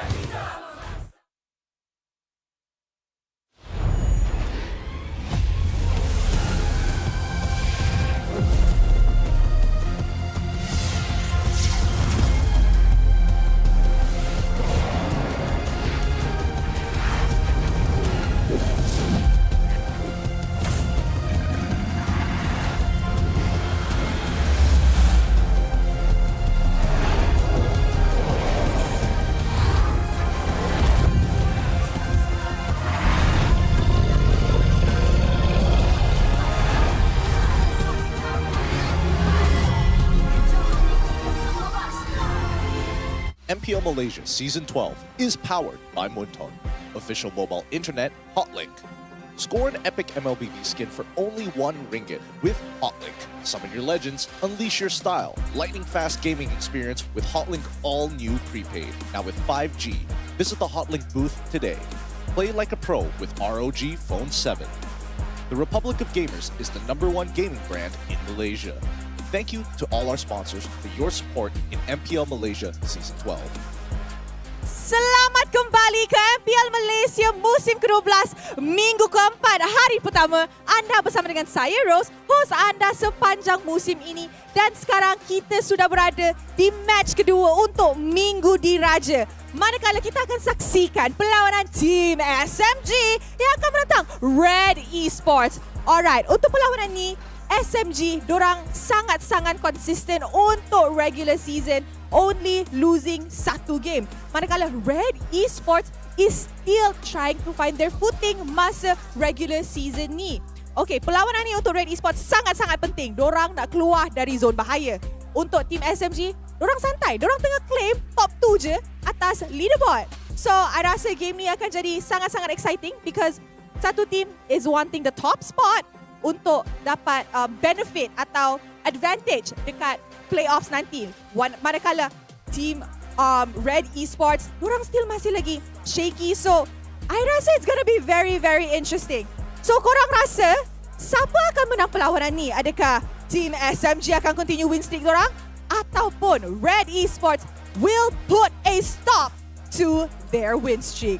Alright, so saya rasa sekarang dah masanya untuk menjemput tim SMG ke atas pentas MPL Malaysia.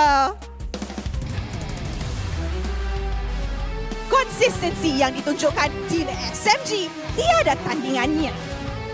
Pasukan ini sekali lagi menunjukkan mereka adalah gergasi regular season. Juara dan slot ke M5 menjadi tujuan utama. Berjayakah tim SMG mengekalkan rekod tanpa kalah sehingga ke final? We shall see.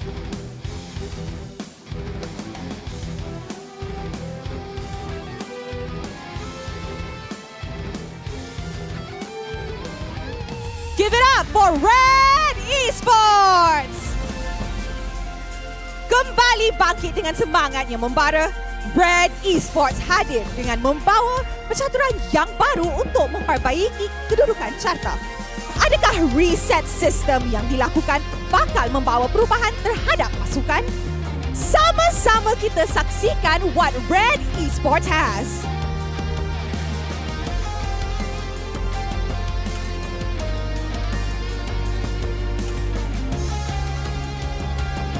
Sekarang, marilah kita menjemput barisan marshal kita yang akan mengalas tugas untuk memastikan perlawanan sentiasa berjalan dengan adil dan lancar.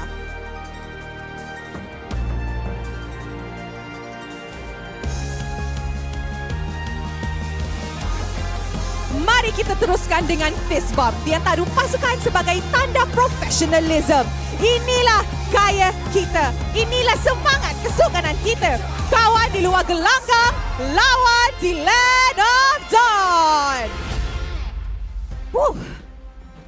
Nampaknya last match kita hari ini banyak sangat Red Esports nak prove. Meanwhile, team SMG tengah santai je. I rasa je lah. Tapi, I rasa the audience is ready to start game terakhir kita untuk hari ini. Casters dah ready, players dah ready. So with that, teams, this is your moment. Game on.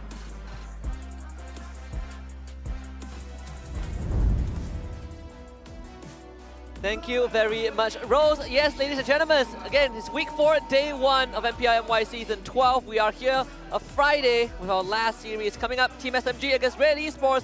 One team has only lost a single game and the other has only won a single series. Both of them having a common, beating a common enemy, which is Todak. My name is Husky, and alongside me, I have Kid and Q. Yep, this is going to be a tough matchup here, especially for Red Esports, who are looking to scramble as many points as they possibly can to keep them away from that red zone and not get relegated.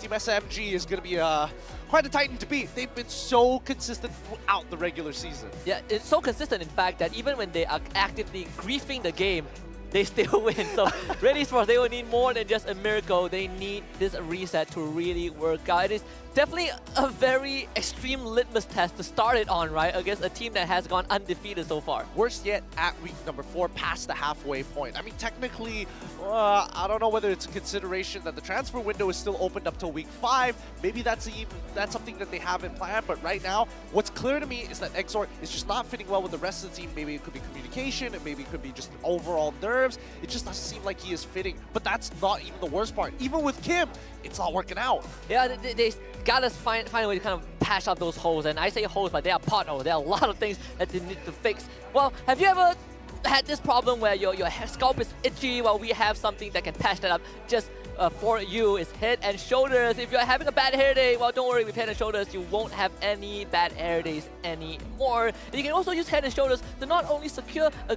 good and healthy scalp, but also make sure that you win your games flawlessly. You win in life, you win in game, defend your crown, and wipe out dandruff with Head and Shoulders. Yep, gotta make sure that it's all clean, nice, and fresh, especially when you're playing up on that stage. These cameras pick up everything. Gotta make sure you're looking tip-top and fine. But coming back in towards this game, I'm hoping that Red is able to actually scrape up a couple of points against SMG, because right now, the state of SMG, they continue to evolve. They're learning this new style where, at least for Saksen as well as Miko, who are continuing to kind of push the envelope and tempo for the team of SMG.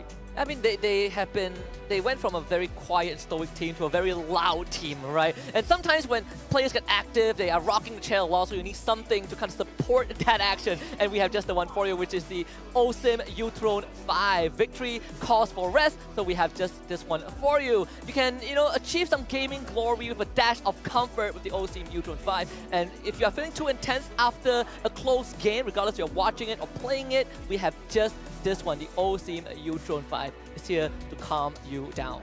The players are sitting up on it in the stage. We're sitting here at the council today, but on these U-Thrones, it's not plugged in yet for good purposes. And I think they made it very clear to hide the power plugs from us, considering the last time it's happened. But it has a lot of functionality in terms of whether you want to get a massage, so on and so forth. But we got to make sure that we are staying on topic, because it's important for this team like Red. If they lose this matchup, they don't have a lot of games left until the end of the season. Yeah, and honestly, the craziest thing is that they are only one series away from tying out with Team Lunatics, who are, I don't know, I mean, it feels like a low bar to clear, but it's actually a very tough task for Red Esports. But we have an easier task for you guys out there, which is to predict the MVP of the series. The first series has already gone by, but you have a chance to draw your prediction by scanning the QR code down below and telling us which guy you think is going to be the MVP between Team SMG and Red Esports. And spoiler alert, it's going to be from Team SMG. Yep.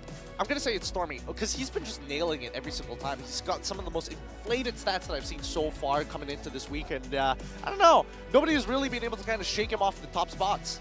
You can say the same for Sasa, right? He is just running into team fights. He doesn't really care if he dies. And he is still one of the top 5s, I think, in terms of GPM or damage or KD or something, right? He is up there in one of these stats. To be fair, it could be higher, but it's an exciting lineup to see that might actually qualify for M5. And SMG is one of the few teams that also has not made any changes during the transfer window. I mean, why would they make any changes, right? They are perfect as it is with Saksa, Miko, Sasa, Stormy, and Smooth. So far, impenetrable in terms of their gameplay. It seems like no teams have been able to find any gaps. I mean, Todak beat them in one game, and that is the closest the N team has gotten to beating SMG. And to be fair, even in that game, Team SMG was by far like the most not exactly put together, not as comfortable with each other as you would like to be compared to like week 2 onwards, where you really start to see this team fit together nicely. Yeah, the team Todak couldn't beat them at their, not when they were not at the strongest, right? Now they are in their optimal form. Compared to Red Esports, who are still searching, not for an optimal form, but just a form that actually works. In week 2, we say that they're drafting, no problem. Communication, bit of an issue. Week 3 rolls around, everything fell apart. So hopefully this variation of Red Esports is gonna fix that problem, at least some of it, because you have A-Mao, the Super Exort, you have Malboy, Mao, and Aaron. So Aaron's gonna step in finally for the team. And perhaps the key to make Red Esports work is to add Super in front of your name. And also add an extra T. That's also the important part. If you only have that first part, it's not enough. You gotta get both parts to make this cake work. And unfortunately, so far, Red Esports, I want to see whether this reset actually makes a difference or not. Like, their initial problems were so fundamental that they were playing abysmally bad. Like, it probably wouldn't have gone through pub games even. I unfortunately have to agree with that. I think one of the pain points that a lot of people looked at was what was Ren QT doing in these games, right? Had a lot of moments where you just look at it and you feel the heartache inside of your chest. Hopefully, Aaron is going to patch up those holes a little bit. When we talk about X-Jord as a player as well, we were looking for him to get comfortable after 2 weeks, and maybe last week was the chance that he's going to show himself and make his voice heard. That fell apart very quickly. So week 4, reset for Red Esports. I'm not looking for them to win the series. I know it's too tall of a task. I'm looking for them to put up a good game. Honestly, if they are capable of taking this game against Team SMG, that's already a huge statement. And I think if they were going to make any statement here in week 4, this would be it. I wouldn't say this is a high stakes matchup, but I would say that, like, as an expensive litmus test, Red, from a fundamental standpoint, have they fixed how far have they progressed in terms of fixing their issues? Number one, the drafts were already starting to look weird with a high priority on Barats the last time. That didn't go out too well. Let's see if that's going to be fixed. And then we'll go into the in-game when the time comes. Thankfully, they did stray away from the barrage, right? It failed miserably against Homebois, and when they played against MPX NC, they had a winning formula that you can kind of see it manifesting. We looked at the Joy, the Angela, which has been something that they have been very consistent with the Terisla as well. But we're going to put that aside for a while because we've been talking a lot about Sasa, the gold laner from SMG, one of the most aggressive ones and probably one of the greedier ones as well. And you can see from his average damage per minute, 3.6k, he's placed second in the league. Yep, so far so good for him, and he can definitely inflate his stats even more, but it's going to be tough when he's competing against half of his own teammates. Now, don't worry, he's one of the more elder players. I don't know, there's not a better way to say it, but hey, he's at the right prime age. He is pumping out those numbers. That's one way of putting it. But I definitely think that he's one of those players that people like me look up to, because he's like, we're the same age. He's still going at it. He's still trying to perfect his craft and actually get a world title once again. I mean, it's not like in his lifetime he hasn't been to an international tournament, previously playing in the MPL ID, and even before that, just with Onyx in their full Kage stage. So he has a lot of experience coming into Team SMG. But then we look at Melboy, who has been one of the hottest gold laners ever since he came in his very first debut last season, hasn't been able to transition it this season. Even during the SPS, right, he was putting out some very, I would say, a very impressive performance as a gold laner. He, facing up against teams from other regions, he has been able to kind of put them to work as well. But right now in MPL MY itself, he has been struggling. And I think a big... I mean, the fans are just airing out the dirty laundry. Maybe if they win, these photos won't get leaked. Although they're on national TV already, so... To be fair, we do have windows by the player rooms to actually have these moments before the game even starts, where the players are just chilling around in those player rooms, having their discussions and interacting with fans through an almost aquarium screen. Funny enough, it's great to have it because there's more interaction with the fans, and people feel more connected towards their favorite players. Good to see the emotions on stage and off stage, right? Yeah. But yeah, for Melboy, I think a big part of the failure, I guess, it's not entirely on him. I mean, he has some moments where he played a bit funky, but he needs his team to enable him, and that's where the system comes in for Red. The reset system, as we say, has been activated for Red Esports as well, but whether that would be enough to make a dent at this game 1 is going to prove it. We'll see whether this fresh reboot is going to be enough here. It's a lot of pressure, especially for the shareholders of Red, investing so much in this team to get X-Jord all the way from the Philippines to get them playing on Malaysian soil. That's already a lot of money. And that's not to mention that the majority of these players have been sticking around for Red for a good amount of time. Ren QT, Melboy, and more importantly, even Mala being one of the legacy players of Red. And they also have to make the decision of where to put Kim, right? In this case, he's going to be sitting on the sidelines. See how this draft is going to pan out. There were some winning formulas when they faced off against MPNC. I'm not too sure if SMG will give them that liberty. We'll see if that manifests itself. Starting with the Kadita, Joy banned by SMG, and Red Esports banning out the Edith and the Yi. Seems pretty standard all across the board. 2 mage bans so far, both 2 flex picks getting banned out from either side. Team SMG on the red side with Red Esports on the blue side. So first pick going over to Red Esports. The priorities usually are supposed to be their flex options. So I'm guessing along the lines of Fredrin, even Valentina generally. But I don't know if they want to fall back to the pick Bruno now, think about it later. Yeah, they have done that plenty of times, and it has not been working out too well. I mean, I understand the logic, right? Bruno, you are solid for all stages of the game, but who is going to pair up with him? Claude banned out by Red Esports, very straightforward, one of the most banned gold laners we have. And of course, we want to see a Saber Roam as well, I agree. In fact, if a Saber Roam shows up, Beloyski will be very happy about that. That ain't gonna happen here. We don't GDS. We don't do that kind of thing here at MPL MY. There are people who perform, who commit heinous acts and still aren't as bad as Saber players. Hey, don't worry. I've seen a full magic damage Johnson roam that beat my team yesterday. All right, so the Saber roam, not a problem.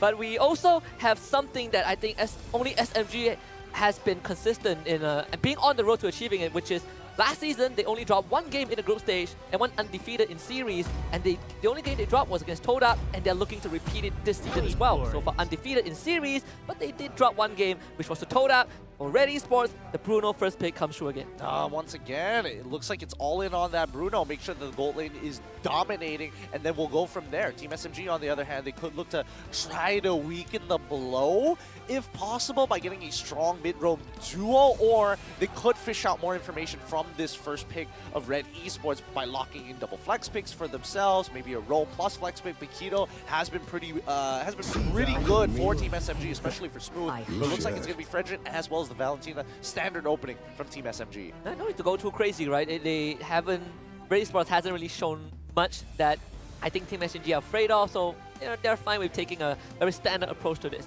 And that actually puts Red Esports, I think, in I would say a more comforting spot. You get to explore more of that options. I mean, the export is on the table if you want to go for it.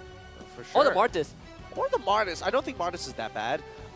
We'll see in a little bit whether Amal is going to get his hands on it, unless Team SMG has something else. But usually when we do see that Frederick gets locked in, especially if Martis is available, is the usual go-to to actually pair up in that matchup in the jungle. See, Red Esports, what is going to be the choice? Looking at a jungler plus XP laner matchup. They actually will go for the Kaja. It was left open, so the Roamer get picked up. There it is, Martis for Red Esports.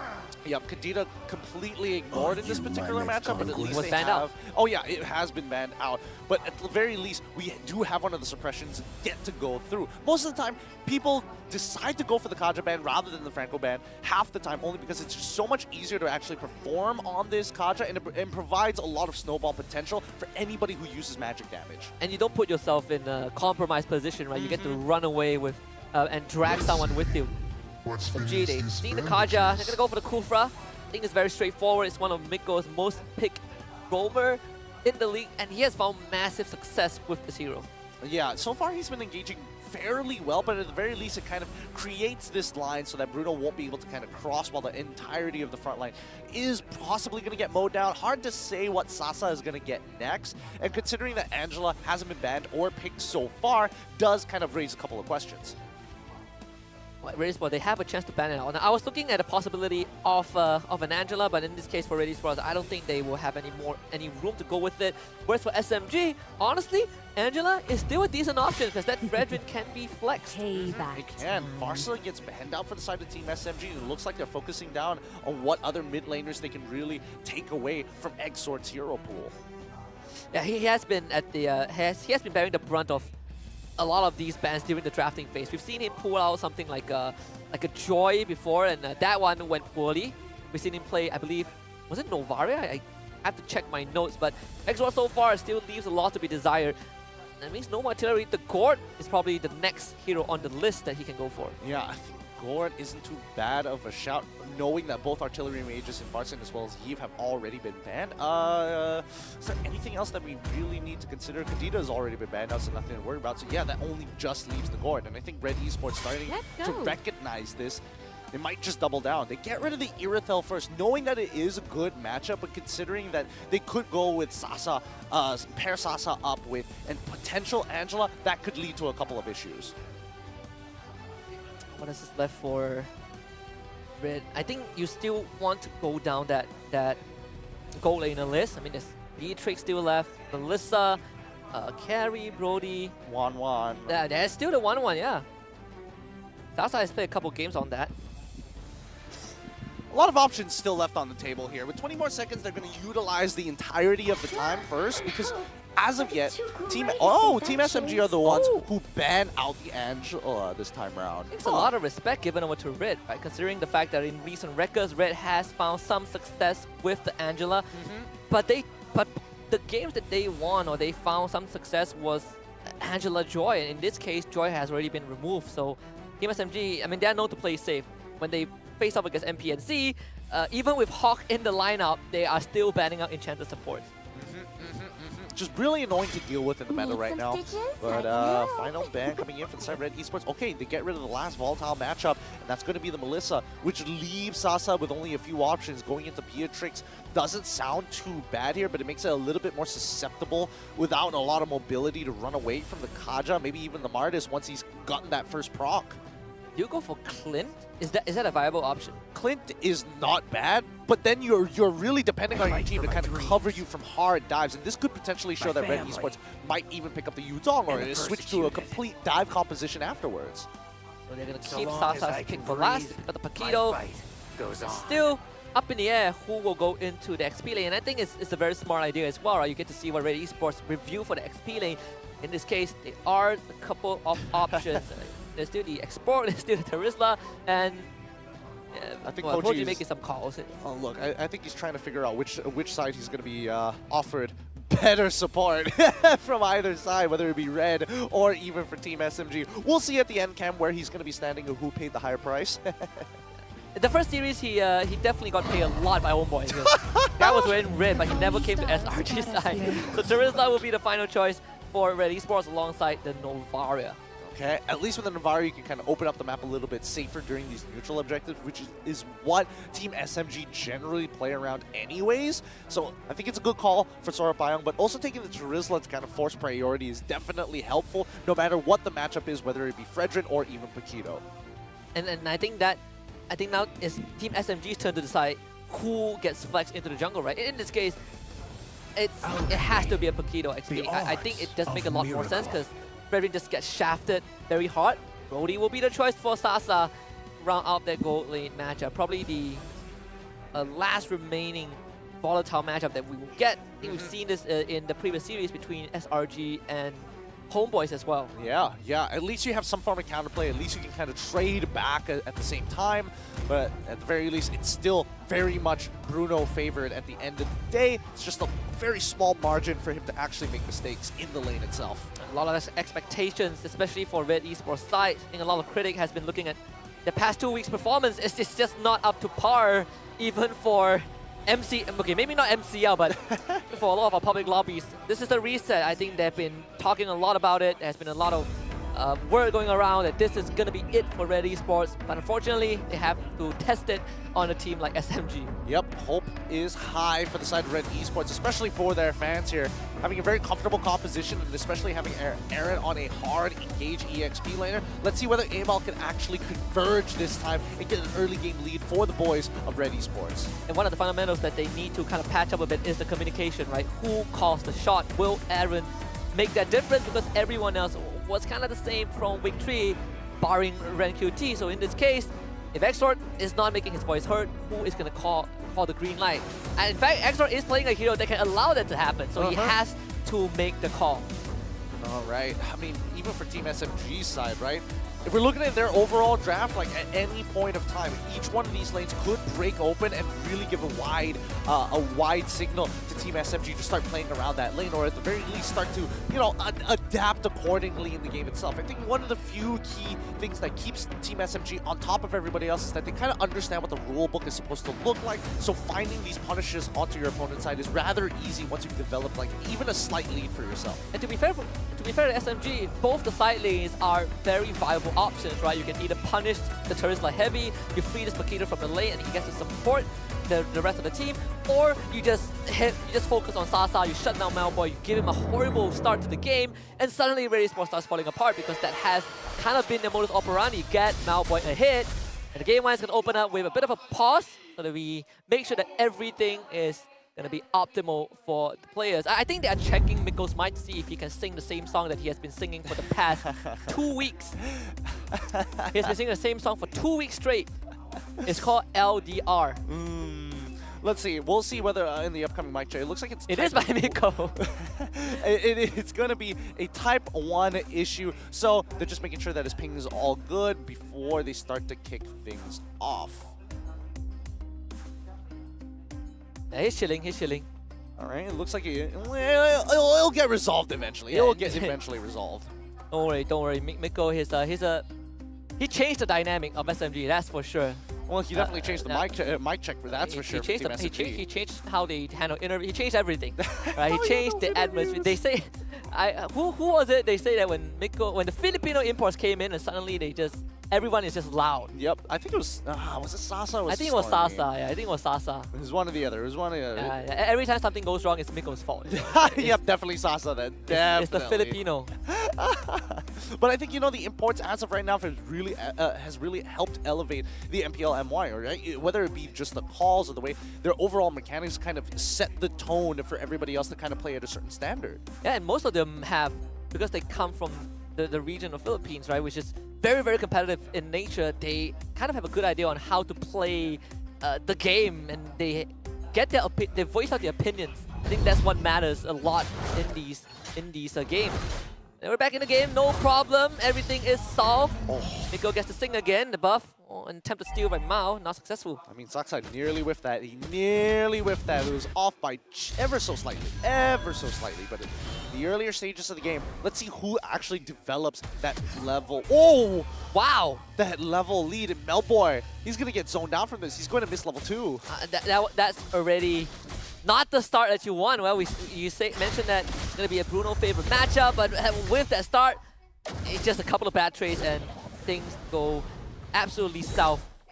And it also feels bad when you are the mid laner, you try to help your XP lane clear and hit 2, and you can't return to the mid lane because Stormy has hit 3 and he's moving around the map actively. Exactly, and that's the thing about these these types of openings. There are holes in them. They're not absolutely perfect, but there's got to be some kind of logic behind it. Like, if you are trying to rush level 2 for Super Exort, right? And at the most, Stormy recognizes that if he's able to kind of just block the shots from the Astral Recall, he can actually slow down the rotate because the wave wouldn't be cleared in time. So at the very least, at the sacrifice of a little bit of HP, and since you already have Regenerate, it's definitely a worthwhile trade if you get to leave the lane first. Just like that, I mean, Team SMG are already winning out in experience ever so slightly across all lanes. Everyone will receive some of that pressure. Ama will show up. Insurance grab in the Mortal Coil. Saksa instantly unleashes the Praiser's Wrath, the new Neo Beast Fredrin skin. It's hard not to spot him out, especially when he's got like the gold shoulder pads that just glimmering all the time. Like, is he even behind the turtle? You can still spot him out. He is. Yeah, there it is. Is he skinnier? It feels like he's skinnier in the skin. It's definitely flashier. Mikko zoning out the rest of Red Esports. Ama on the run. Oof. The stolen decimation from Stormy, showing it how it's done. Team SMG, Saksa, he's not even participating. He gets a free turtle, excuse me. Ama, well, Smooth does end up going down. It's a 1-for-1 trade. Yeah, but they do find the kill on towards Smooth's side, so it's not like Smooth is going to be able to like extend this lead even further. But man, they found it. And they found Exor, pinned him to the wall, flickers to safety. Stormy's thinking about it, not gonna follow up. Mikko will be able to get out. Yep, at least he cleared up his mid-wave. The next one's about to collapse, but Super Exor should be... No, I don't think he will be able to make it in time before he loses at least one minion. And just, I mean, Stormy here is definitely powering ahead in terms of that experience. But thankfully for Red, they got something in return. They have a stabilizer in the form of this Terizla. But overall, again, look at the experience, right? Saksa, he is almost a full level ahead of Amao. You have Smooth, who is almost a full level ahead of Aaron. And we start to see Red Esports doing the same thing that they have been doing in a lot of these games. They are sticking together 3 minutes in. Yep. And I mean, they play a lot off of their fundamentals. Smooth, he's already going to go for an early proxy. He's going to rotate to try and pinch anybody in no man's land on the top side of the map. But Red Esports, they're playing towards their strong side, which is their Bruno, right? Trying to make sure that he's going even or starts to even out in that gold. So these attempts at forcing Sasa back underneath past his turret is always a good idea. Use the Astro Echo as well. So we'll be there if Red Esports tries to do something funny. Love the way that Aaron is also proxying the wave, so you get to match move. Instead, Red Esports keeping it under control. Next door spawning on the bottom side. Let's find out. 22 seconds until it spawns. It looks like Team SMG is going to posture for it first. The next wave needs to be cut off here, but I don't know if Smooth wants to go for the proxy. He might be caught between a rock and a hard place if Aaron and Amal decide to jump on him, but this opens up an opportunity for 4v3 down by the turtle. I feel like there's a chance that Red Esports doesn't want to contest the turtle. As Smooth, he's going to get away. There's no way to catch him. Oh, it's tough. It's tough. They've also got Exort having to force down on mid-wave as well. Really nice macro coming in from the side of Team SMG. Looks like they covered all the angles. Still dodging the game. Amal is really taking a lot of damage. Starts out with forcible waves. Smooth instantly getting dragged back by the Divine Judgment. Looking to kill him on. The decimation not enough. Smooth! He's gonna get away! And Team SMG, they will pounce onto Red Esports to find Amal once more. Super X also ends up going down. Stormy. Oh, he's decimating every one of them. Homebois next on the list. Stormy! With a triple kill on the bottom lane. So early on, and this is why Stormy is a KDA machine. And better yet, him and Sasa are going to try and break this bottom tier 1 to unlock the lane with Miko in front of the turret, and just in case in Saksa in the jungle to make sure that all angles are covered. This is why Team SMG is on top. Red Esports is going to have nightmares about that one. They picked the Martis, and the Martis is the one killing them in these team fights. It's such a feels bad. It really is such a feels bad. But the game is still the game. There can only be one winner in it. And now that Mal has fallen behind by a full level, he's about to be down by 2 levels up against Saksa in the upcoming minutes. Even just now, I feel like the Homebois, I believe, wasn't in the fight, right? So they didn't have enough damage to kill a Smooth. The fact that Smooth got away, that was a big feels bad for Red. Aaron, decent damage against Sasa, will force out the flicker. Minggu doesn't really connecting with the Tyrants. Revenge will get Aaron pinned into the wall. As Sasa shows out, it should be a dead Charisma. It's going to take a while, but it will happen. Okay, they finally take him out, but look up down towards bot side. They want to punish Homebois. Homebois once. Turret, good drag from the side of Mao. Get a bit of punish, and finally Red Esports opens up the bottom lane. Yep, and now these trades are starting to look even, but Team SMG, with that early game lead that they developed for themselves, 3 kills ahead of Red Esports, they still maintain their own. Red Esports don't mind these trades, these structural trades, but they can't afford to lose that mid-tier 1. Once that mid-tier 1 is done for, Team SMG have full access to the jungle, and I think it's just a downhill spiral from there. Majority of the gold lead now rests in Stormy's pocket. I believe he just completed the Lightning Truncheon. Even more damage than Red Esports could possibly handle. Another objective fight, 3rd turtle of the game. See how the first 2 play out, with Stormy becoming Amal himself. Red Esports, I don't think they're in position to contest it. No, they're not, but they kind of detect that Aaron could be on the top side of the map, but we'll see. This is kind of looking like a juicy engage angle. A good cancel by Amal, and Aaron's going to engage. 2-man penalty zone, but no follow-up. He's going to be flickering to safety without his team being there for him. And SMG is going to go for the punish. Everything dropped on top of Homebois, who was in the river. And SMG finds a free kill, and this mid-tier 1 is going down for sure. But Sasa once more finds Amal. Stormy is going to go forward. He is the Martin himself. The Decimate Q is there. They can't even kill him. Oh, Stormy finds more alongside Smooth, gets away. And Team SMG wipes out 4 members of Red. I can't believe he got away with that. I can't believe it. I thought that last turret shot would have put him out of his misery. But no, he still goes out. Perfect 88. 5-0-3 so far as he is continuing to double up on his KDA ratio so far. A bit of a bad news. 6.3k gold lead for SMG 8 minutes in. Mid-tier 2 down. That's off of 1 turtle fight.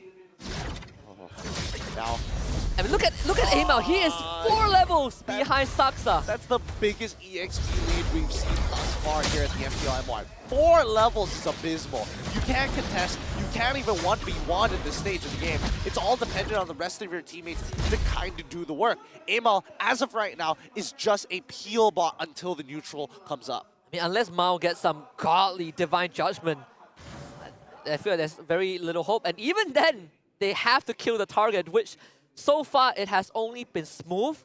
The easiest guy to catch and kill, I suppose. Team SMG, they're just going to posture on his bottom side.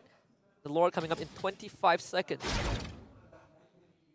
Playing it slow once again, with full map control and more importantly, access to the enemy jungle. People like Brody, and especially for Sasa, having the greatest time in the world, just taking everything for free, especially when you have Miko stood up and set up right in front of their base just to give vision. And I think it's tough to get out of this position if you are Red Esports, because no matter who you are looking to engage, there's just so much peel from the side of Team SMG if they decide to take a traditional front back. Red Esports, they will not even attempt to contest this. Aaron is confirmed suspicion. For them, it's all about Melboy. It's all about getting this Bruno online, and hopefully he's going to start two-shotting some of the SMG members. So that top tier 1 finally drops. Red Esports finding some sort of respite. Okay. Smooth is heading back down to see if he can get some information on where Red Esports is deciding to walk out from. He knows that the orange buff is available, but the purple is already being taken away by the Fredrin, so this is the only other opportunity for Red Esports to actually buff themselves up. Give it over to Melboy, and we are falling back to what Red Esports has been doing very consistently. Just come together, make sure the President Melboy doesn't fall. Easier said than done when SMG has a lot of dive potential. Aaron's going to bear the brunt of that outside of base as Red Esports cleans up the Lord without any issues. Team SMG, they are still knocking on the front doors. But they haven't cracked an inhibitor just yet, which is a huge win for Red Esports. Comes the second wave. Conceal, Miko looking for an engage. Stormy is in, dashes away, actually baits out Amao. Amao is now falling instead, and Mao couldn't even do too much, even with the Divine Judgment. They will trade Saksa in return. It's a 1-4-2 trade in favor of SMG. Okay, not bad, not bad. It could have been a little bit better, but trying to break. Oh! There it is, Miko flicker straight into 2 members, sending them into the wall, and Miko has an immortality. He's going to come back to life, and SMG, they have 4 members alive. Ama will be back in 3 seconds. This inhibitor is going to fall. Ma will also return. Doesn't have the Divine Judgment just yet, but for SMG, all about choking out Red. They're doing so extremely slow, but you can see that it's profiting so much. This is what we were hoping that the Homebois was able to achieve. The Homebois was able to achieve as quickly as possible as we get into the 11th minute. But as of now, Team SMGs are setting themselves up for a potential checkmate with the upcoming Lord. That will help them develop their goal lead to somewhere close to 10, and having a 10k goal lead ahead of your opponent's pre-max build is always a great position to be in. It's 13-3 right now, and I think Team SMG just think about closing out this game. And just now when we look at the damage difference chart, Aaron is dealing the most damage on the side of Red Esports because everyone else can't really get close to these fights. SMG, they'll again posture around the middle lane and take control of that bottom side. The wave will get pushed out though by the of Red Esports, but it might not matter if Miko finds his kill. And Aaron, he's gonna be dead. No Terizla for the next 35 seconds. Tough once again. These pincers coming in from Red Esports make it, from Team SMG is making it difficult for Red Esports to really hold on to the ground that they have. But worse yet, Mal has not been able to find these flank angles at all. The most he's been doing is just kind of sitting around waiting for the opportunity to kind of unfold itself, all by itself. Lord is up, SMG. They're gonna take it. Red Esports, even with a Hail Mary attempt, Lord contest isn't one of them. They have to somehow make another base hole happen. Look at the predictions. So what? 85% for Team SMG. That's a whopping win percentage in matter of fact. We don't get to see the AI predict anything higher than 80 most of the time. But man, this is becoming such a stop, just tactically and cleanly getting eliminated as they lose control over this map. Red Esports now conditioned and too scared to even walk up at the risk of maybe dying and throwing this game over to Team SMG. And the 15% is SMG diving the fountain. And even then, they will probably only equalize the goal. Well, not even equalize half of it. That's how big of a lead SMG has. I think that's fair. I think that more than half of it would be fair. But now, here we go. They open up the map. They spawn out 3. They know exactly what they're dealing with here, but can they deal with all the waves? Losing an inhibitor this early on is definitely going to hurt for the next upcoming neutrals. But I think what we've learned from SRG, even though you're sitting underneath the turret, as long as you can clear, it's not that bad. The crystal can also help you out as well if they dive you. The bottom inhibitor will fall. SMG, Saksa gonna play with fire a little bit. The damage so far from Red Esports not hurting as much as they would have liked yet, but we do see some of those numbers come out from Homebois. Oh, he goes, looking for another engage. Oh, pixels off. This one. This can be dragged back this time. Let's get taken out for another 40 seconds. Homebois finds the kill. SMG will find the last inhibitor on the top side. Really call for a disengage. Yep, they're going to be backing off here. Good defense coming in from Red Esports, but at what cost? Losing the majority of their inhibitors is going to put them at a significant disadvantage, especially since they're designed to make sure that if Team SMG moves away even one person, a 4v5 is a lot more manageable compared to if it were just a full 5v5. And perhaps, you know, using the Flicker Divine Judgment, maybe Red Esports can wait for SMG to kind of go for an engage and try to punish them. That's what happened in that base defense.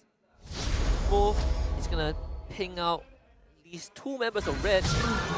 Look at the amount of space that SMG has taken up. Way too much space. And I think, as of yet, if Red Esports wants to come back into this, a lot of it is just isolating the target's game off. He's so far forward. He's dead. I don't think he's gonna get out of this. The 20-power memory for Sasa is gonna be there. Saksa looking for kill. Wow, Aaron actually saving him at the end, but they might have to sacrifice the Terizla, in fact. He's dead, so Red Esports, unfortunately, just not being able to escort Aaron out. Oh, I think. Oh, man. I wish Aaron wasn't there in the first place, but, you know, it is what it is. I feel like they need to keep Amao alive, but even then, they're not really going to be able to contest the Lord anyways.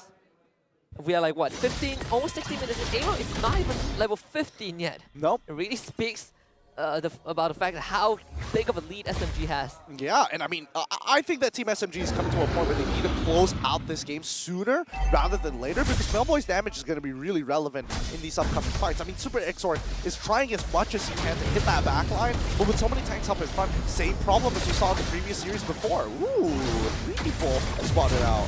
Lovely cancel by Amao. That could have been devastating for them. The side waves are not doing too well, and Aaron is the only one managing it. For SMG, they're just going to play it slow. Smooth not showing himself as well. Minggu this time going for another engage onto Amao. Able to get away, but his health pool not looking too good. And Smooth, oh, he just snuck into that bush. They're about to collide again. Oh, Minggu nearly connecting. Ever so close. The base. Look at the base. The minions are doing the work. I mean, somebody's eventually going to come back to get it. Oh, no. But now they're going to just turn on them straight away. They don't care about the Lord no more. Mao is going to go down. He has the immortality to bring him back to life, but he has no more ultimate. So he's going to end up falling. Smooth. Take out majority of Homeboi's damage. Immortality will go. And it's going to come back to life. Homebois finds the shots, takes him out. But SMG, they're not down the Lord just yet. Aaron, the face check is Amao. Can't go down right now, but ends up dying anyways. Stolen Divine Judgment doing the job, and Homebois now needs to go huge, but Minggu flickers the top of him and knocks him to a wall. He is gonna be dead. And SMG, they do not need the Lord. All they need is Red Esports to overstep, and this game 1 is done and dusted. Yep, they found the opportunity again. Team SMG, tactical as always. Gotta wait for next game to see how Red responds to this just outright textbook movement across the map. And we weren't expecting too much from Red. We were expecting some sort of a resistance. They did put up some decent holds, right? They understand their priority in the base. Homebois putting out the damage that they need, but they were just put so far behind. Coming back from this would require a miracle. Yup, and with that being said, the first game of this best 3, Team SMG will take it. Red Esports, can they deny Team SMG at least 1 extra point? Deny them 1 extra point and kind of wipe away the possibility of them repeating Season 11's history. I feel like that would be a greater glory. I mean, I don't know how much of greater glory that's going to be, because that means that they'll have to end up like as a runner-up during the grand finals later. That is true. I mean, winning it the series would be, I would say, probably the biggest upset we've seen in MPL so far, and there's a reason why it looks so unattainable, because you saw how SMG shut the doors constantly at a 10k goal advantage. The moment they got to that 10k, it never went down. That's the thing. You know, their man-to-man defense is what's making them so good. And I think, especially with the movements across the map, they're good at reading into it with ever so slight information. They didn't have the Novaria. Let's keep that in mind. They can have the Kaja. We still know how to deal with it, right? So at the end of the day, Also true. SMG, they've got it all panned out. Let's go backstage and look at our MVP of game number 1, Stormy on the Valentina. Absolute flawless game 1. Don't cover your face. Come on, show it to everyone. There it is. Give us a wave. Yep, we need to make sure that we have these snapshots for when he wins the MVP of the season. Because let me tell you, his game KDA, he's not dying a lot. He's not sometimes not dying ever. 95% KP with a 7-0 and 11 game KDA. Don't worry. I think there's been an error on production side. They should change the hero portrait to Martis, because Stormy has to play Martis majority of the game. Oh, that's true. His decimates are great. I think he's very good at judging how much damage exactly he needs to kind of take out his opponents. You know, visually he gets it. He just sees the health bars and he's just like, yes, I can do it, or no, I can't. And that's why he's one of the most decorated mid laners we have, right? Like, I think you mentioned early on that so far he has been untouched.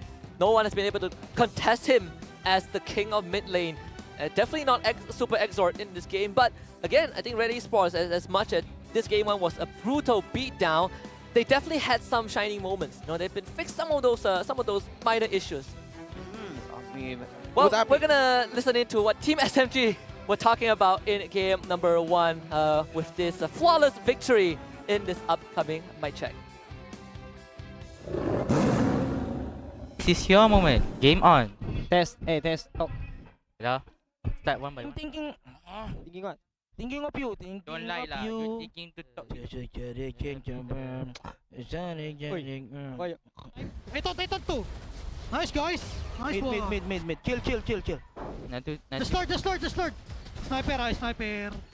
I'm ready to Just fight. I chase. Bruno. Go. Chase. What's much to say about game 1? SMG, as always, rolling over the opponents 19-5. It's not even close. It really isn't close. What I will say is that Red Esports are making a lot less mistakes. And that in itself is already a big plus for the side of Red Esports. Not too many mistakes made overall. I definitely think they could have approached the fights a little differently, but that comes to decision making more than the overall sense of like how exactly are they moving across the map. Because I think in terms of the way they handled it, it's not bad, but Team SMG with just a slight tempo lead really knows how to compound their interest to make sure that this 50 goal lead eventually turns into 100, which eventually turns into 1K, and then 2, and then the rest of the game. And at least it's a game where SMG won because they are just so much more proficient in handling these macro plays rather than making silly mistakes, right? So it's something that I think they can walk away being happy about after game 1. For Team SMG side, they are basically almost decked out for all members towards the end of the game. 4 of them have full items. I mean, they were rich. They were very, very rich. And I think even you can tell that if we look at the gold earned by Stormy alone, like he is catching up fast to Sasa. And Sasa has been free farming the whole game. I mean, they have different ways of achieving that. Sasa farms the wave, a Stormy farms the heroes. Yep, that's how you do it, just farming out the heroes. He himself decided to go for Bargain Hunter this time, plus the Impure Rage on top of the agility. Apparently he does like to scale Valentina as quickly as he possibly can. And why wouldn't he, right? He feels so confident, probably looked at the matchup and then like, I can handle this, no problem. Once he gets the snowball rolling, and it was just so hard to stop. But on the side of Red Esports, we can see the clear idea of how they want to play this, right? You have a Kaja to punish any overextension from SMG. You have Aaron and Amar to kind of go for to be the tempo breaker, and Homebois being the main carry. But at the end of the day, Team SMG just found the lead before Red Esports could do anything. Yeah, couldn't do much about it at all. I mean, they were trying it. They were trying his best. I would say that one of the weirder things is the fact that Aaron wanted to stick in lane for as long as possible, deciding to go for the common emblem, plus the added thrill, just to make sure that he has the adaptive damage to get through it. I would have imagined that he would much prefer going for the fighter emblem to go for the natural inbuilt inbuilt spell vamp to stay alive more than anything else. So I thought that was kind of interesting to point out. I'm surprised he went Rupture instead of like what Vitality or something, right? It's Oh, Rupture, not Thrill. You're right. You're right. Thrill is adaptive damage. Yeah. Yeah, correct. Because I always confuse that for extra attack speed. Here are the numbers for game 1. The only thing that Red Esports wins out is damage taken, but because they were used as a punching bag. Yeah, nothing much they can really do about the game per se. Mainly because Red Esports weren't able to kind of open up opportunities during these early neutral fights as well. Because it really just boiled down to what could you do in the early game to actually make it work for yourself. And unfortunately for Red Esports, Amal, he was getting chunked out way too often, and that's only because the side laners were late to actually make it to that fight and create battle lines in no man's land, which in this case is the river, as soon as the turtle or Lord spawned. Even when you look at the damage to towers, only Melboy is taking out structures, and well, he's helping to take out structures, right? He himself didn't get any last hits, and that really speaks to how Red Esports have really shifted their focus at the moment they realize that Team SMG are snowballing. They are putting a lot of members to protect Melboy, to make sure that he's opening up lanes, he's getting goal. But because of that, they basically just gave away a big part of the map. Speaking about map, let's take a look at the heat map between the junglers in this game. All right, Amal versus Saksa. Looks like a majority of the time, jungle domination. Very interesting statistics here, with 66.7% of the top side of the map being controlled by Saksa, 100% by his own purple buff. But then when it comes to Amal, 50% only, which means he if you play the situation 2 times, there's a good chance that Saksa actually walks away with one of the buffs and one of the camps. And that also speaks to kind of the experience lead that Saksa got over Amal. 4 levels. I don't know how that's even possible. You have to lose all the camps, probably a majority of your buff, and all the neutral objectives. You need all the neutral objectives, and you need to be able to fully rotate and fully clear your entire side of the jungle, and then clear Amal's side of the jungle like twice over. And then clear him on top of it. It's so rough once you actually have the statistics of like what you're really getting out of this game. From Amal's POV, right? This moment here from level 4, as soon as he died, it was basically over for him, huh? Yeah, the moment he dies, Stormy just gets to do whatever he wants, right? Gets a decimate here, a decimate there. And in this case, Saksa, he wasn't even participating in the fight. It was the rest of SMG running over Red Esports while Saksa is just chilling at the turtle. Look at him. It's just they can't get in on these fights. It's really tough to do so, and they have so many different like engage methods to get on top of it that it's even risky. It's pretty risky if they pair up Mal and as well as Melboy together to walk side by side, because they both could get caught by Miko.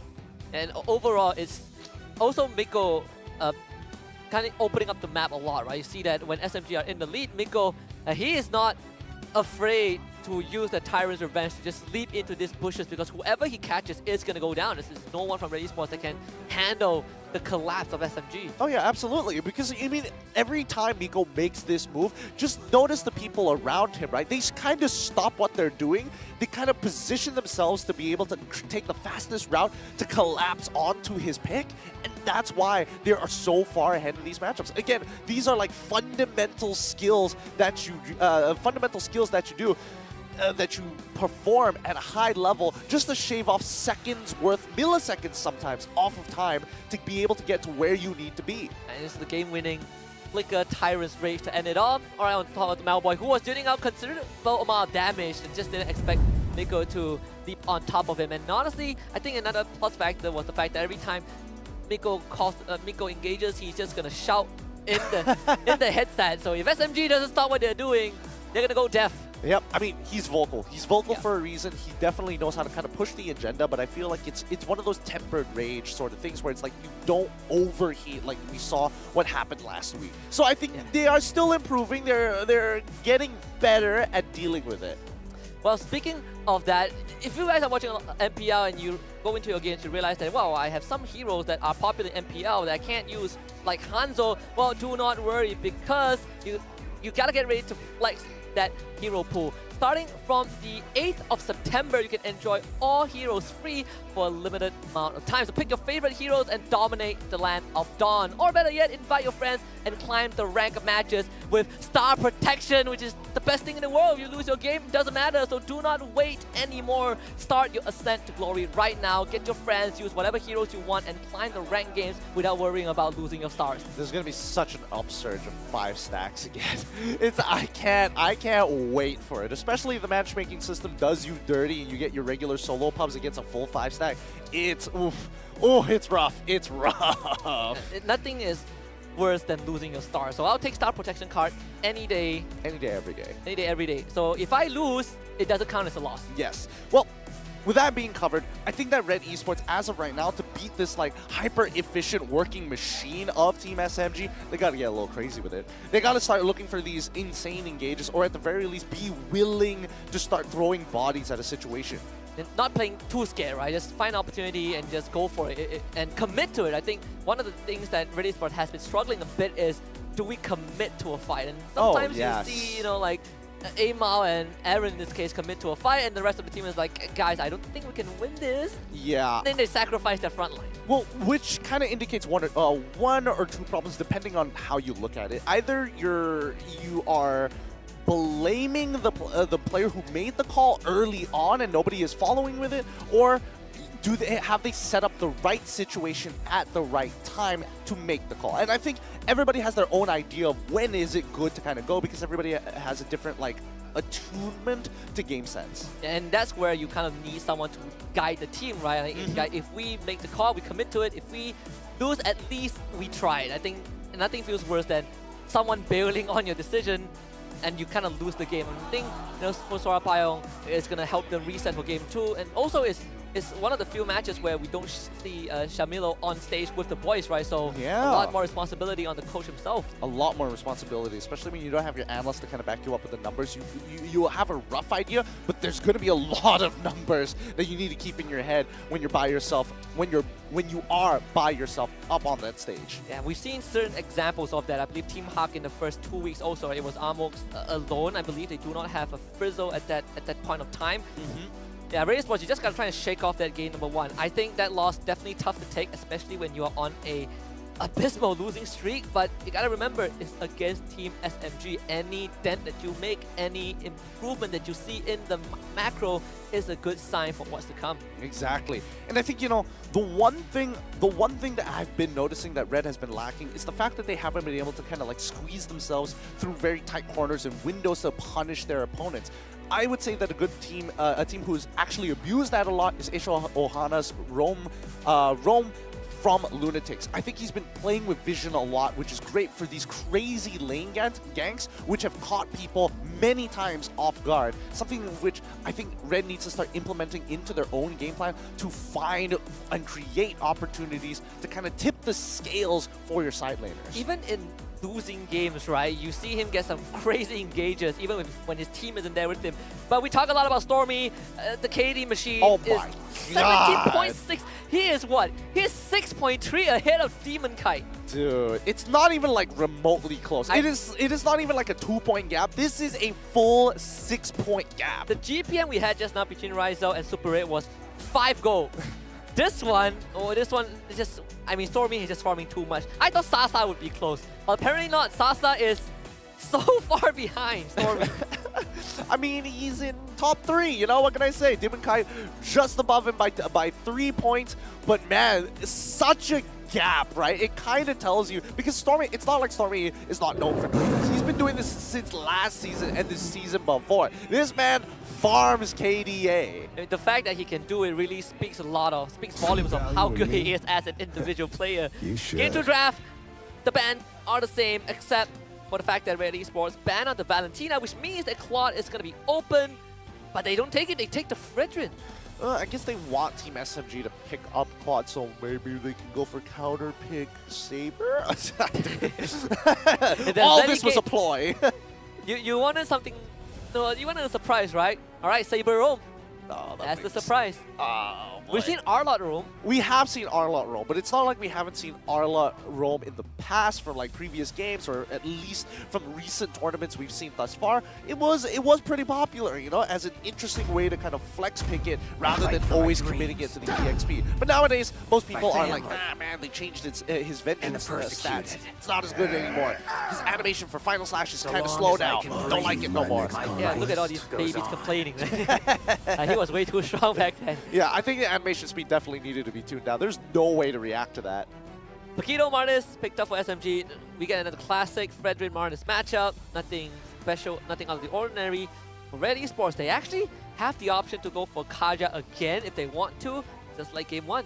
I don't know about this one. I think it would be, I would say that instead of Kaja, might as well just go straight into Franco, right? Because at the very least, you have a guaranteed lockdown with the possibility of pulling somebody out of position. And I think, you know, overall, one of the better performing heroes coming in from Mal. We'll see. It just feels like a lot of times he's looking for like super ideal positions.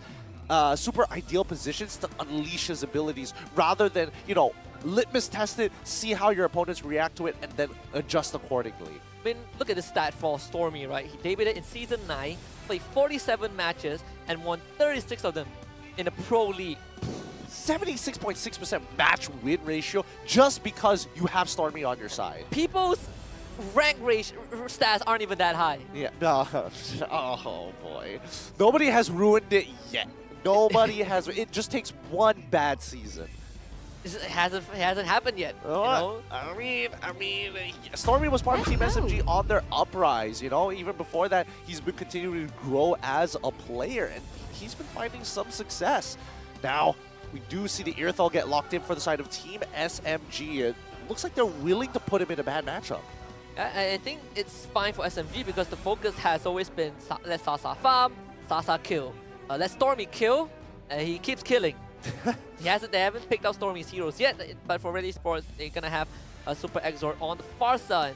Bruno once more, so SMG. I am the power They can start targeting the Kaja, which did cost them a bit of a problem in game 1, but they want to eliminate the possibility. Yeah, especially when you're playing up against Martis. At least with Fredrin, you have like a large health pool to kind of keep you alive and good sustain. Especially once you kind of get the energy burst down and you have the extra stats, it always feels a little bit better, despite Kaja reducing your MR a little bit. But in this case, when you are playing that Martis, you're already up in people's faces. Your CC immunity all comes down to a cooldown, and if you time it out, you're left in a very awkward spot in the middle of the field.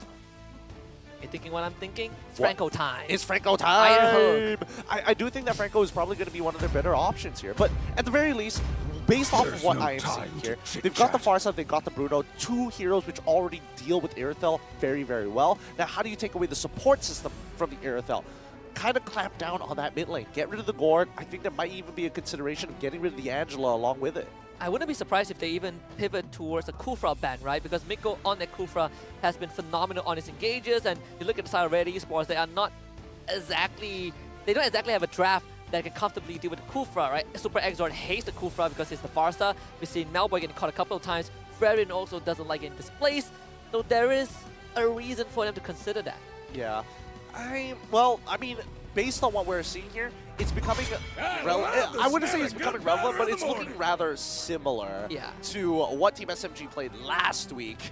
But we'll see. You know, there is a bit of a change with it with the Paquito pick, but we'll see in a little bit whether it's going to be the exact same thing. At least they banned the Franco this time, just to cover all their grounds, which is something that SMG has been doing very well. They cover their backs as much as they can in the drafting phase itself. But for Red Esports, do you want to clamp down on Stormy, or do you want to look at Miko, because he has, again, been one of the few playmakers for the team, right? Stormy, he can sit behind and do what he wants. The pool has been narrowed down. I'm looking at SMG, I wonder what else can go into the mid lane. Maybe the Fireman. The falling stars brought us Novaria? here. Oh, that gets banned out. Yeah, make sure you getting rid of like very typical picks here. I think that even if Team SMG decide to go for, even if they go for the Farmers, it's not really going to do too much for the team overall, especially since you want to clump up against a Farsa. Probably not the best idea. You want to clump up Worldy at the same time? Also not the greatest idea in the world. So I think Team SMG recognized that, but this does mean that they could just double down on the early game, play the Angela, and see whether they can get a snowball lead. They pick the Cho first. Okay. Okay. Good So way still to keeping cancel. Stormy's heroes. Yeah. A good way to kind of cancel out your opponent's abilities, good way to kind of pick them off at the same time.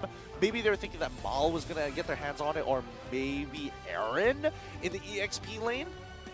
I mean, we did see an XP Cho. It feels a bit weird for if Friends even considers it, but oh my, that's out of the picture. Still looking for a roamer and a potential XP lane. What is Store Pioneer going to give them though? The Grok? I think Grok is a good consideration here for Red Esports for sure as a roamer. What are they going to pair it up with? Uranus? Oh, so okay, so Kufra Uranus instead. So instead of going for the Grok, they just want to double down on their peel. And Uranus with the Farsa is a traditional combination. You Ionic Edge, oh no, I'm slowed. Drop the Feathered Airstrike. You have no means to run away from it unless you flicker out. And at least when you're dealing with a Paquito, bouncing ball, no problem. Same for the Cho, same with the Irithel, right? All of these heroes like the Dash, the Kurfa, actually a very good solution. Now Team SMG, we're looking for Stormy's hero, and most of them have been banned out. What else is left in the pool, honestly? Just give the man Angela. Give the man Angela, let the rest of the team carry. You kind of do your own thing, right? Oh, okay. I thought for a moment It I was was just Angela. like, oh, dude, yo, that's a weird voice line. That shows that I'm not familiar with English voice line because my voice lines are all Japanese. Yeah, same. It's just a better voice line. It's a better voice pack, to be fair. But Chang'e, this is going to open up so many opportunities for Team SMG to not only steal buffs away from their opponent because of her ultimate having such a ridiculously long range, but more importantly, you've got Martis to kind of peel for you anyways, as well as the Paquito. If you stick front to back, I guarantee you half the time your front line is going to melt first. Oh yeah, the passive, right, the more the more hits you take, the more damage you take as well. It's a lot of things that Red need to consider. I mean, they have certain ways to dive to the back, but your Farsa will need a lot of bodies to block the meteor shower from Stormy in this game. I believe it's the first Chang'e pick. Kind of bit of flashback to Todak days a couple years ago. We'll see if Stormy can bring that out once more. Game number 2 between Team SMG and Red Esports. Let's see how it goes, because like even in the earlier stages of the game, her auto attacks can be quite annoying to deal with at the same time. She gets a shoe at level 1. Exactly. So it's just like, it feels like there's no winning against it, especially this early on in the game. But we do see a fast 2 proxy coming in from Red Esports on EXP side to get Farsa to bypass that level 2. Bypass level 1, but they're also hyper aware of where Smooth is. Yeah, good awareness, and having Aaron along does the job as well, because Gato's not in the lane, so he's not too worried. Aaron can slowly do what he wants. More space to work with, but most importantly is to get Amal a decent start. We saw what happened in the reverse matchup in game 1, right, where Saksa just completely snowballs out of control. In this case, Saksa has a better matchup in terms of jungle. You have to kind of make sure this Fredrin has a good game. Yeah, I like the adjustment coming in from Exort, right? He decided to go for Vitality in his emblems rather than going for the traditional Weapon Master. You max yourself out, you're super strong, basically one-shot this Chang'e, but the earlier stages is what you need to bypass, so that's what he decided to go for, right? I know that I'm going to trade, I need to make sure that I am healthy as possible, because if it comes down to whether your support is level 4 and mine isn't, there's a good chance that Exort is going to be a primary target. And he's gonna get poked out very often, right? Every time Stormy has his abilities, he's gonna be using it onto Exort. Best case scenario, Exort walks out of it. Worst case scenario, he blows a flicker. Yeah, and especially if you're Farsa, your battle spell is so important because the wings by wings, it's so easy to use and it gives you a lot of mobility across the map. But as soon as it's down, you're just as weak as everybody else. And the worst part is that when it comes to objective fights, yeah. when Chang'e is around, your objectives are her objectives. So annoying to deal with. And here comes the very first turtle. Amal gonna peel that turtle down to 50% health. Aaron will be there, holding onto his ultimate. Mao is not for this yet. They're gonna use the Feather Airstrike to push Saksa away. Some damage is dealt. Mick goes straight to the back to interrupt Exort. Amal, can he get the turtle though? Actually, Mikko kicks him away, and Saksa shows up to steal it. So Red Esports, with all the setup, they at least have to get a kill, right? Well, they get Saksa in return. Oh man, Amal wasn't able to cancel it in that time. He tried to look cool. He didn't recognize that Miko was already turning around and he had hit level 4. I don't know. I don't know. How did... I'm curious to see. I wasn't paying attention exactly to how Miko got his level 4, but maybe we'll see it in the highlights later on. Yeah, which is crazy because Amao, he was just one button press away from the turtle. Thankfully, they got a trade back. At least Saksa goes down. So Red Esports, they get some extra goal with the first blood. Aaron back into the lane doing the Uranus thing. Yep, again, this is such a bad lane for Smooth. He's just sitting there and he has to just take it, right? All he can hope for is to actually out-sustain Aaron at this stage of the game. For now, right? Because no matter what, there's no way Aaron is going to realistically find a kill on Uranus. Yeah, but he's just going to be annoying, right? Smooth is going to have to reset every now and then. I think when he gets Bloodlust X, he's going to be fine. They will find Minggu, pin it to the wall. What? He still gets out? Yeah, he's free. I mean, he had Flicker to be fair, so at least with the triple Flicker, he guarantees himself out and some safety. Back down the bottom side, still punching bag against the bag. And Aaron is just going to keep proxying the wave. Thankfully, Smooth, he's on the Paquito, he can do the same, so much of a problem. Stormy just clears out that mid-wave with the meteor shower. God, that's annoying. That's so annoying to deal with. Wait until she gets some CDR. Yeah, and then she's going to be spamming it like every 10 to 12 seconds. Oh, brutal to see, but I think this might be a pick here unless they... Oh, Smooth is really dragging this out on purpose. Now he can't even dash. Well, actually he can. Wow, he clears the gap with the jab. Okay. Is there going to be any collapse coming in from the side of Team SMG? No collapse at all. They got exactly what they wanted. They got the Feathered Airstrike from Super Exort, and now this opens up an opportunity for Team SMG to really take advantage of the situation. What are you going to do? Feathered Airstrike? Can't do it. Blade Armor pushing for Aaron, who's going to get the turn this time. It's going to be Saksa again. Exort, he's going to die. Smooth finds him at the back. Exort has the flicker, but the meteor shower is going to clear out Mao. And Smooth flickers forward, finds the jab, takes down Super Exort. Amao and Aaron, not the heroes with the most damage, so Miko will help Smooth get out. Yep, Smooth gets on out of there, no problem. At least with the Quantum Charge, you can definitely see its value when it comes down to chasing down your targets. Super Exort still, he already used his ultimate way super early on. Smooth is able to get out of there, which resulted to a free turtle, and Super Exort ending up to die in that position. Kind of, I wouldn't even say it's a blunder. It's just great capitalization from the side of Team SMG. And we saw every time if Mao commits and doesn't have a way out, Stormy is just gonna shred him with the meteor shower. Yeah, doesn't even stand a chance. Can't really do much about it. For Exor, I see uses the Feather Airstrike. Stormy just jogs around him. Actually gets the buff also. What did I tell you? It has feels bad, man, against the Chang'e. You don't see that every day, Exort! No. Flies away. Okay. And Mao ends up dying. Yep. And Malboy is dead. Flicker's trying to find a kill on the wordy, but yeah, very wishful thinking, Saksa says. Extremely wishful thinking, but also this is by far one of the most beautiful setups that we've seen from the side of Team SMG. The fact is they had top and mid pushing at the same time. They go for the buff steal, and then eventually start pushing all their influence towards that top side of the map, set up a dive opportunity, find the kill, and then run up top side to get another one. Yeah, they force mid to recall, use his ultimate, the tanks get caught out, and SMG only has one more silent to worry about, and guess what? They're bringing Sasa there. It's like, this time, it's your turn, Sasa. You deal with Aaron. I'm gonna chill up here on top side. Smooth finally feeling like he's free, but he doesn't realize that 4 members are looking to prowl on top of him. Yeah, that is so out of range. Mao's flicker is like 3 seconds away.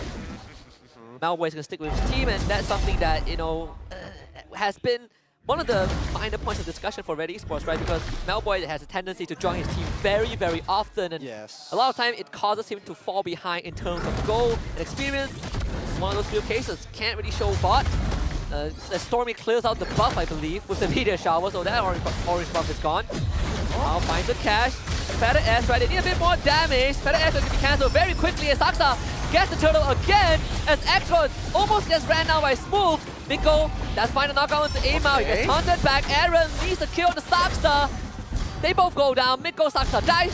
Exxon ends up dropping and Smooth clears him out. Actually, that's not too bad considering that was 4v5 the entire fight. Like Team SMG, they knew what resources that they actually had in play. They end up losing their mid-tier 1. But look at the amount of map control that they actually have from the side of Team SMG. They're able to kind of push out that bottom side as far as they possibly wanted to. More importantly, they were able to kind of walk away with the turtle regardless, despite giving 2 kills over to Red Esports. Oh my god, Exxon! Dead! What did I tell ya? He just respawned. Give him a chance, man. Guy just came back and that's a 30-second death timer. Look, he died 2 times. Look, it's 3 for 3. 3 for 3 times. Uses his feather airstrike, gets punished. Tries to go, uses his feather airstrike super early on, just as the turtle was being taken. Gets run down by Smooth. I'm just saying, he's 2 for 2 in terms of how many times he got caught by Smooth. And we thought like Minggu was the biggest threat. Apparently not. Apparently a man without a shirt and some boxing gloves are the biggest threat. And Saksa finds an easy kill. Not again. Oh, this time he will get out with the help of Mao. Lovely disengage right there. Break the tempo of Saksa. Move on the list. Homebois looking to catch him. Minggu is fishing for something. No kick available though. Smooth is going to get ran down. And there it is, the brick wall of Aaron and Mao. Supplementing Homeboi's damage. He wants to go for more. Minggu next on the list. And that's a double kill for the Bruno. Yep, disgusting. Right now, at least for Red Esports, they're looking to recover. For Homebois, he's able to get his 2 items. Enough attack speed, more than enough damage with every single empowered auto that he gets from Maul to make sure that these crits really slap onto the squishier targets of the side of Team SMG. But worse yet, Aaron, not a single death on his side, has Brave Smite, is playing one of the tankiest units in the game. Look at this. Aaron is just going to block it. Block the whole thing, Aaron. Yeah, there it is. Even as Purify. He's on cooldown, but don't worry. He has his ultimate. Yep, just stand in front of Smooth. Yeah, just block him as many times as you can. He has a very early blade armor as well, so he's fine. Minggu can't stay there longer. Homebois almost finds the kill. Flickers for it, because why not? Homebois is feeling himself. Saksa needs to stop him. Homebois kind of trapped in the corner. Can they finish him up in time? Homebois having some help in the form of Mao. Finds the kill. Smooth wants it. Can't find it. Homebois. Is he going to get out of this? They're turning around for more. They found him. Smooth is dead for 25 seconds. Smooth whiffed. He whiffed the initial jab. Had that initial jab connected, Homebois would have died. And we might have seen a very different situation all over again. But don't worry, Stormy's KDA is all good. So, you know, worst possible outcome averted. Yeah, I mean, lose the game, no problem. Stormy needs to stay on top. Yep, 0 deaths. Yeah, and a KDA leaderboard, right? Cannot let Demon Kai overtake him. I'd like to imagine that's Stormy's entire goal. It's just like, as long as I have 0 deaths, it can't be that bad. Zyme Senpai did it last week. That's true. That's a good point. He died like 1 time in a full best of 3. Yeah, but then again, who the heck plays Hanzo these days, right? Can you blame his logic? That is true. But right now, it looks like, at least for Red Esports, they're coming to a point where they've kind of turned the tides. They've weathered the hardest part of the storm. Yeah, the hardest part is actually get this Lord to the inhibitor because Stormy just cleared out more of his health. Minggu comes in, tries to find a kick onto Homebois, doesn't get it. Lovely cancel from the side of Red Esports. He uses a better airstrike, Minggu drop low, and Saksa is already dead. Homebois, couple of balls to the face, and Sasa also joins him. Meteor shower back off cooldown. Try to clear as much of the minion wave as possible, and Stormy will be successful in doing so. Man, Aaron is a beast right now. He's unkillable. Nobody can really deal with him at all. Even Sasa is trying to go around him half the time. He refuses to auto-attack this fellow, who just doesn't die ever. Now we get to see the most boring high ground defense when there's a Chang'e. How do you push? How do you push? Well, Aaron, first you got to start tanking up like 80% of the shots. Maybe, you know, add in a couple of tower shots at the same time. You really got to get in front there. All right, by the 6th Lord. The 6th Lord is where Stormy will not have enough damage to clear it. Right, they need 6 Lords. 6 Lords. Okay. Realistically, I don't think it's going to take 6 Lords. I think it's going to get closer to like 4 Lords. It's more dependent on the timer, the in-game timer, more than the number of Lords. Yes, each Lord gets stronger, but let's not forget that everything else kind of infinitely scales alongside it. Yeah, it's growing pains. You just have to do it there, right? Chang'e makes the game unfun. It's level 13. I know you hate Uranus, but in this case, I feel like I'd rather beat a Uranus. Look, there is two. Okay, that's fair. I'll give you that one. But look at how much Aaron is taking in terms of damage. He's just so not worth it. And I think right now, Aaron's at a point where he's basically outscaled the entirety of Team SMG, who have no real means of actually killing him. You're hoping that Stormy has enough damage, but I think he has to completely adjust his build for the sake of this Uranus, if that's the case. And this is where Aaron is at his peak as a hero, right? That's where I think Red Esports needs to start looking to clear as much as they can, bring a couple of inhibitors in the process. The second Lord is going to be on the table, and look at Team SMG. They have both Minggu and Smooth on the top side. They might be looking for sort of a collapse on a flank. Exort forces Minggu away. Minggu is going to be a target. They can turn around and try and kill it as fast as possible. So Minggu has a flicker to safety. Stormy using that meter shower already as Aaron now shows up. This deal is going to mean a lot for Saksa. Can he find it? Minggu needs an opening. Exort, he's not safe at all. Minggu finds the king onto Homebois. The Lord stolen by Saksa. But can Red Esports find some retribution? Homebois is godlike. Saksa ends up getting showered by a couple of meters and ends up going down to Stormy instead. As Stormy finds a double kill, a majority of Red Esports damage is gone. Aaron, he can tank, but he cannot do damage. Dang, that was nice by Smooth, doing the stagger KO punches to maximize the CC time of the knockout strike. Well done there to set it up for Stormy. A big problem. Where the heck was Aaron? Why in the world? Did he get kicked out of position in the middle of that fight? Because he should have been in front of Stormy the entire time. I believe he showed up from the back, and I didn't see him for the rest of the fight. I feel like he was chasing someone else. Not sure who that was. But SMG found a new breath of life. Well, Aaron, your job is not to chase people. Your job is to block as much as you can. You're trying to stall and you're trying to peel. Nothing else. You're supposed to. You think you're going to get kills, Aaron? Think again. You're Uranus. You're not designed for that. I know a lot of Uranus players like to stick on top of enemies, but in this case, you got to stick on top of Homebois. Yeah. He's the guy that you got to do yourself to. Well, maybe not too close, but enough to create him some space, because I think Homebois could have really turned that fight around. I mean, he was godlike at one point.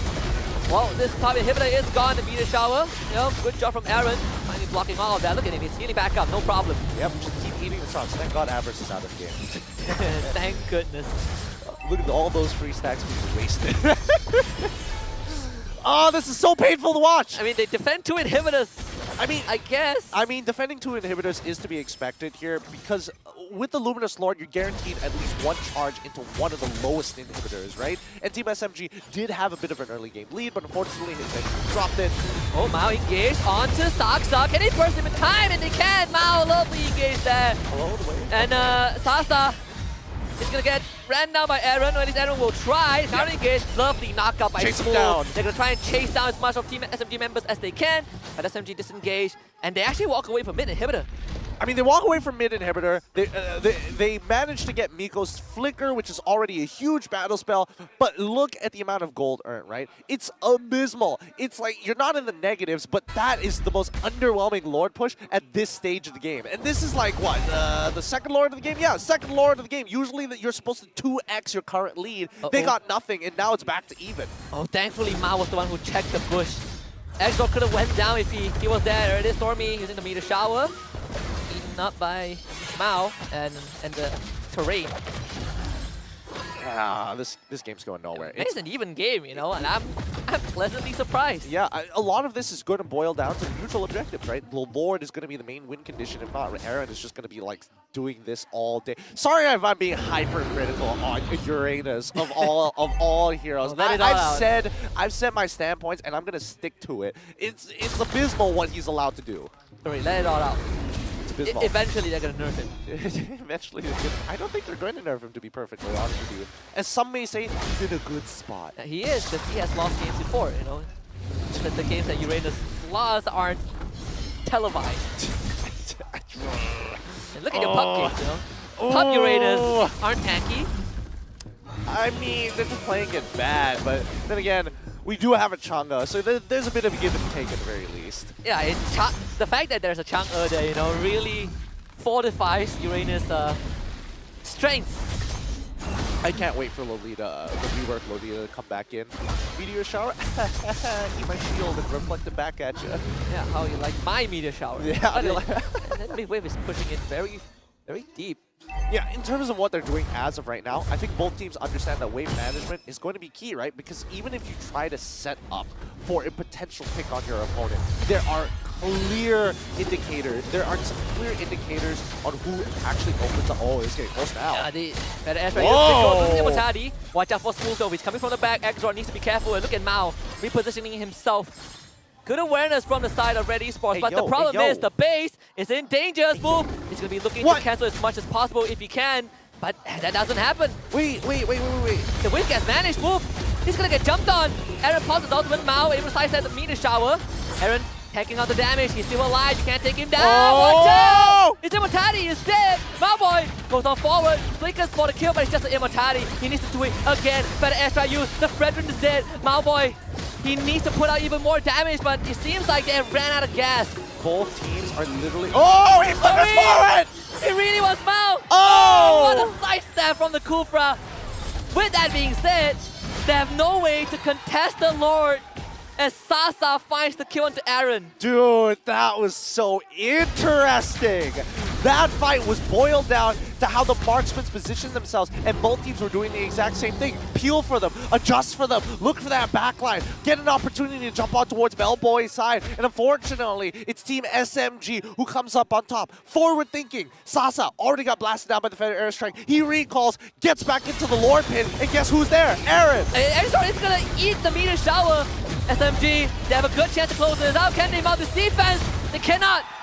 Red Esports came as close as humanly possible, but SMG is the impenetrable wall that no one can get through. Oh, you can see the size of relief from SMG Psych. It's like, thank God I don't have to go longer in that game.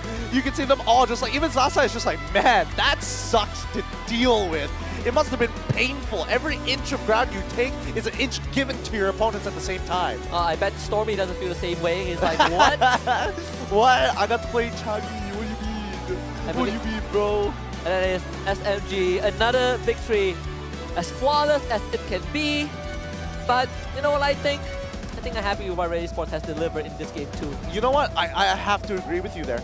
They're not making the same fundamental mistakes as before. We're definitely seeing them being a little bit more open-minded with the way they kind of approach these fights. I do think that communication is still a bit of a problem with everybody having some funky ideas and not exactly having those clear, polished cut movements. But at the very least, they can walk away knowing that they have proven that they've kind of recovered from the last week of devastation. Yeah, the best case is that when Malboy gets to play freely, right? He does look happy after game 2, but we're gonna throw it to Rose on the stage. Dan sekali lagi, SMG clean sweep, 3 mata penuh, 2 berbalas kosong.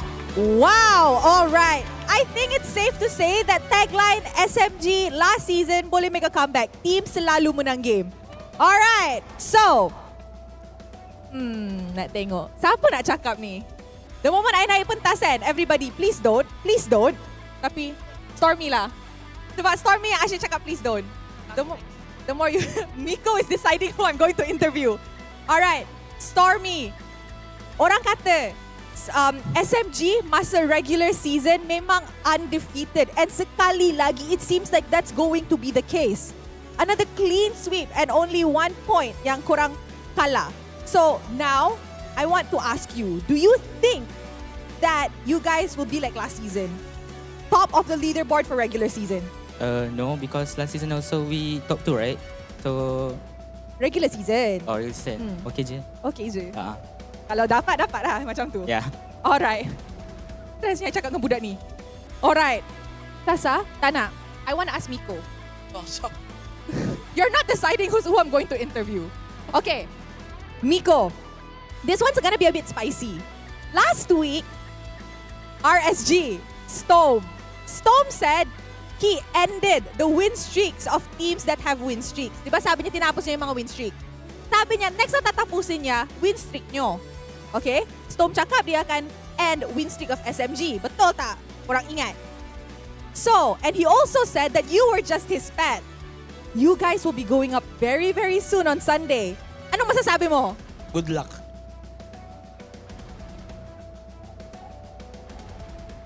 Good luck to Team SMG or to RSG? Both teams. Kadang-kadang kan, interview Miko ni, pening. Tapi, I nak tanya, korang rasa dekat game tadi, siapa bagi pening dekat Red Esports untuk MVP? Stormy! Stormy. Wow, you understood what I said? What did I say? What did I say? Who's the MVP? Boleh lah. Alright, kita tengok MVP kita. Stormy.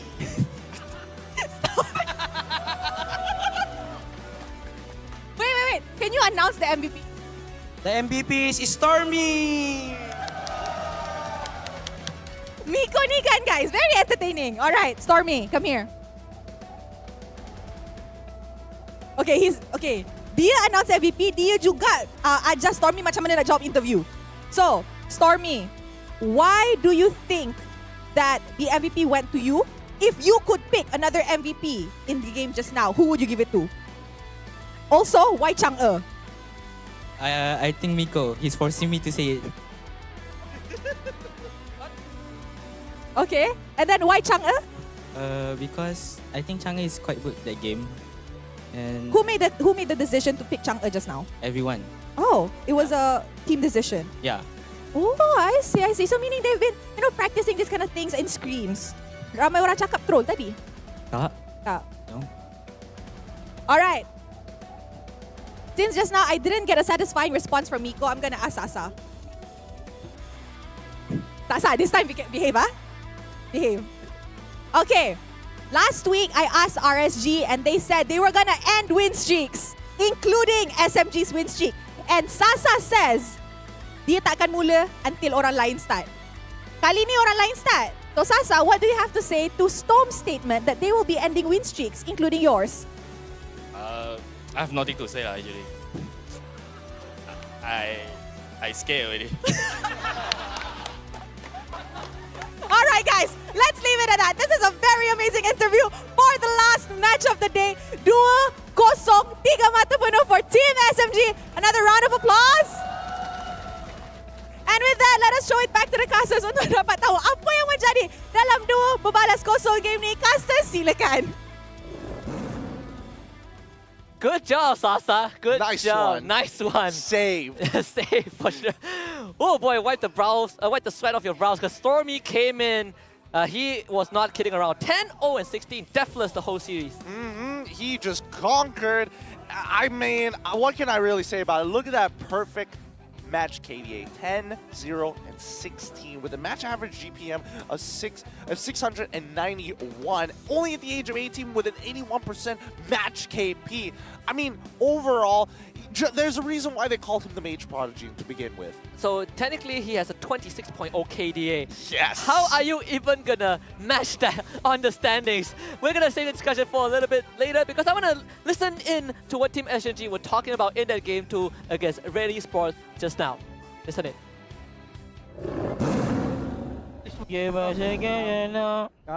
Sekarang I think dia might be My head's not banned. What head? Please. and ice. Ice or hit?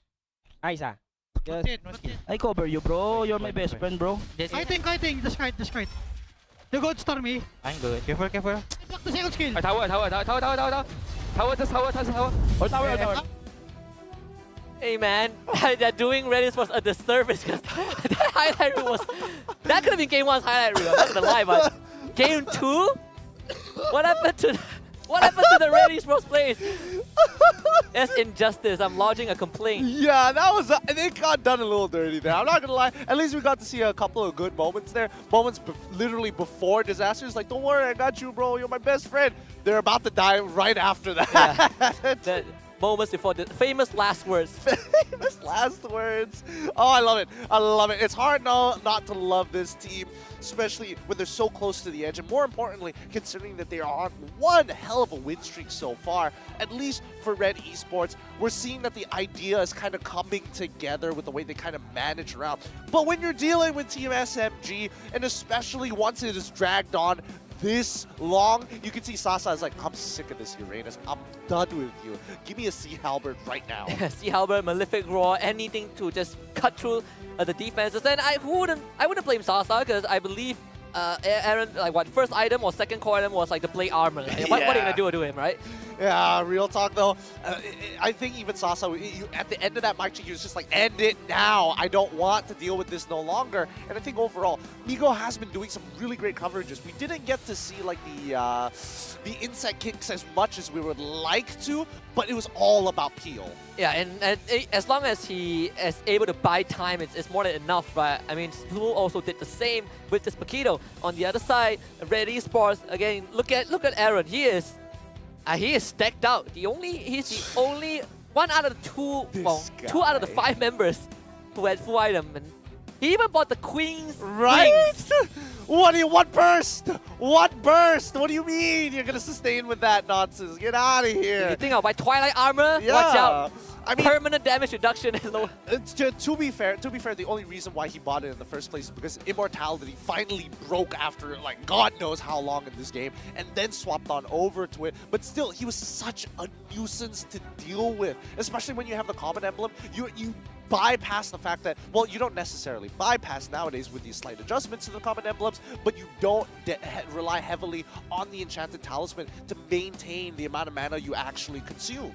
Yeah, I mean, most of the time you see him take damage and you blink and he's back to full health. Like, what are you going to do to him, right?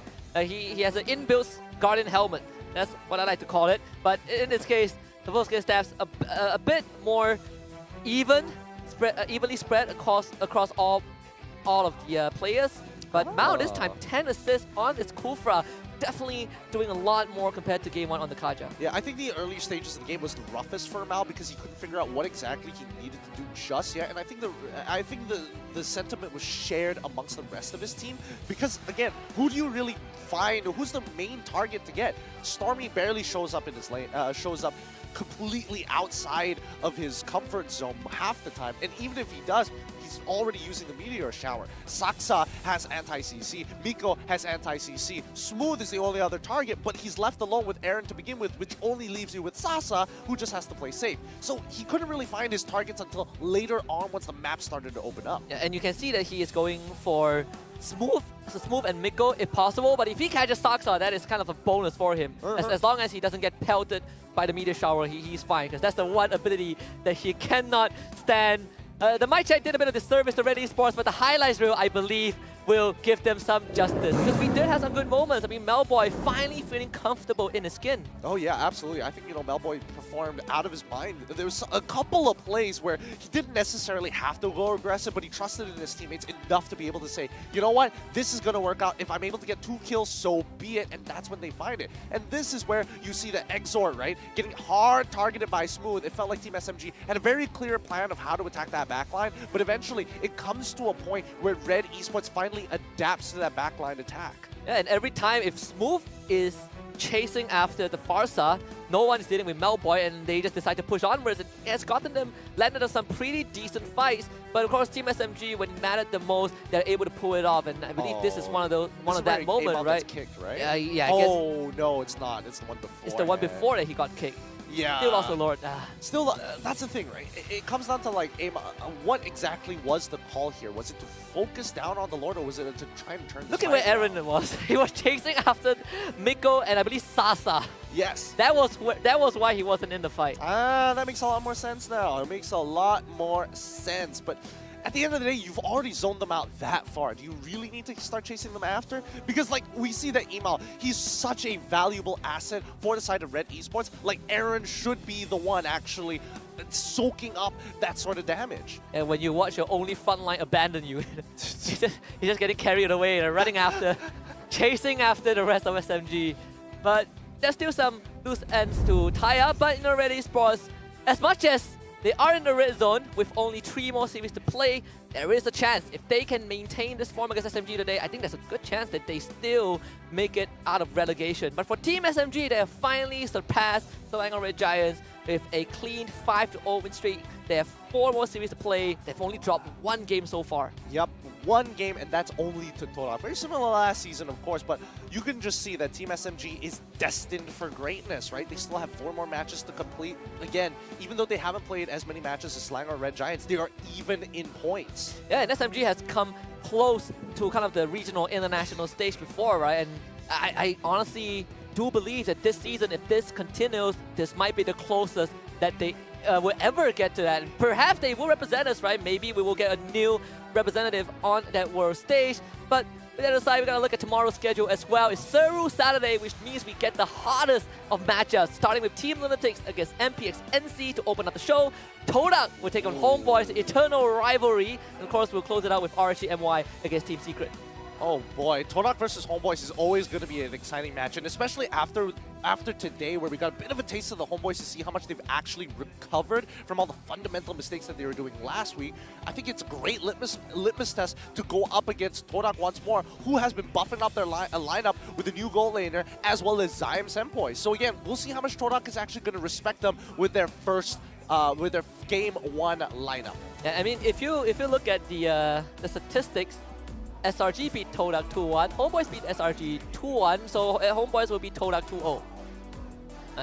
The numbers add up. The numbers, they do add up. But also, Todak, they are on the second page of the standing, right? Homebois, they're tied with RGMY for third place, fourth place.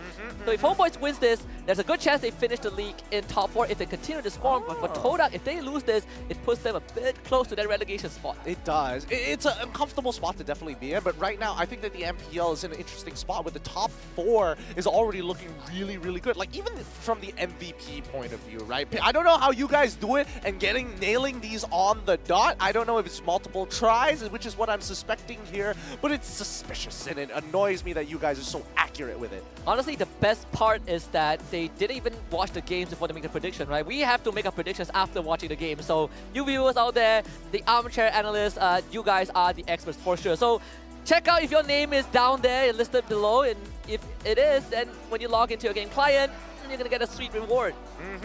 So thank you everybody who has been participating. Don't worry, there's going to be more attempts of it tomorrow and the day after for the rest of this weekend. And a lot of exciting games to actually be had here. But yeah, man, coming closer towards the end of the overall season, I think this has been one of the more competitive ones. Right? I'm not even sure from the top of the standings whether or not once playoffs happens, that change of nature as a lot of MPL MY contestants usually go. These teams, they completely change 180. We've seen some very good storylines, right? Redemption of Amox and Team Hawk. We've seen Team Secret still with their Season 11 nightmare. We've seen some good new bloods like SRG and MPX NC. So many things to look forward to. Yeah, absolutely. Great things to look forward to for Seru Saturday as well. Hopefully maybe Lunatics might get some more points here. Who knows? I mean, if they do, then there's a good chance they are no longer in danger of relegation, but that has to wait until tomorrow. But for now, that is going to be the end of our Friday. We're going to wrap up the show. My name is Husky. It's Gideon Kill with me. We'll see you guys tomorrow in the morning for more games for Seru Saturday. And until then, we bid you guys goodbye. Have a good night.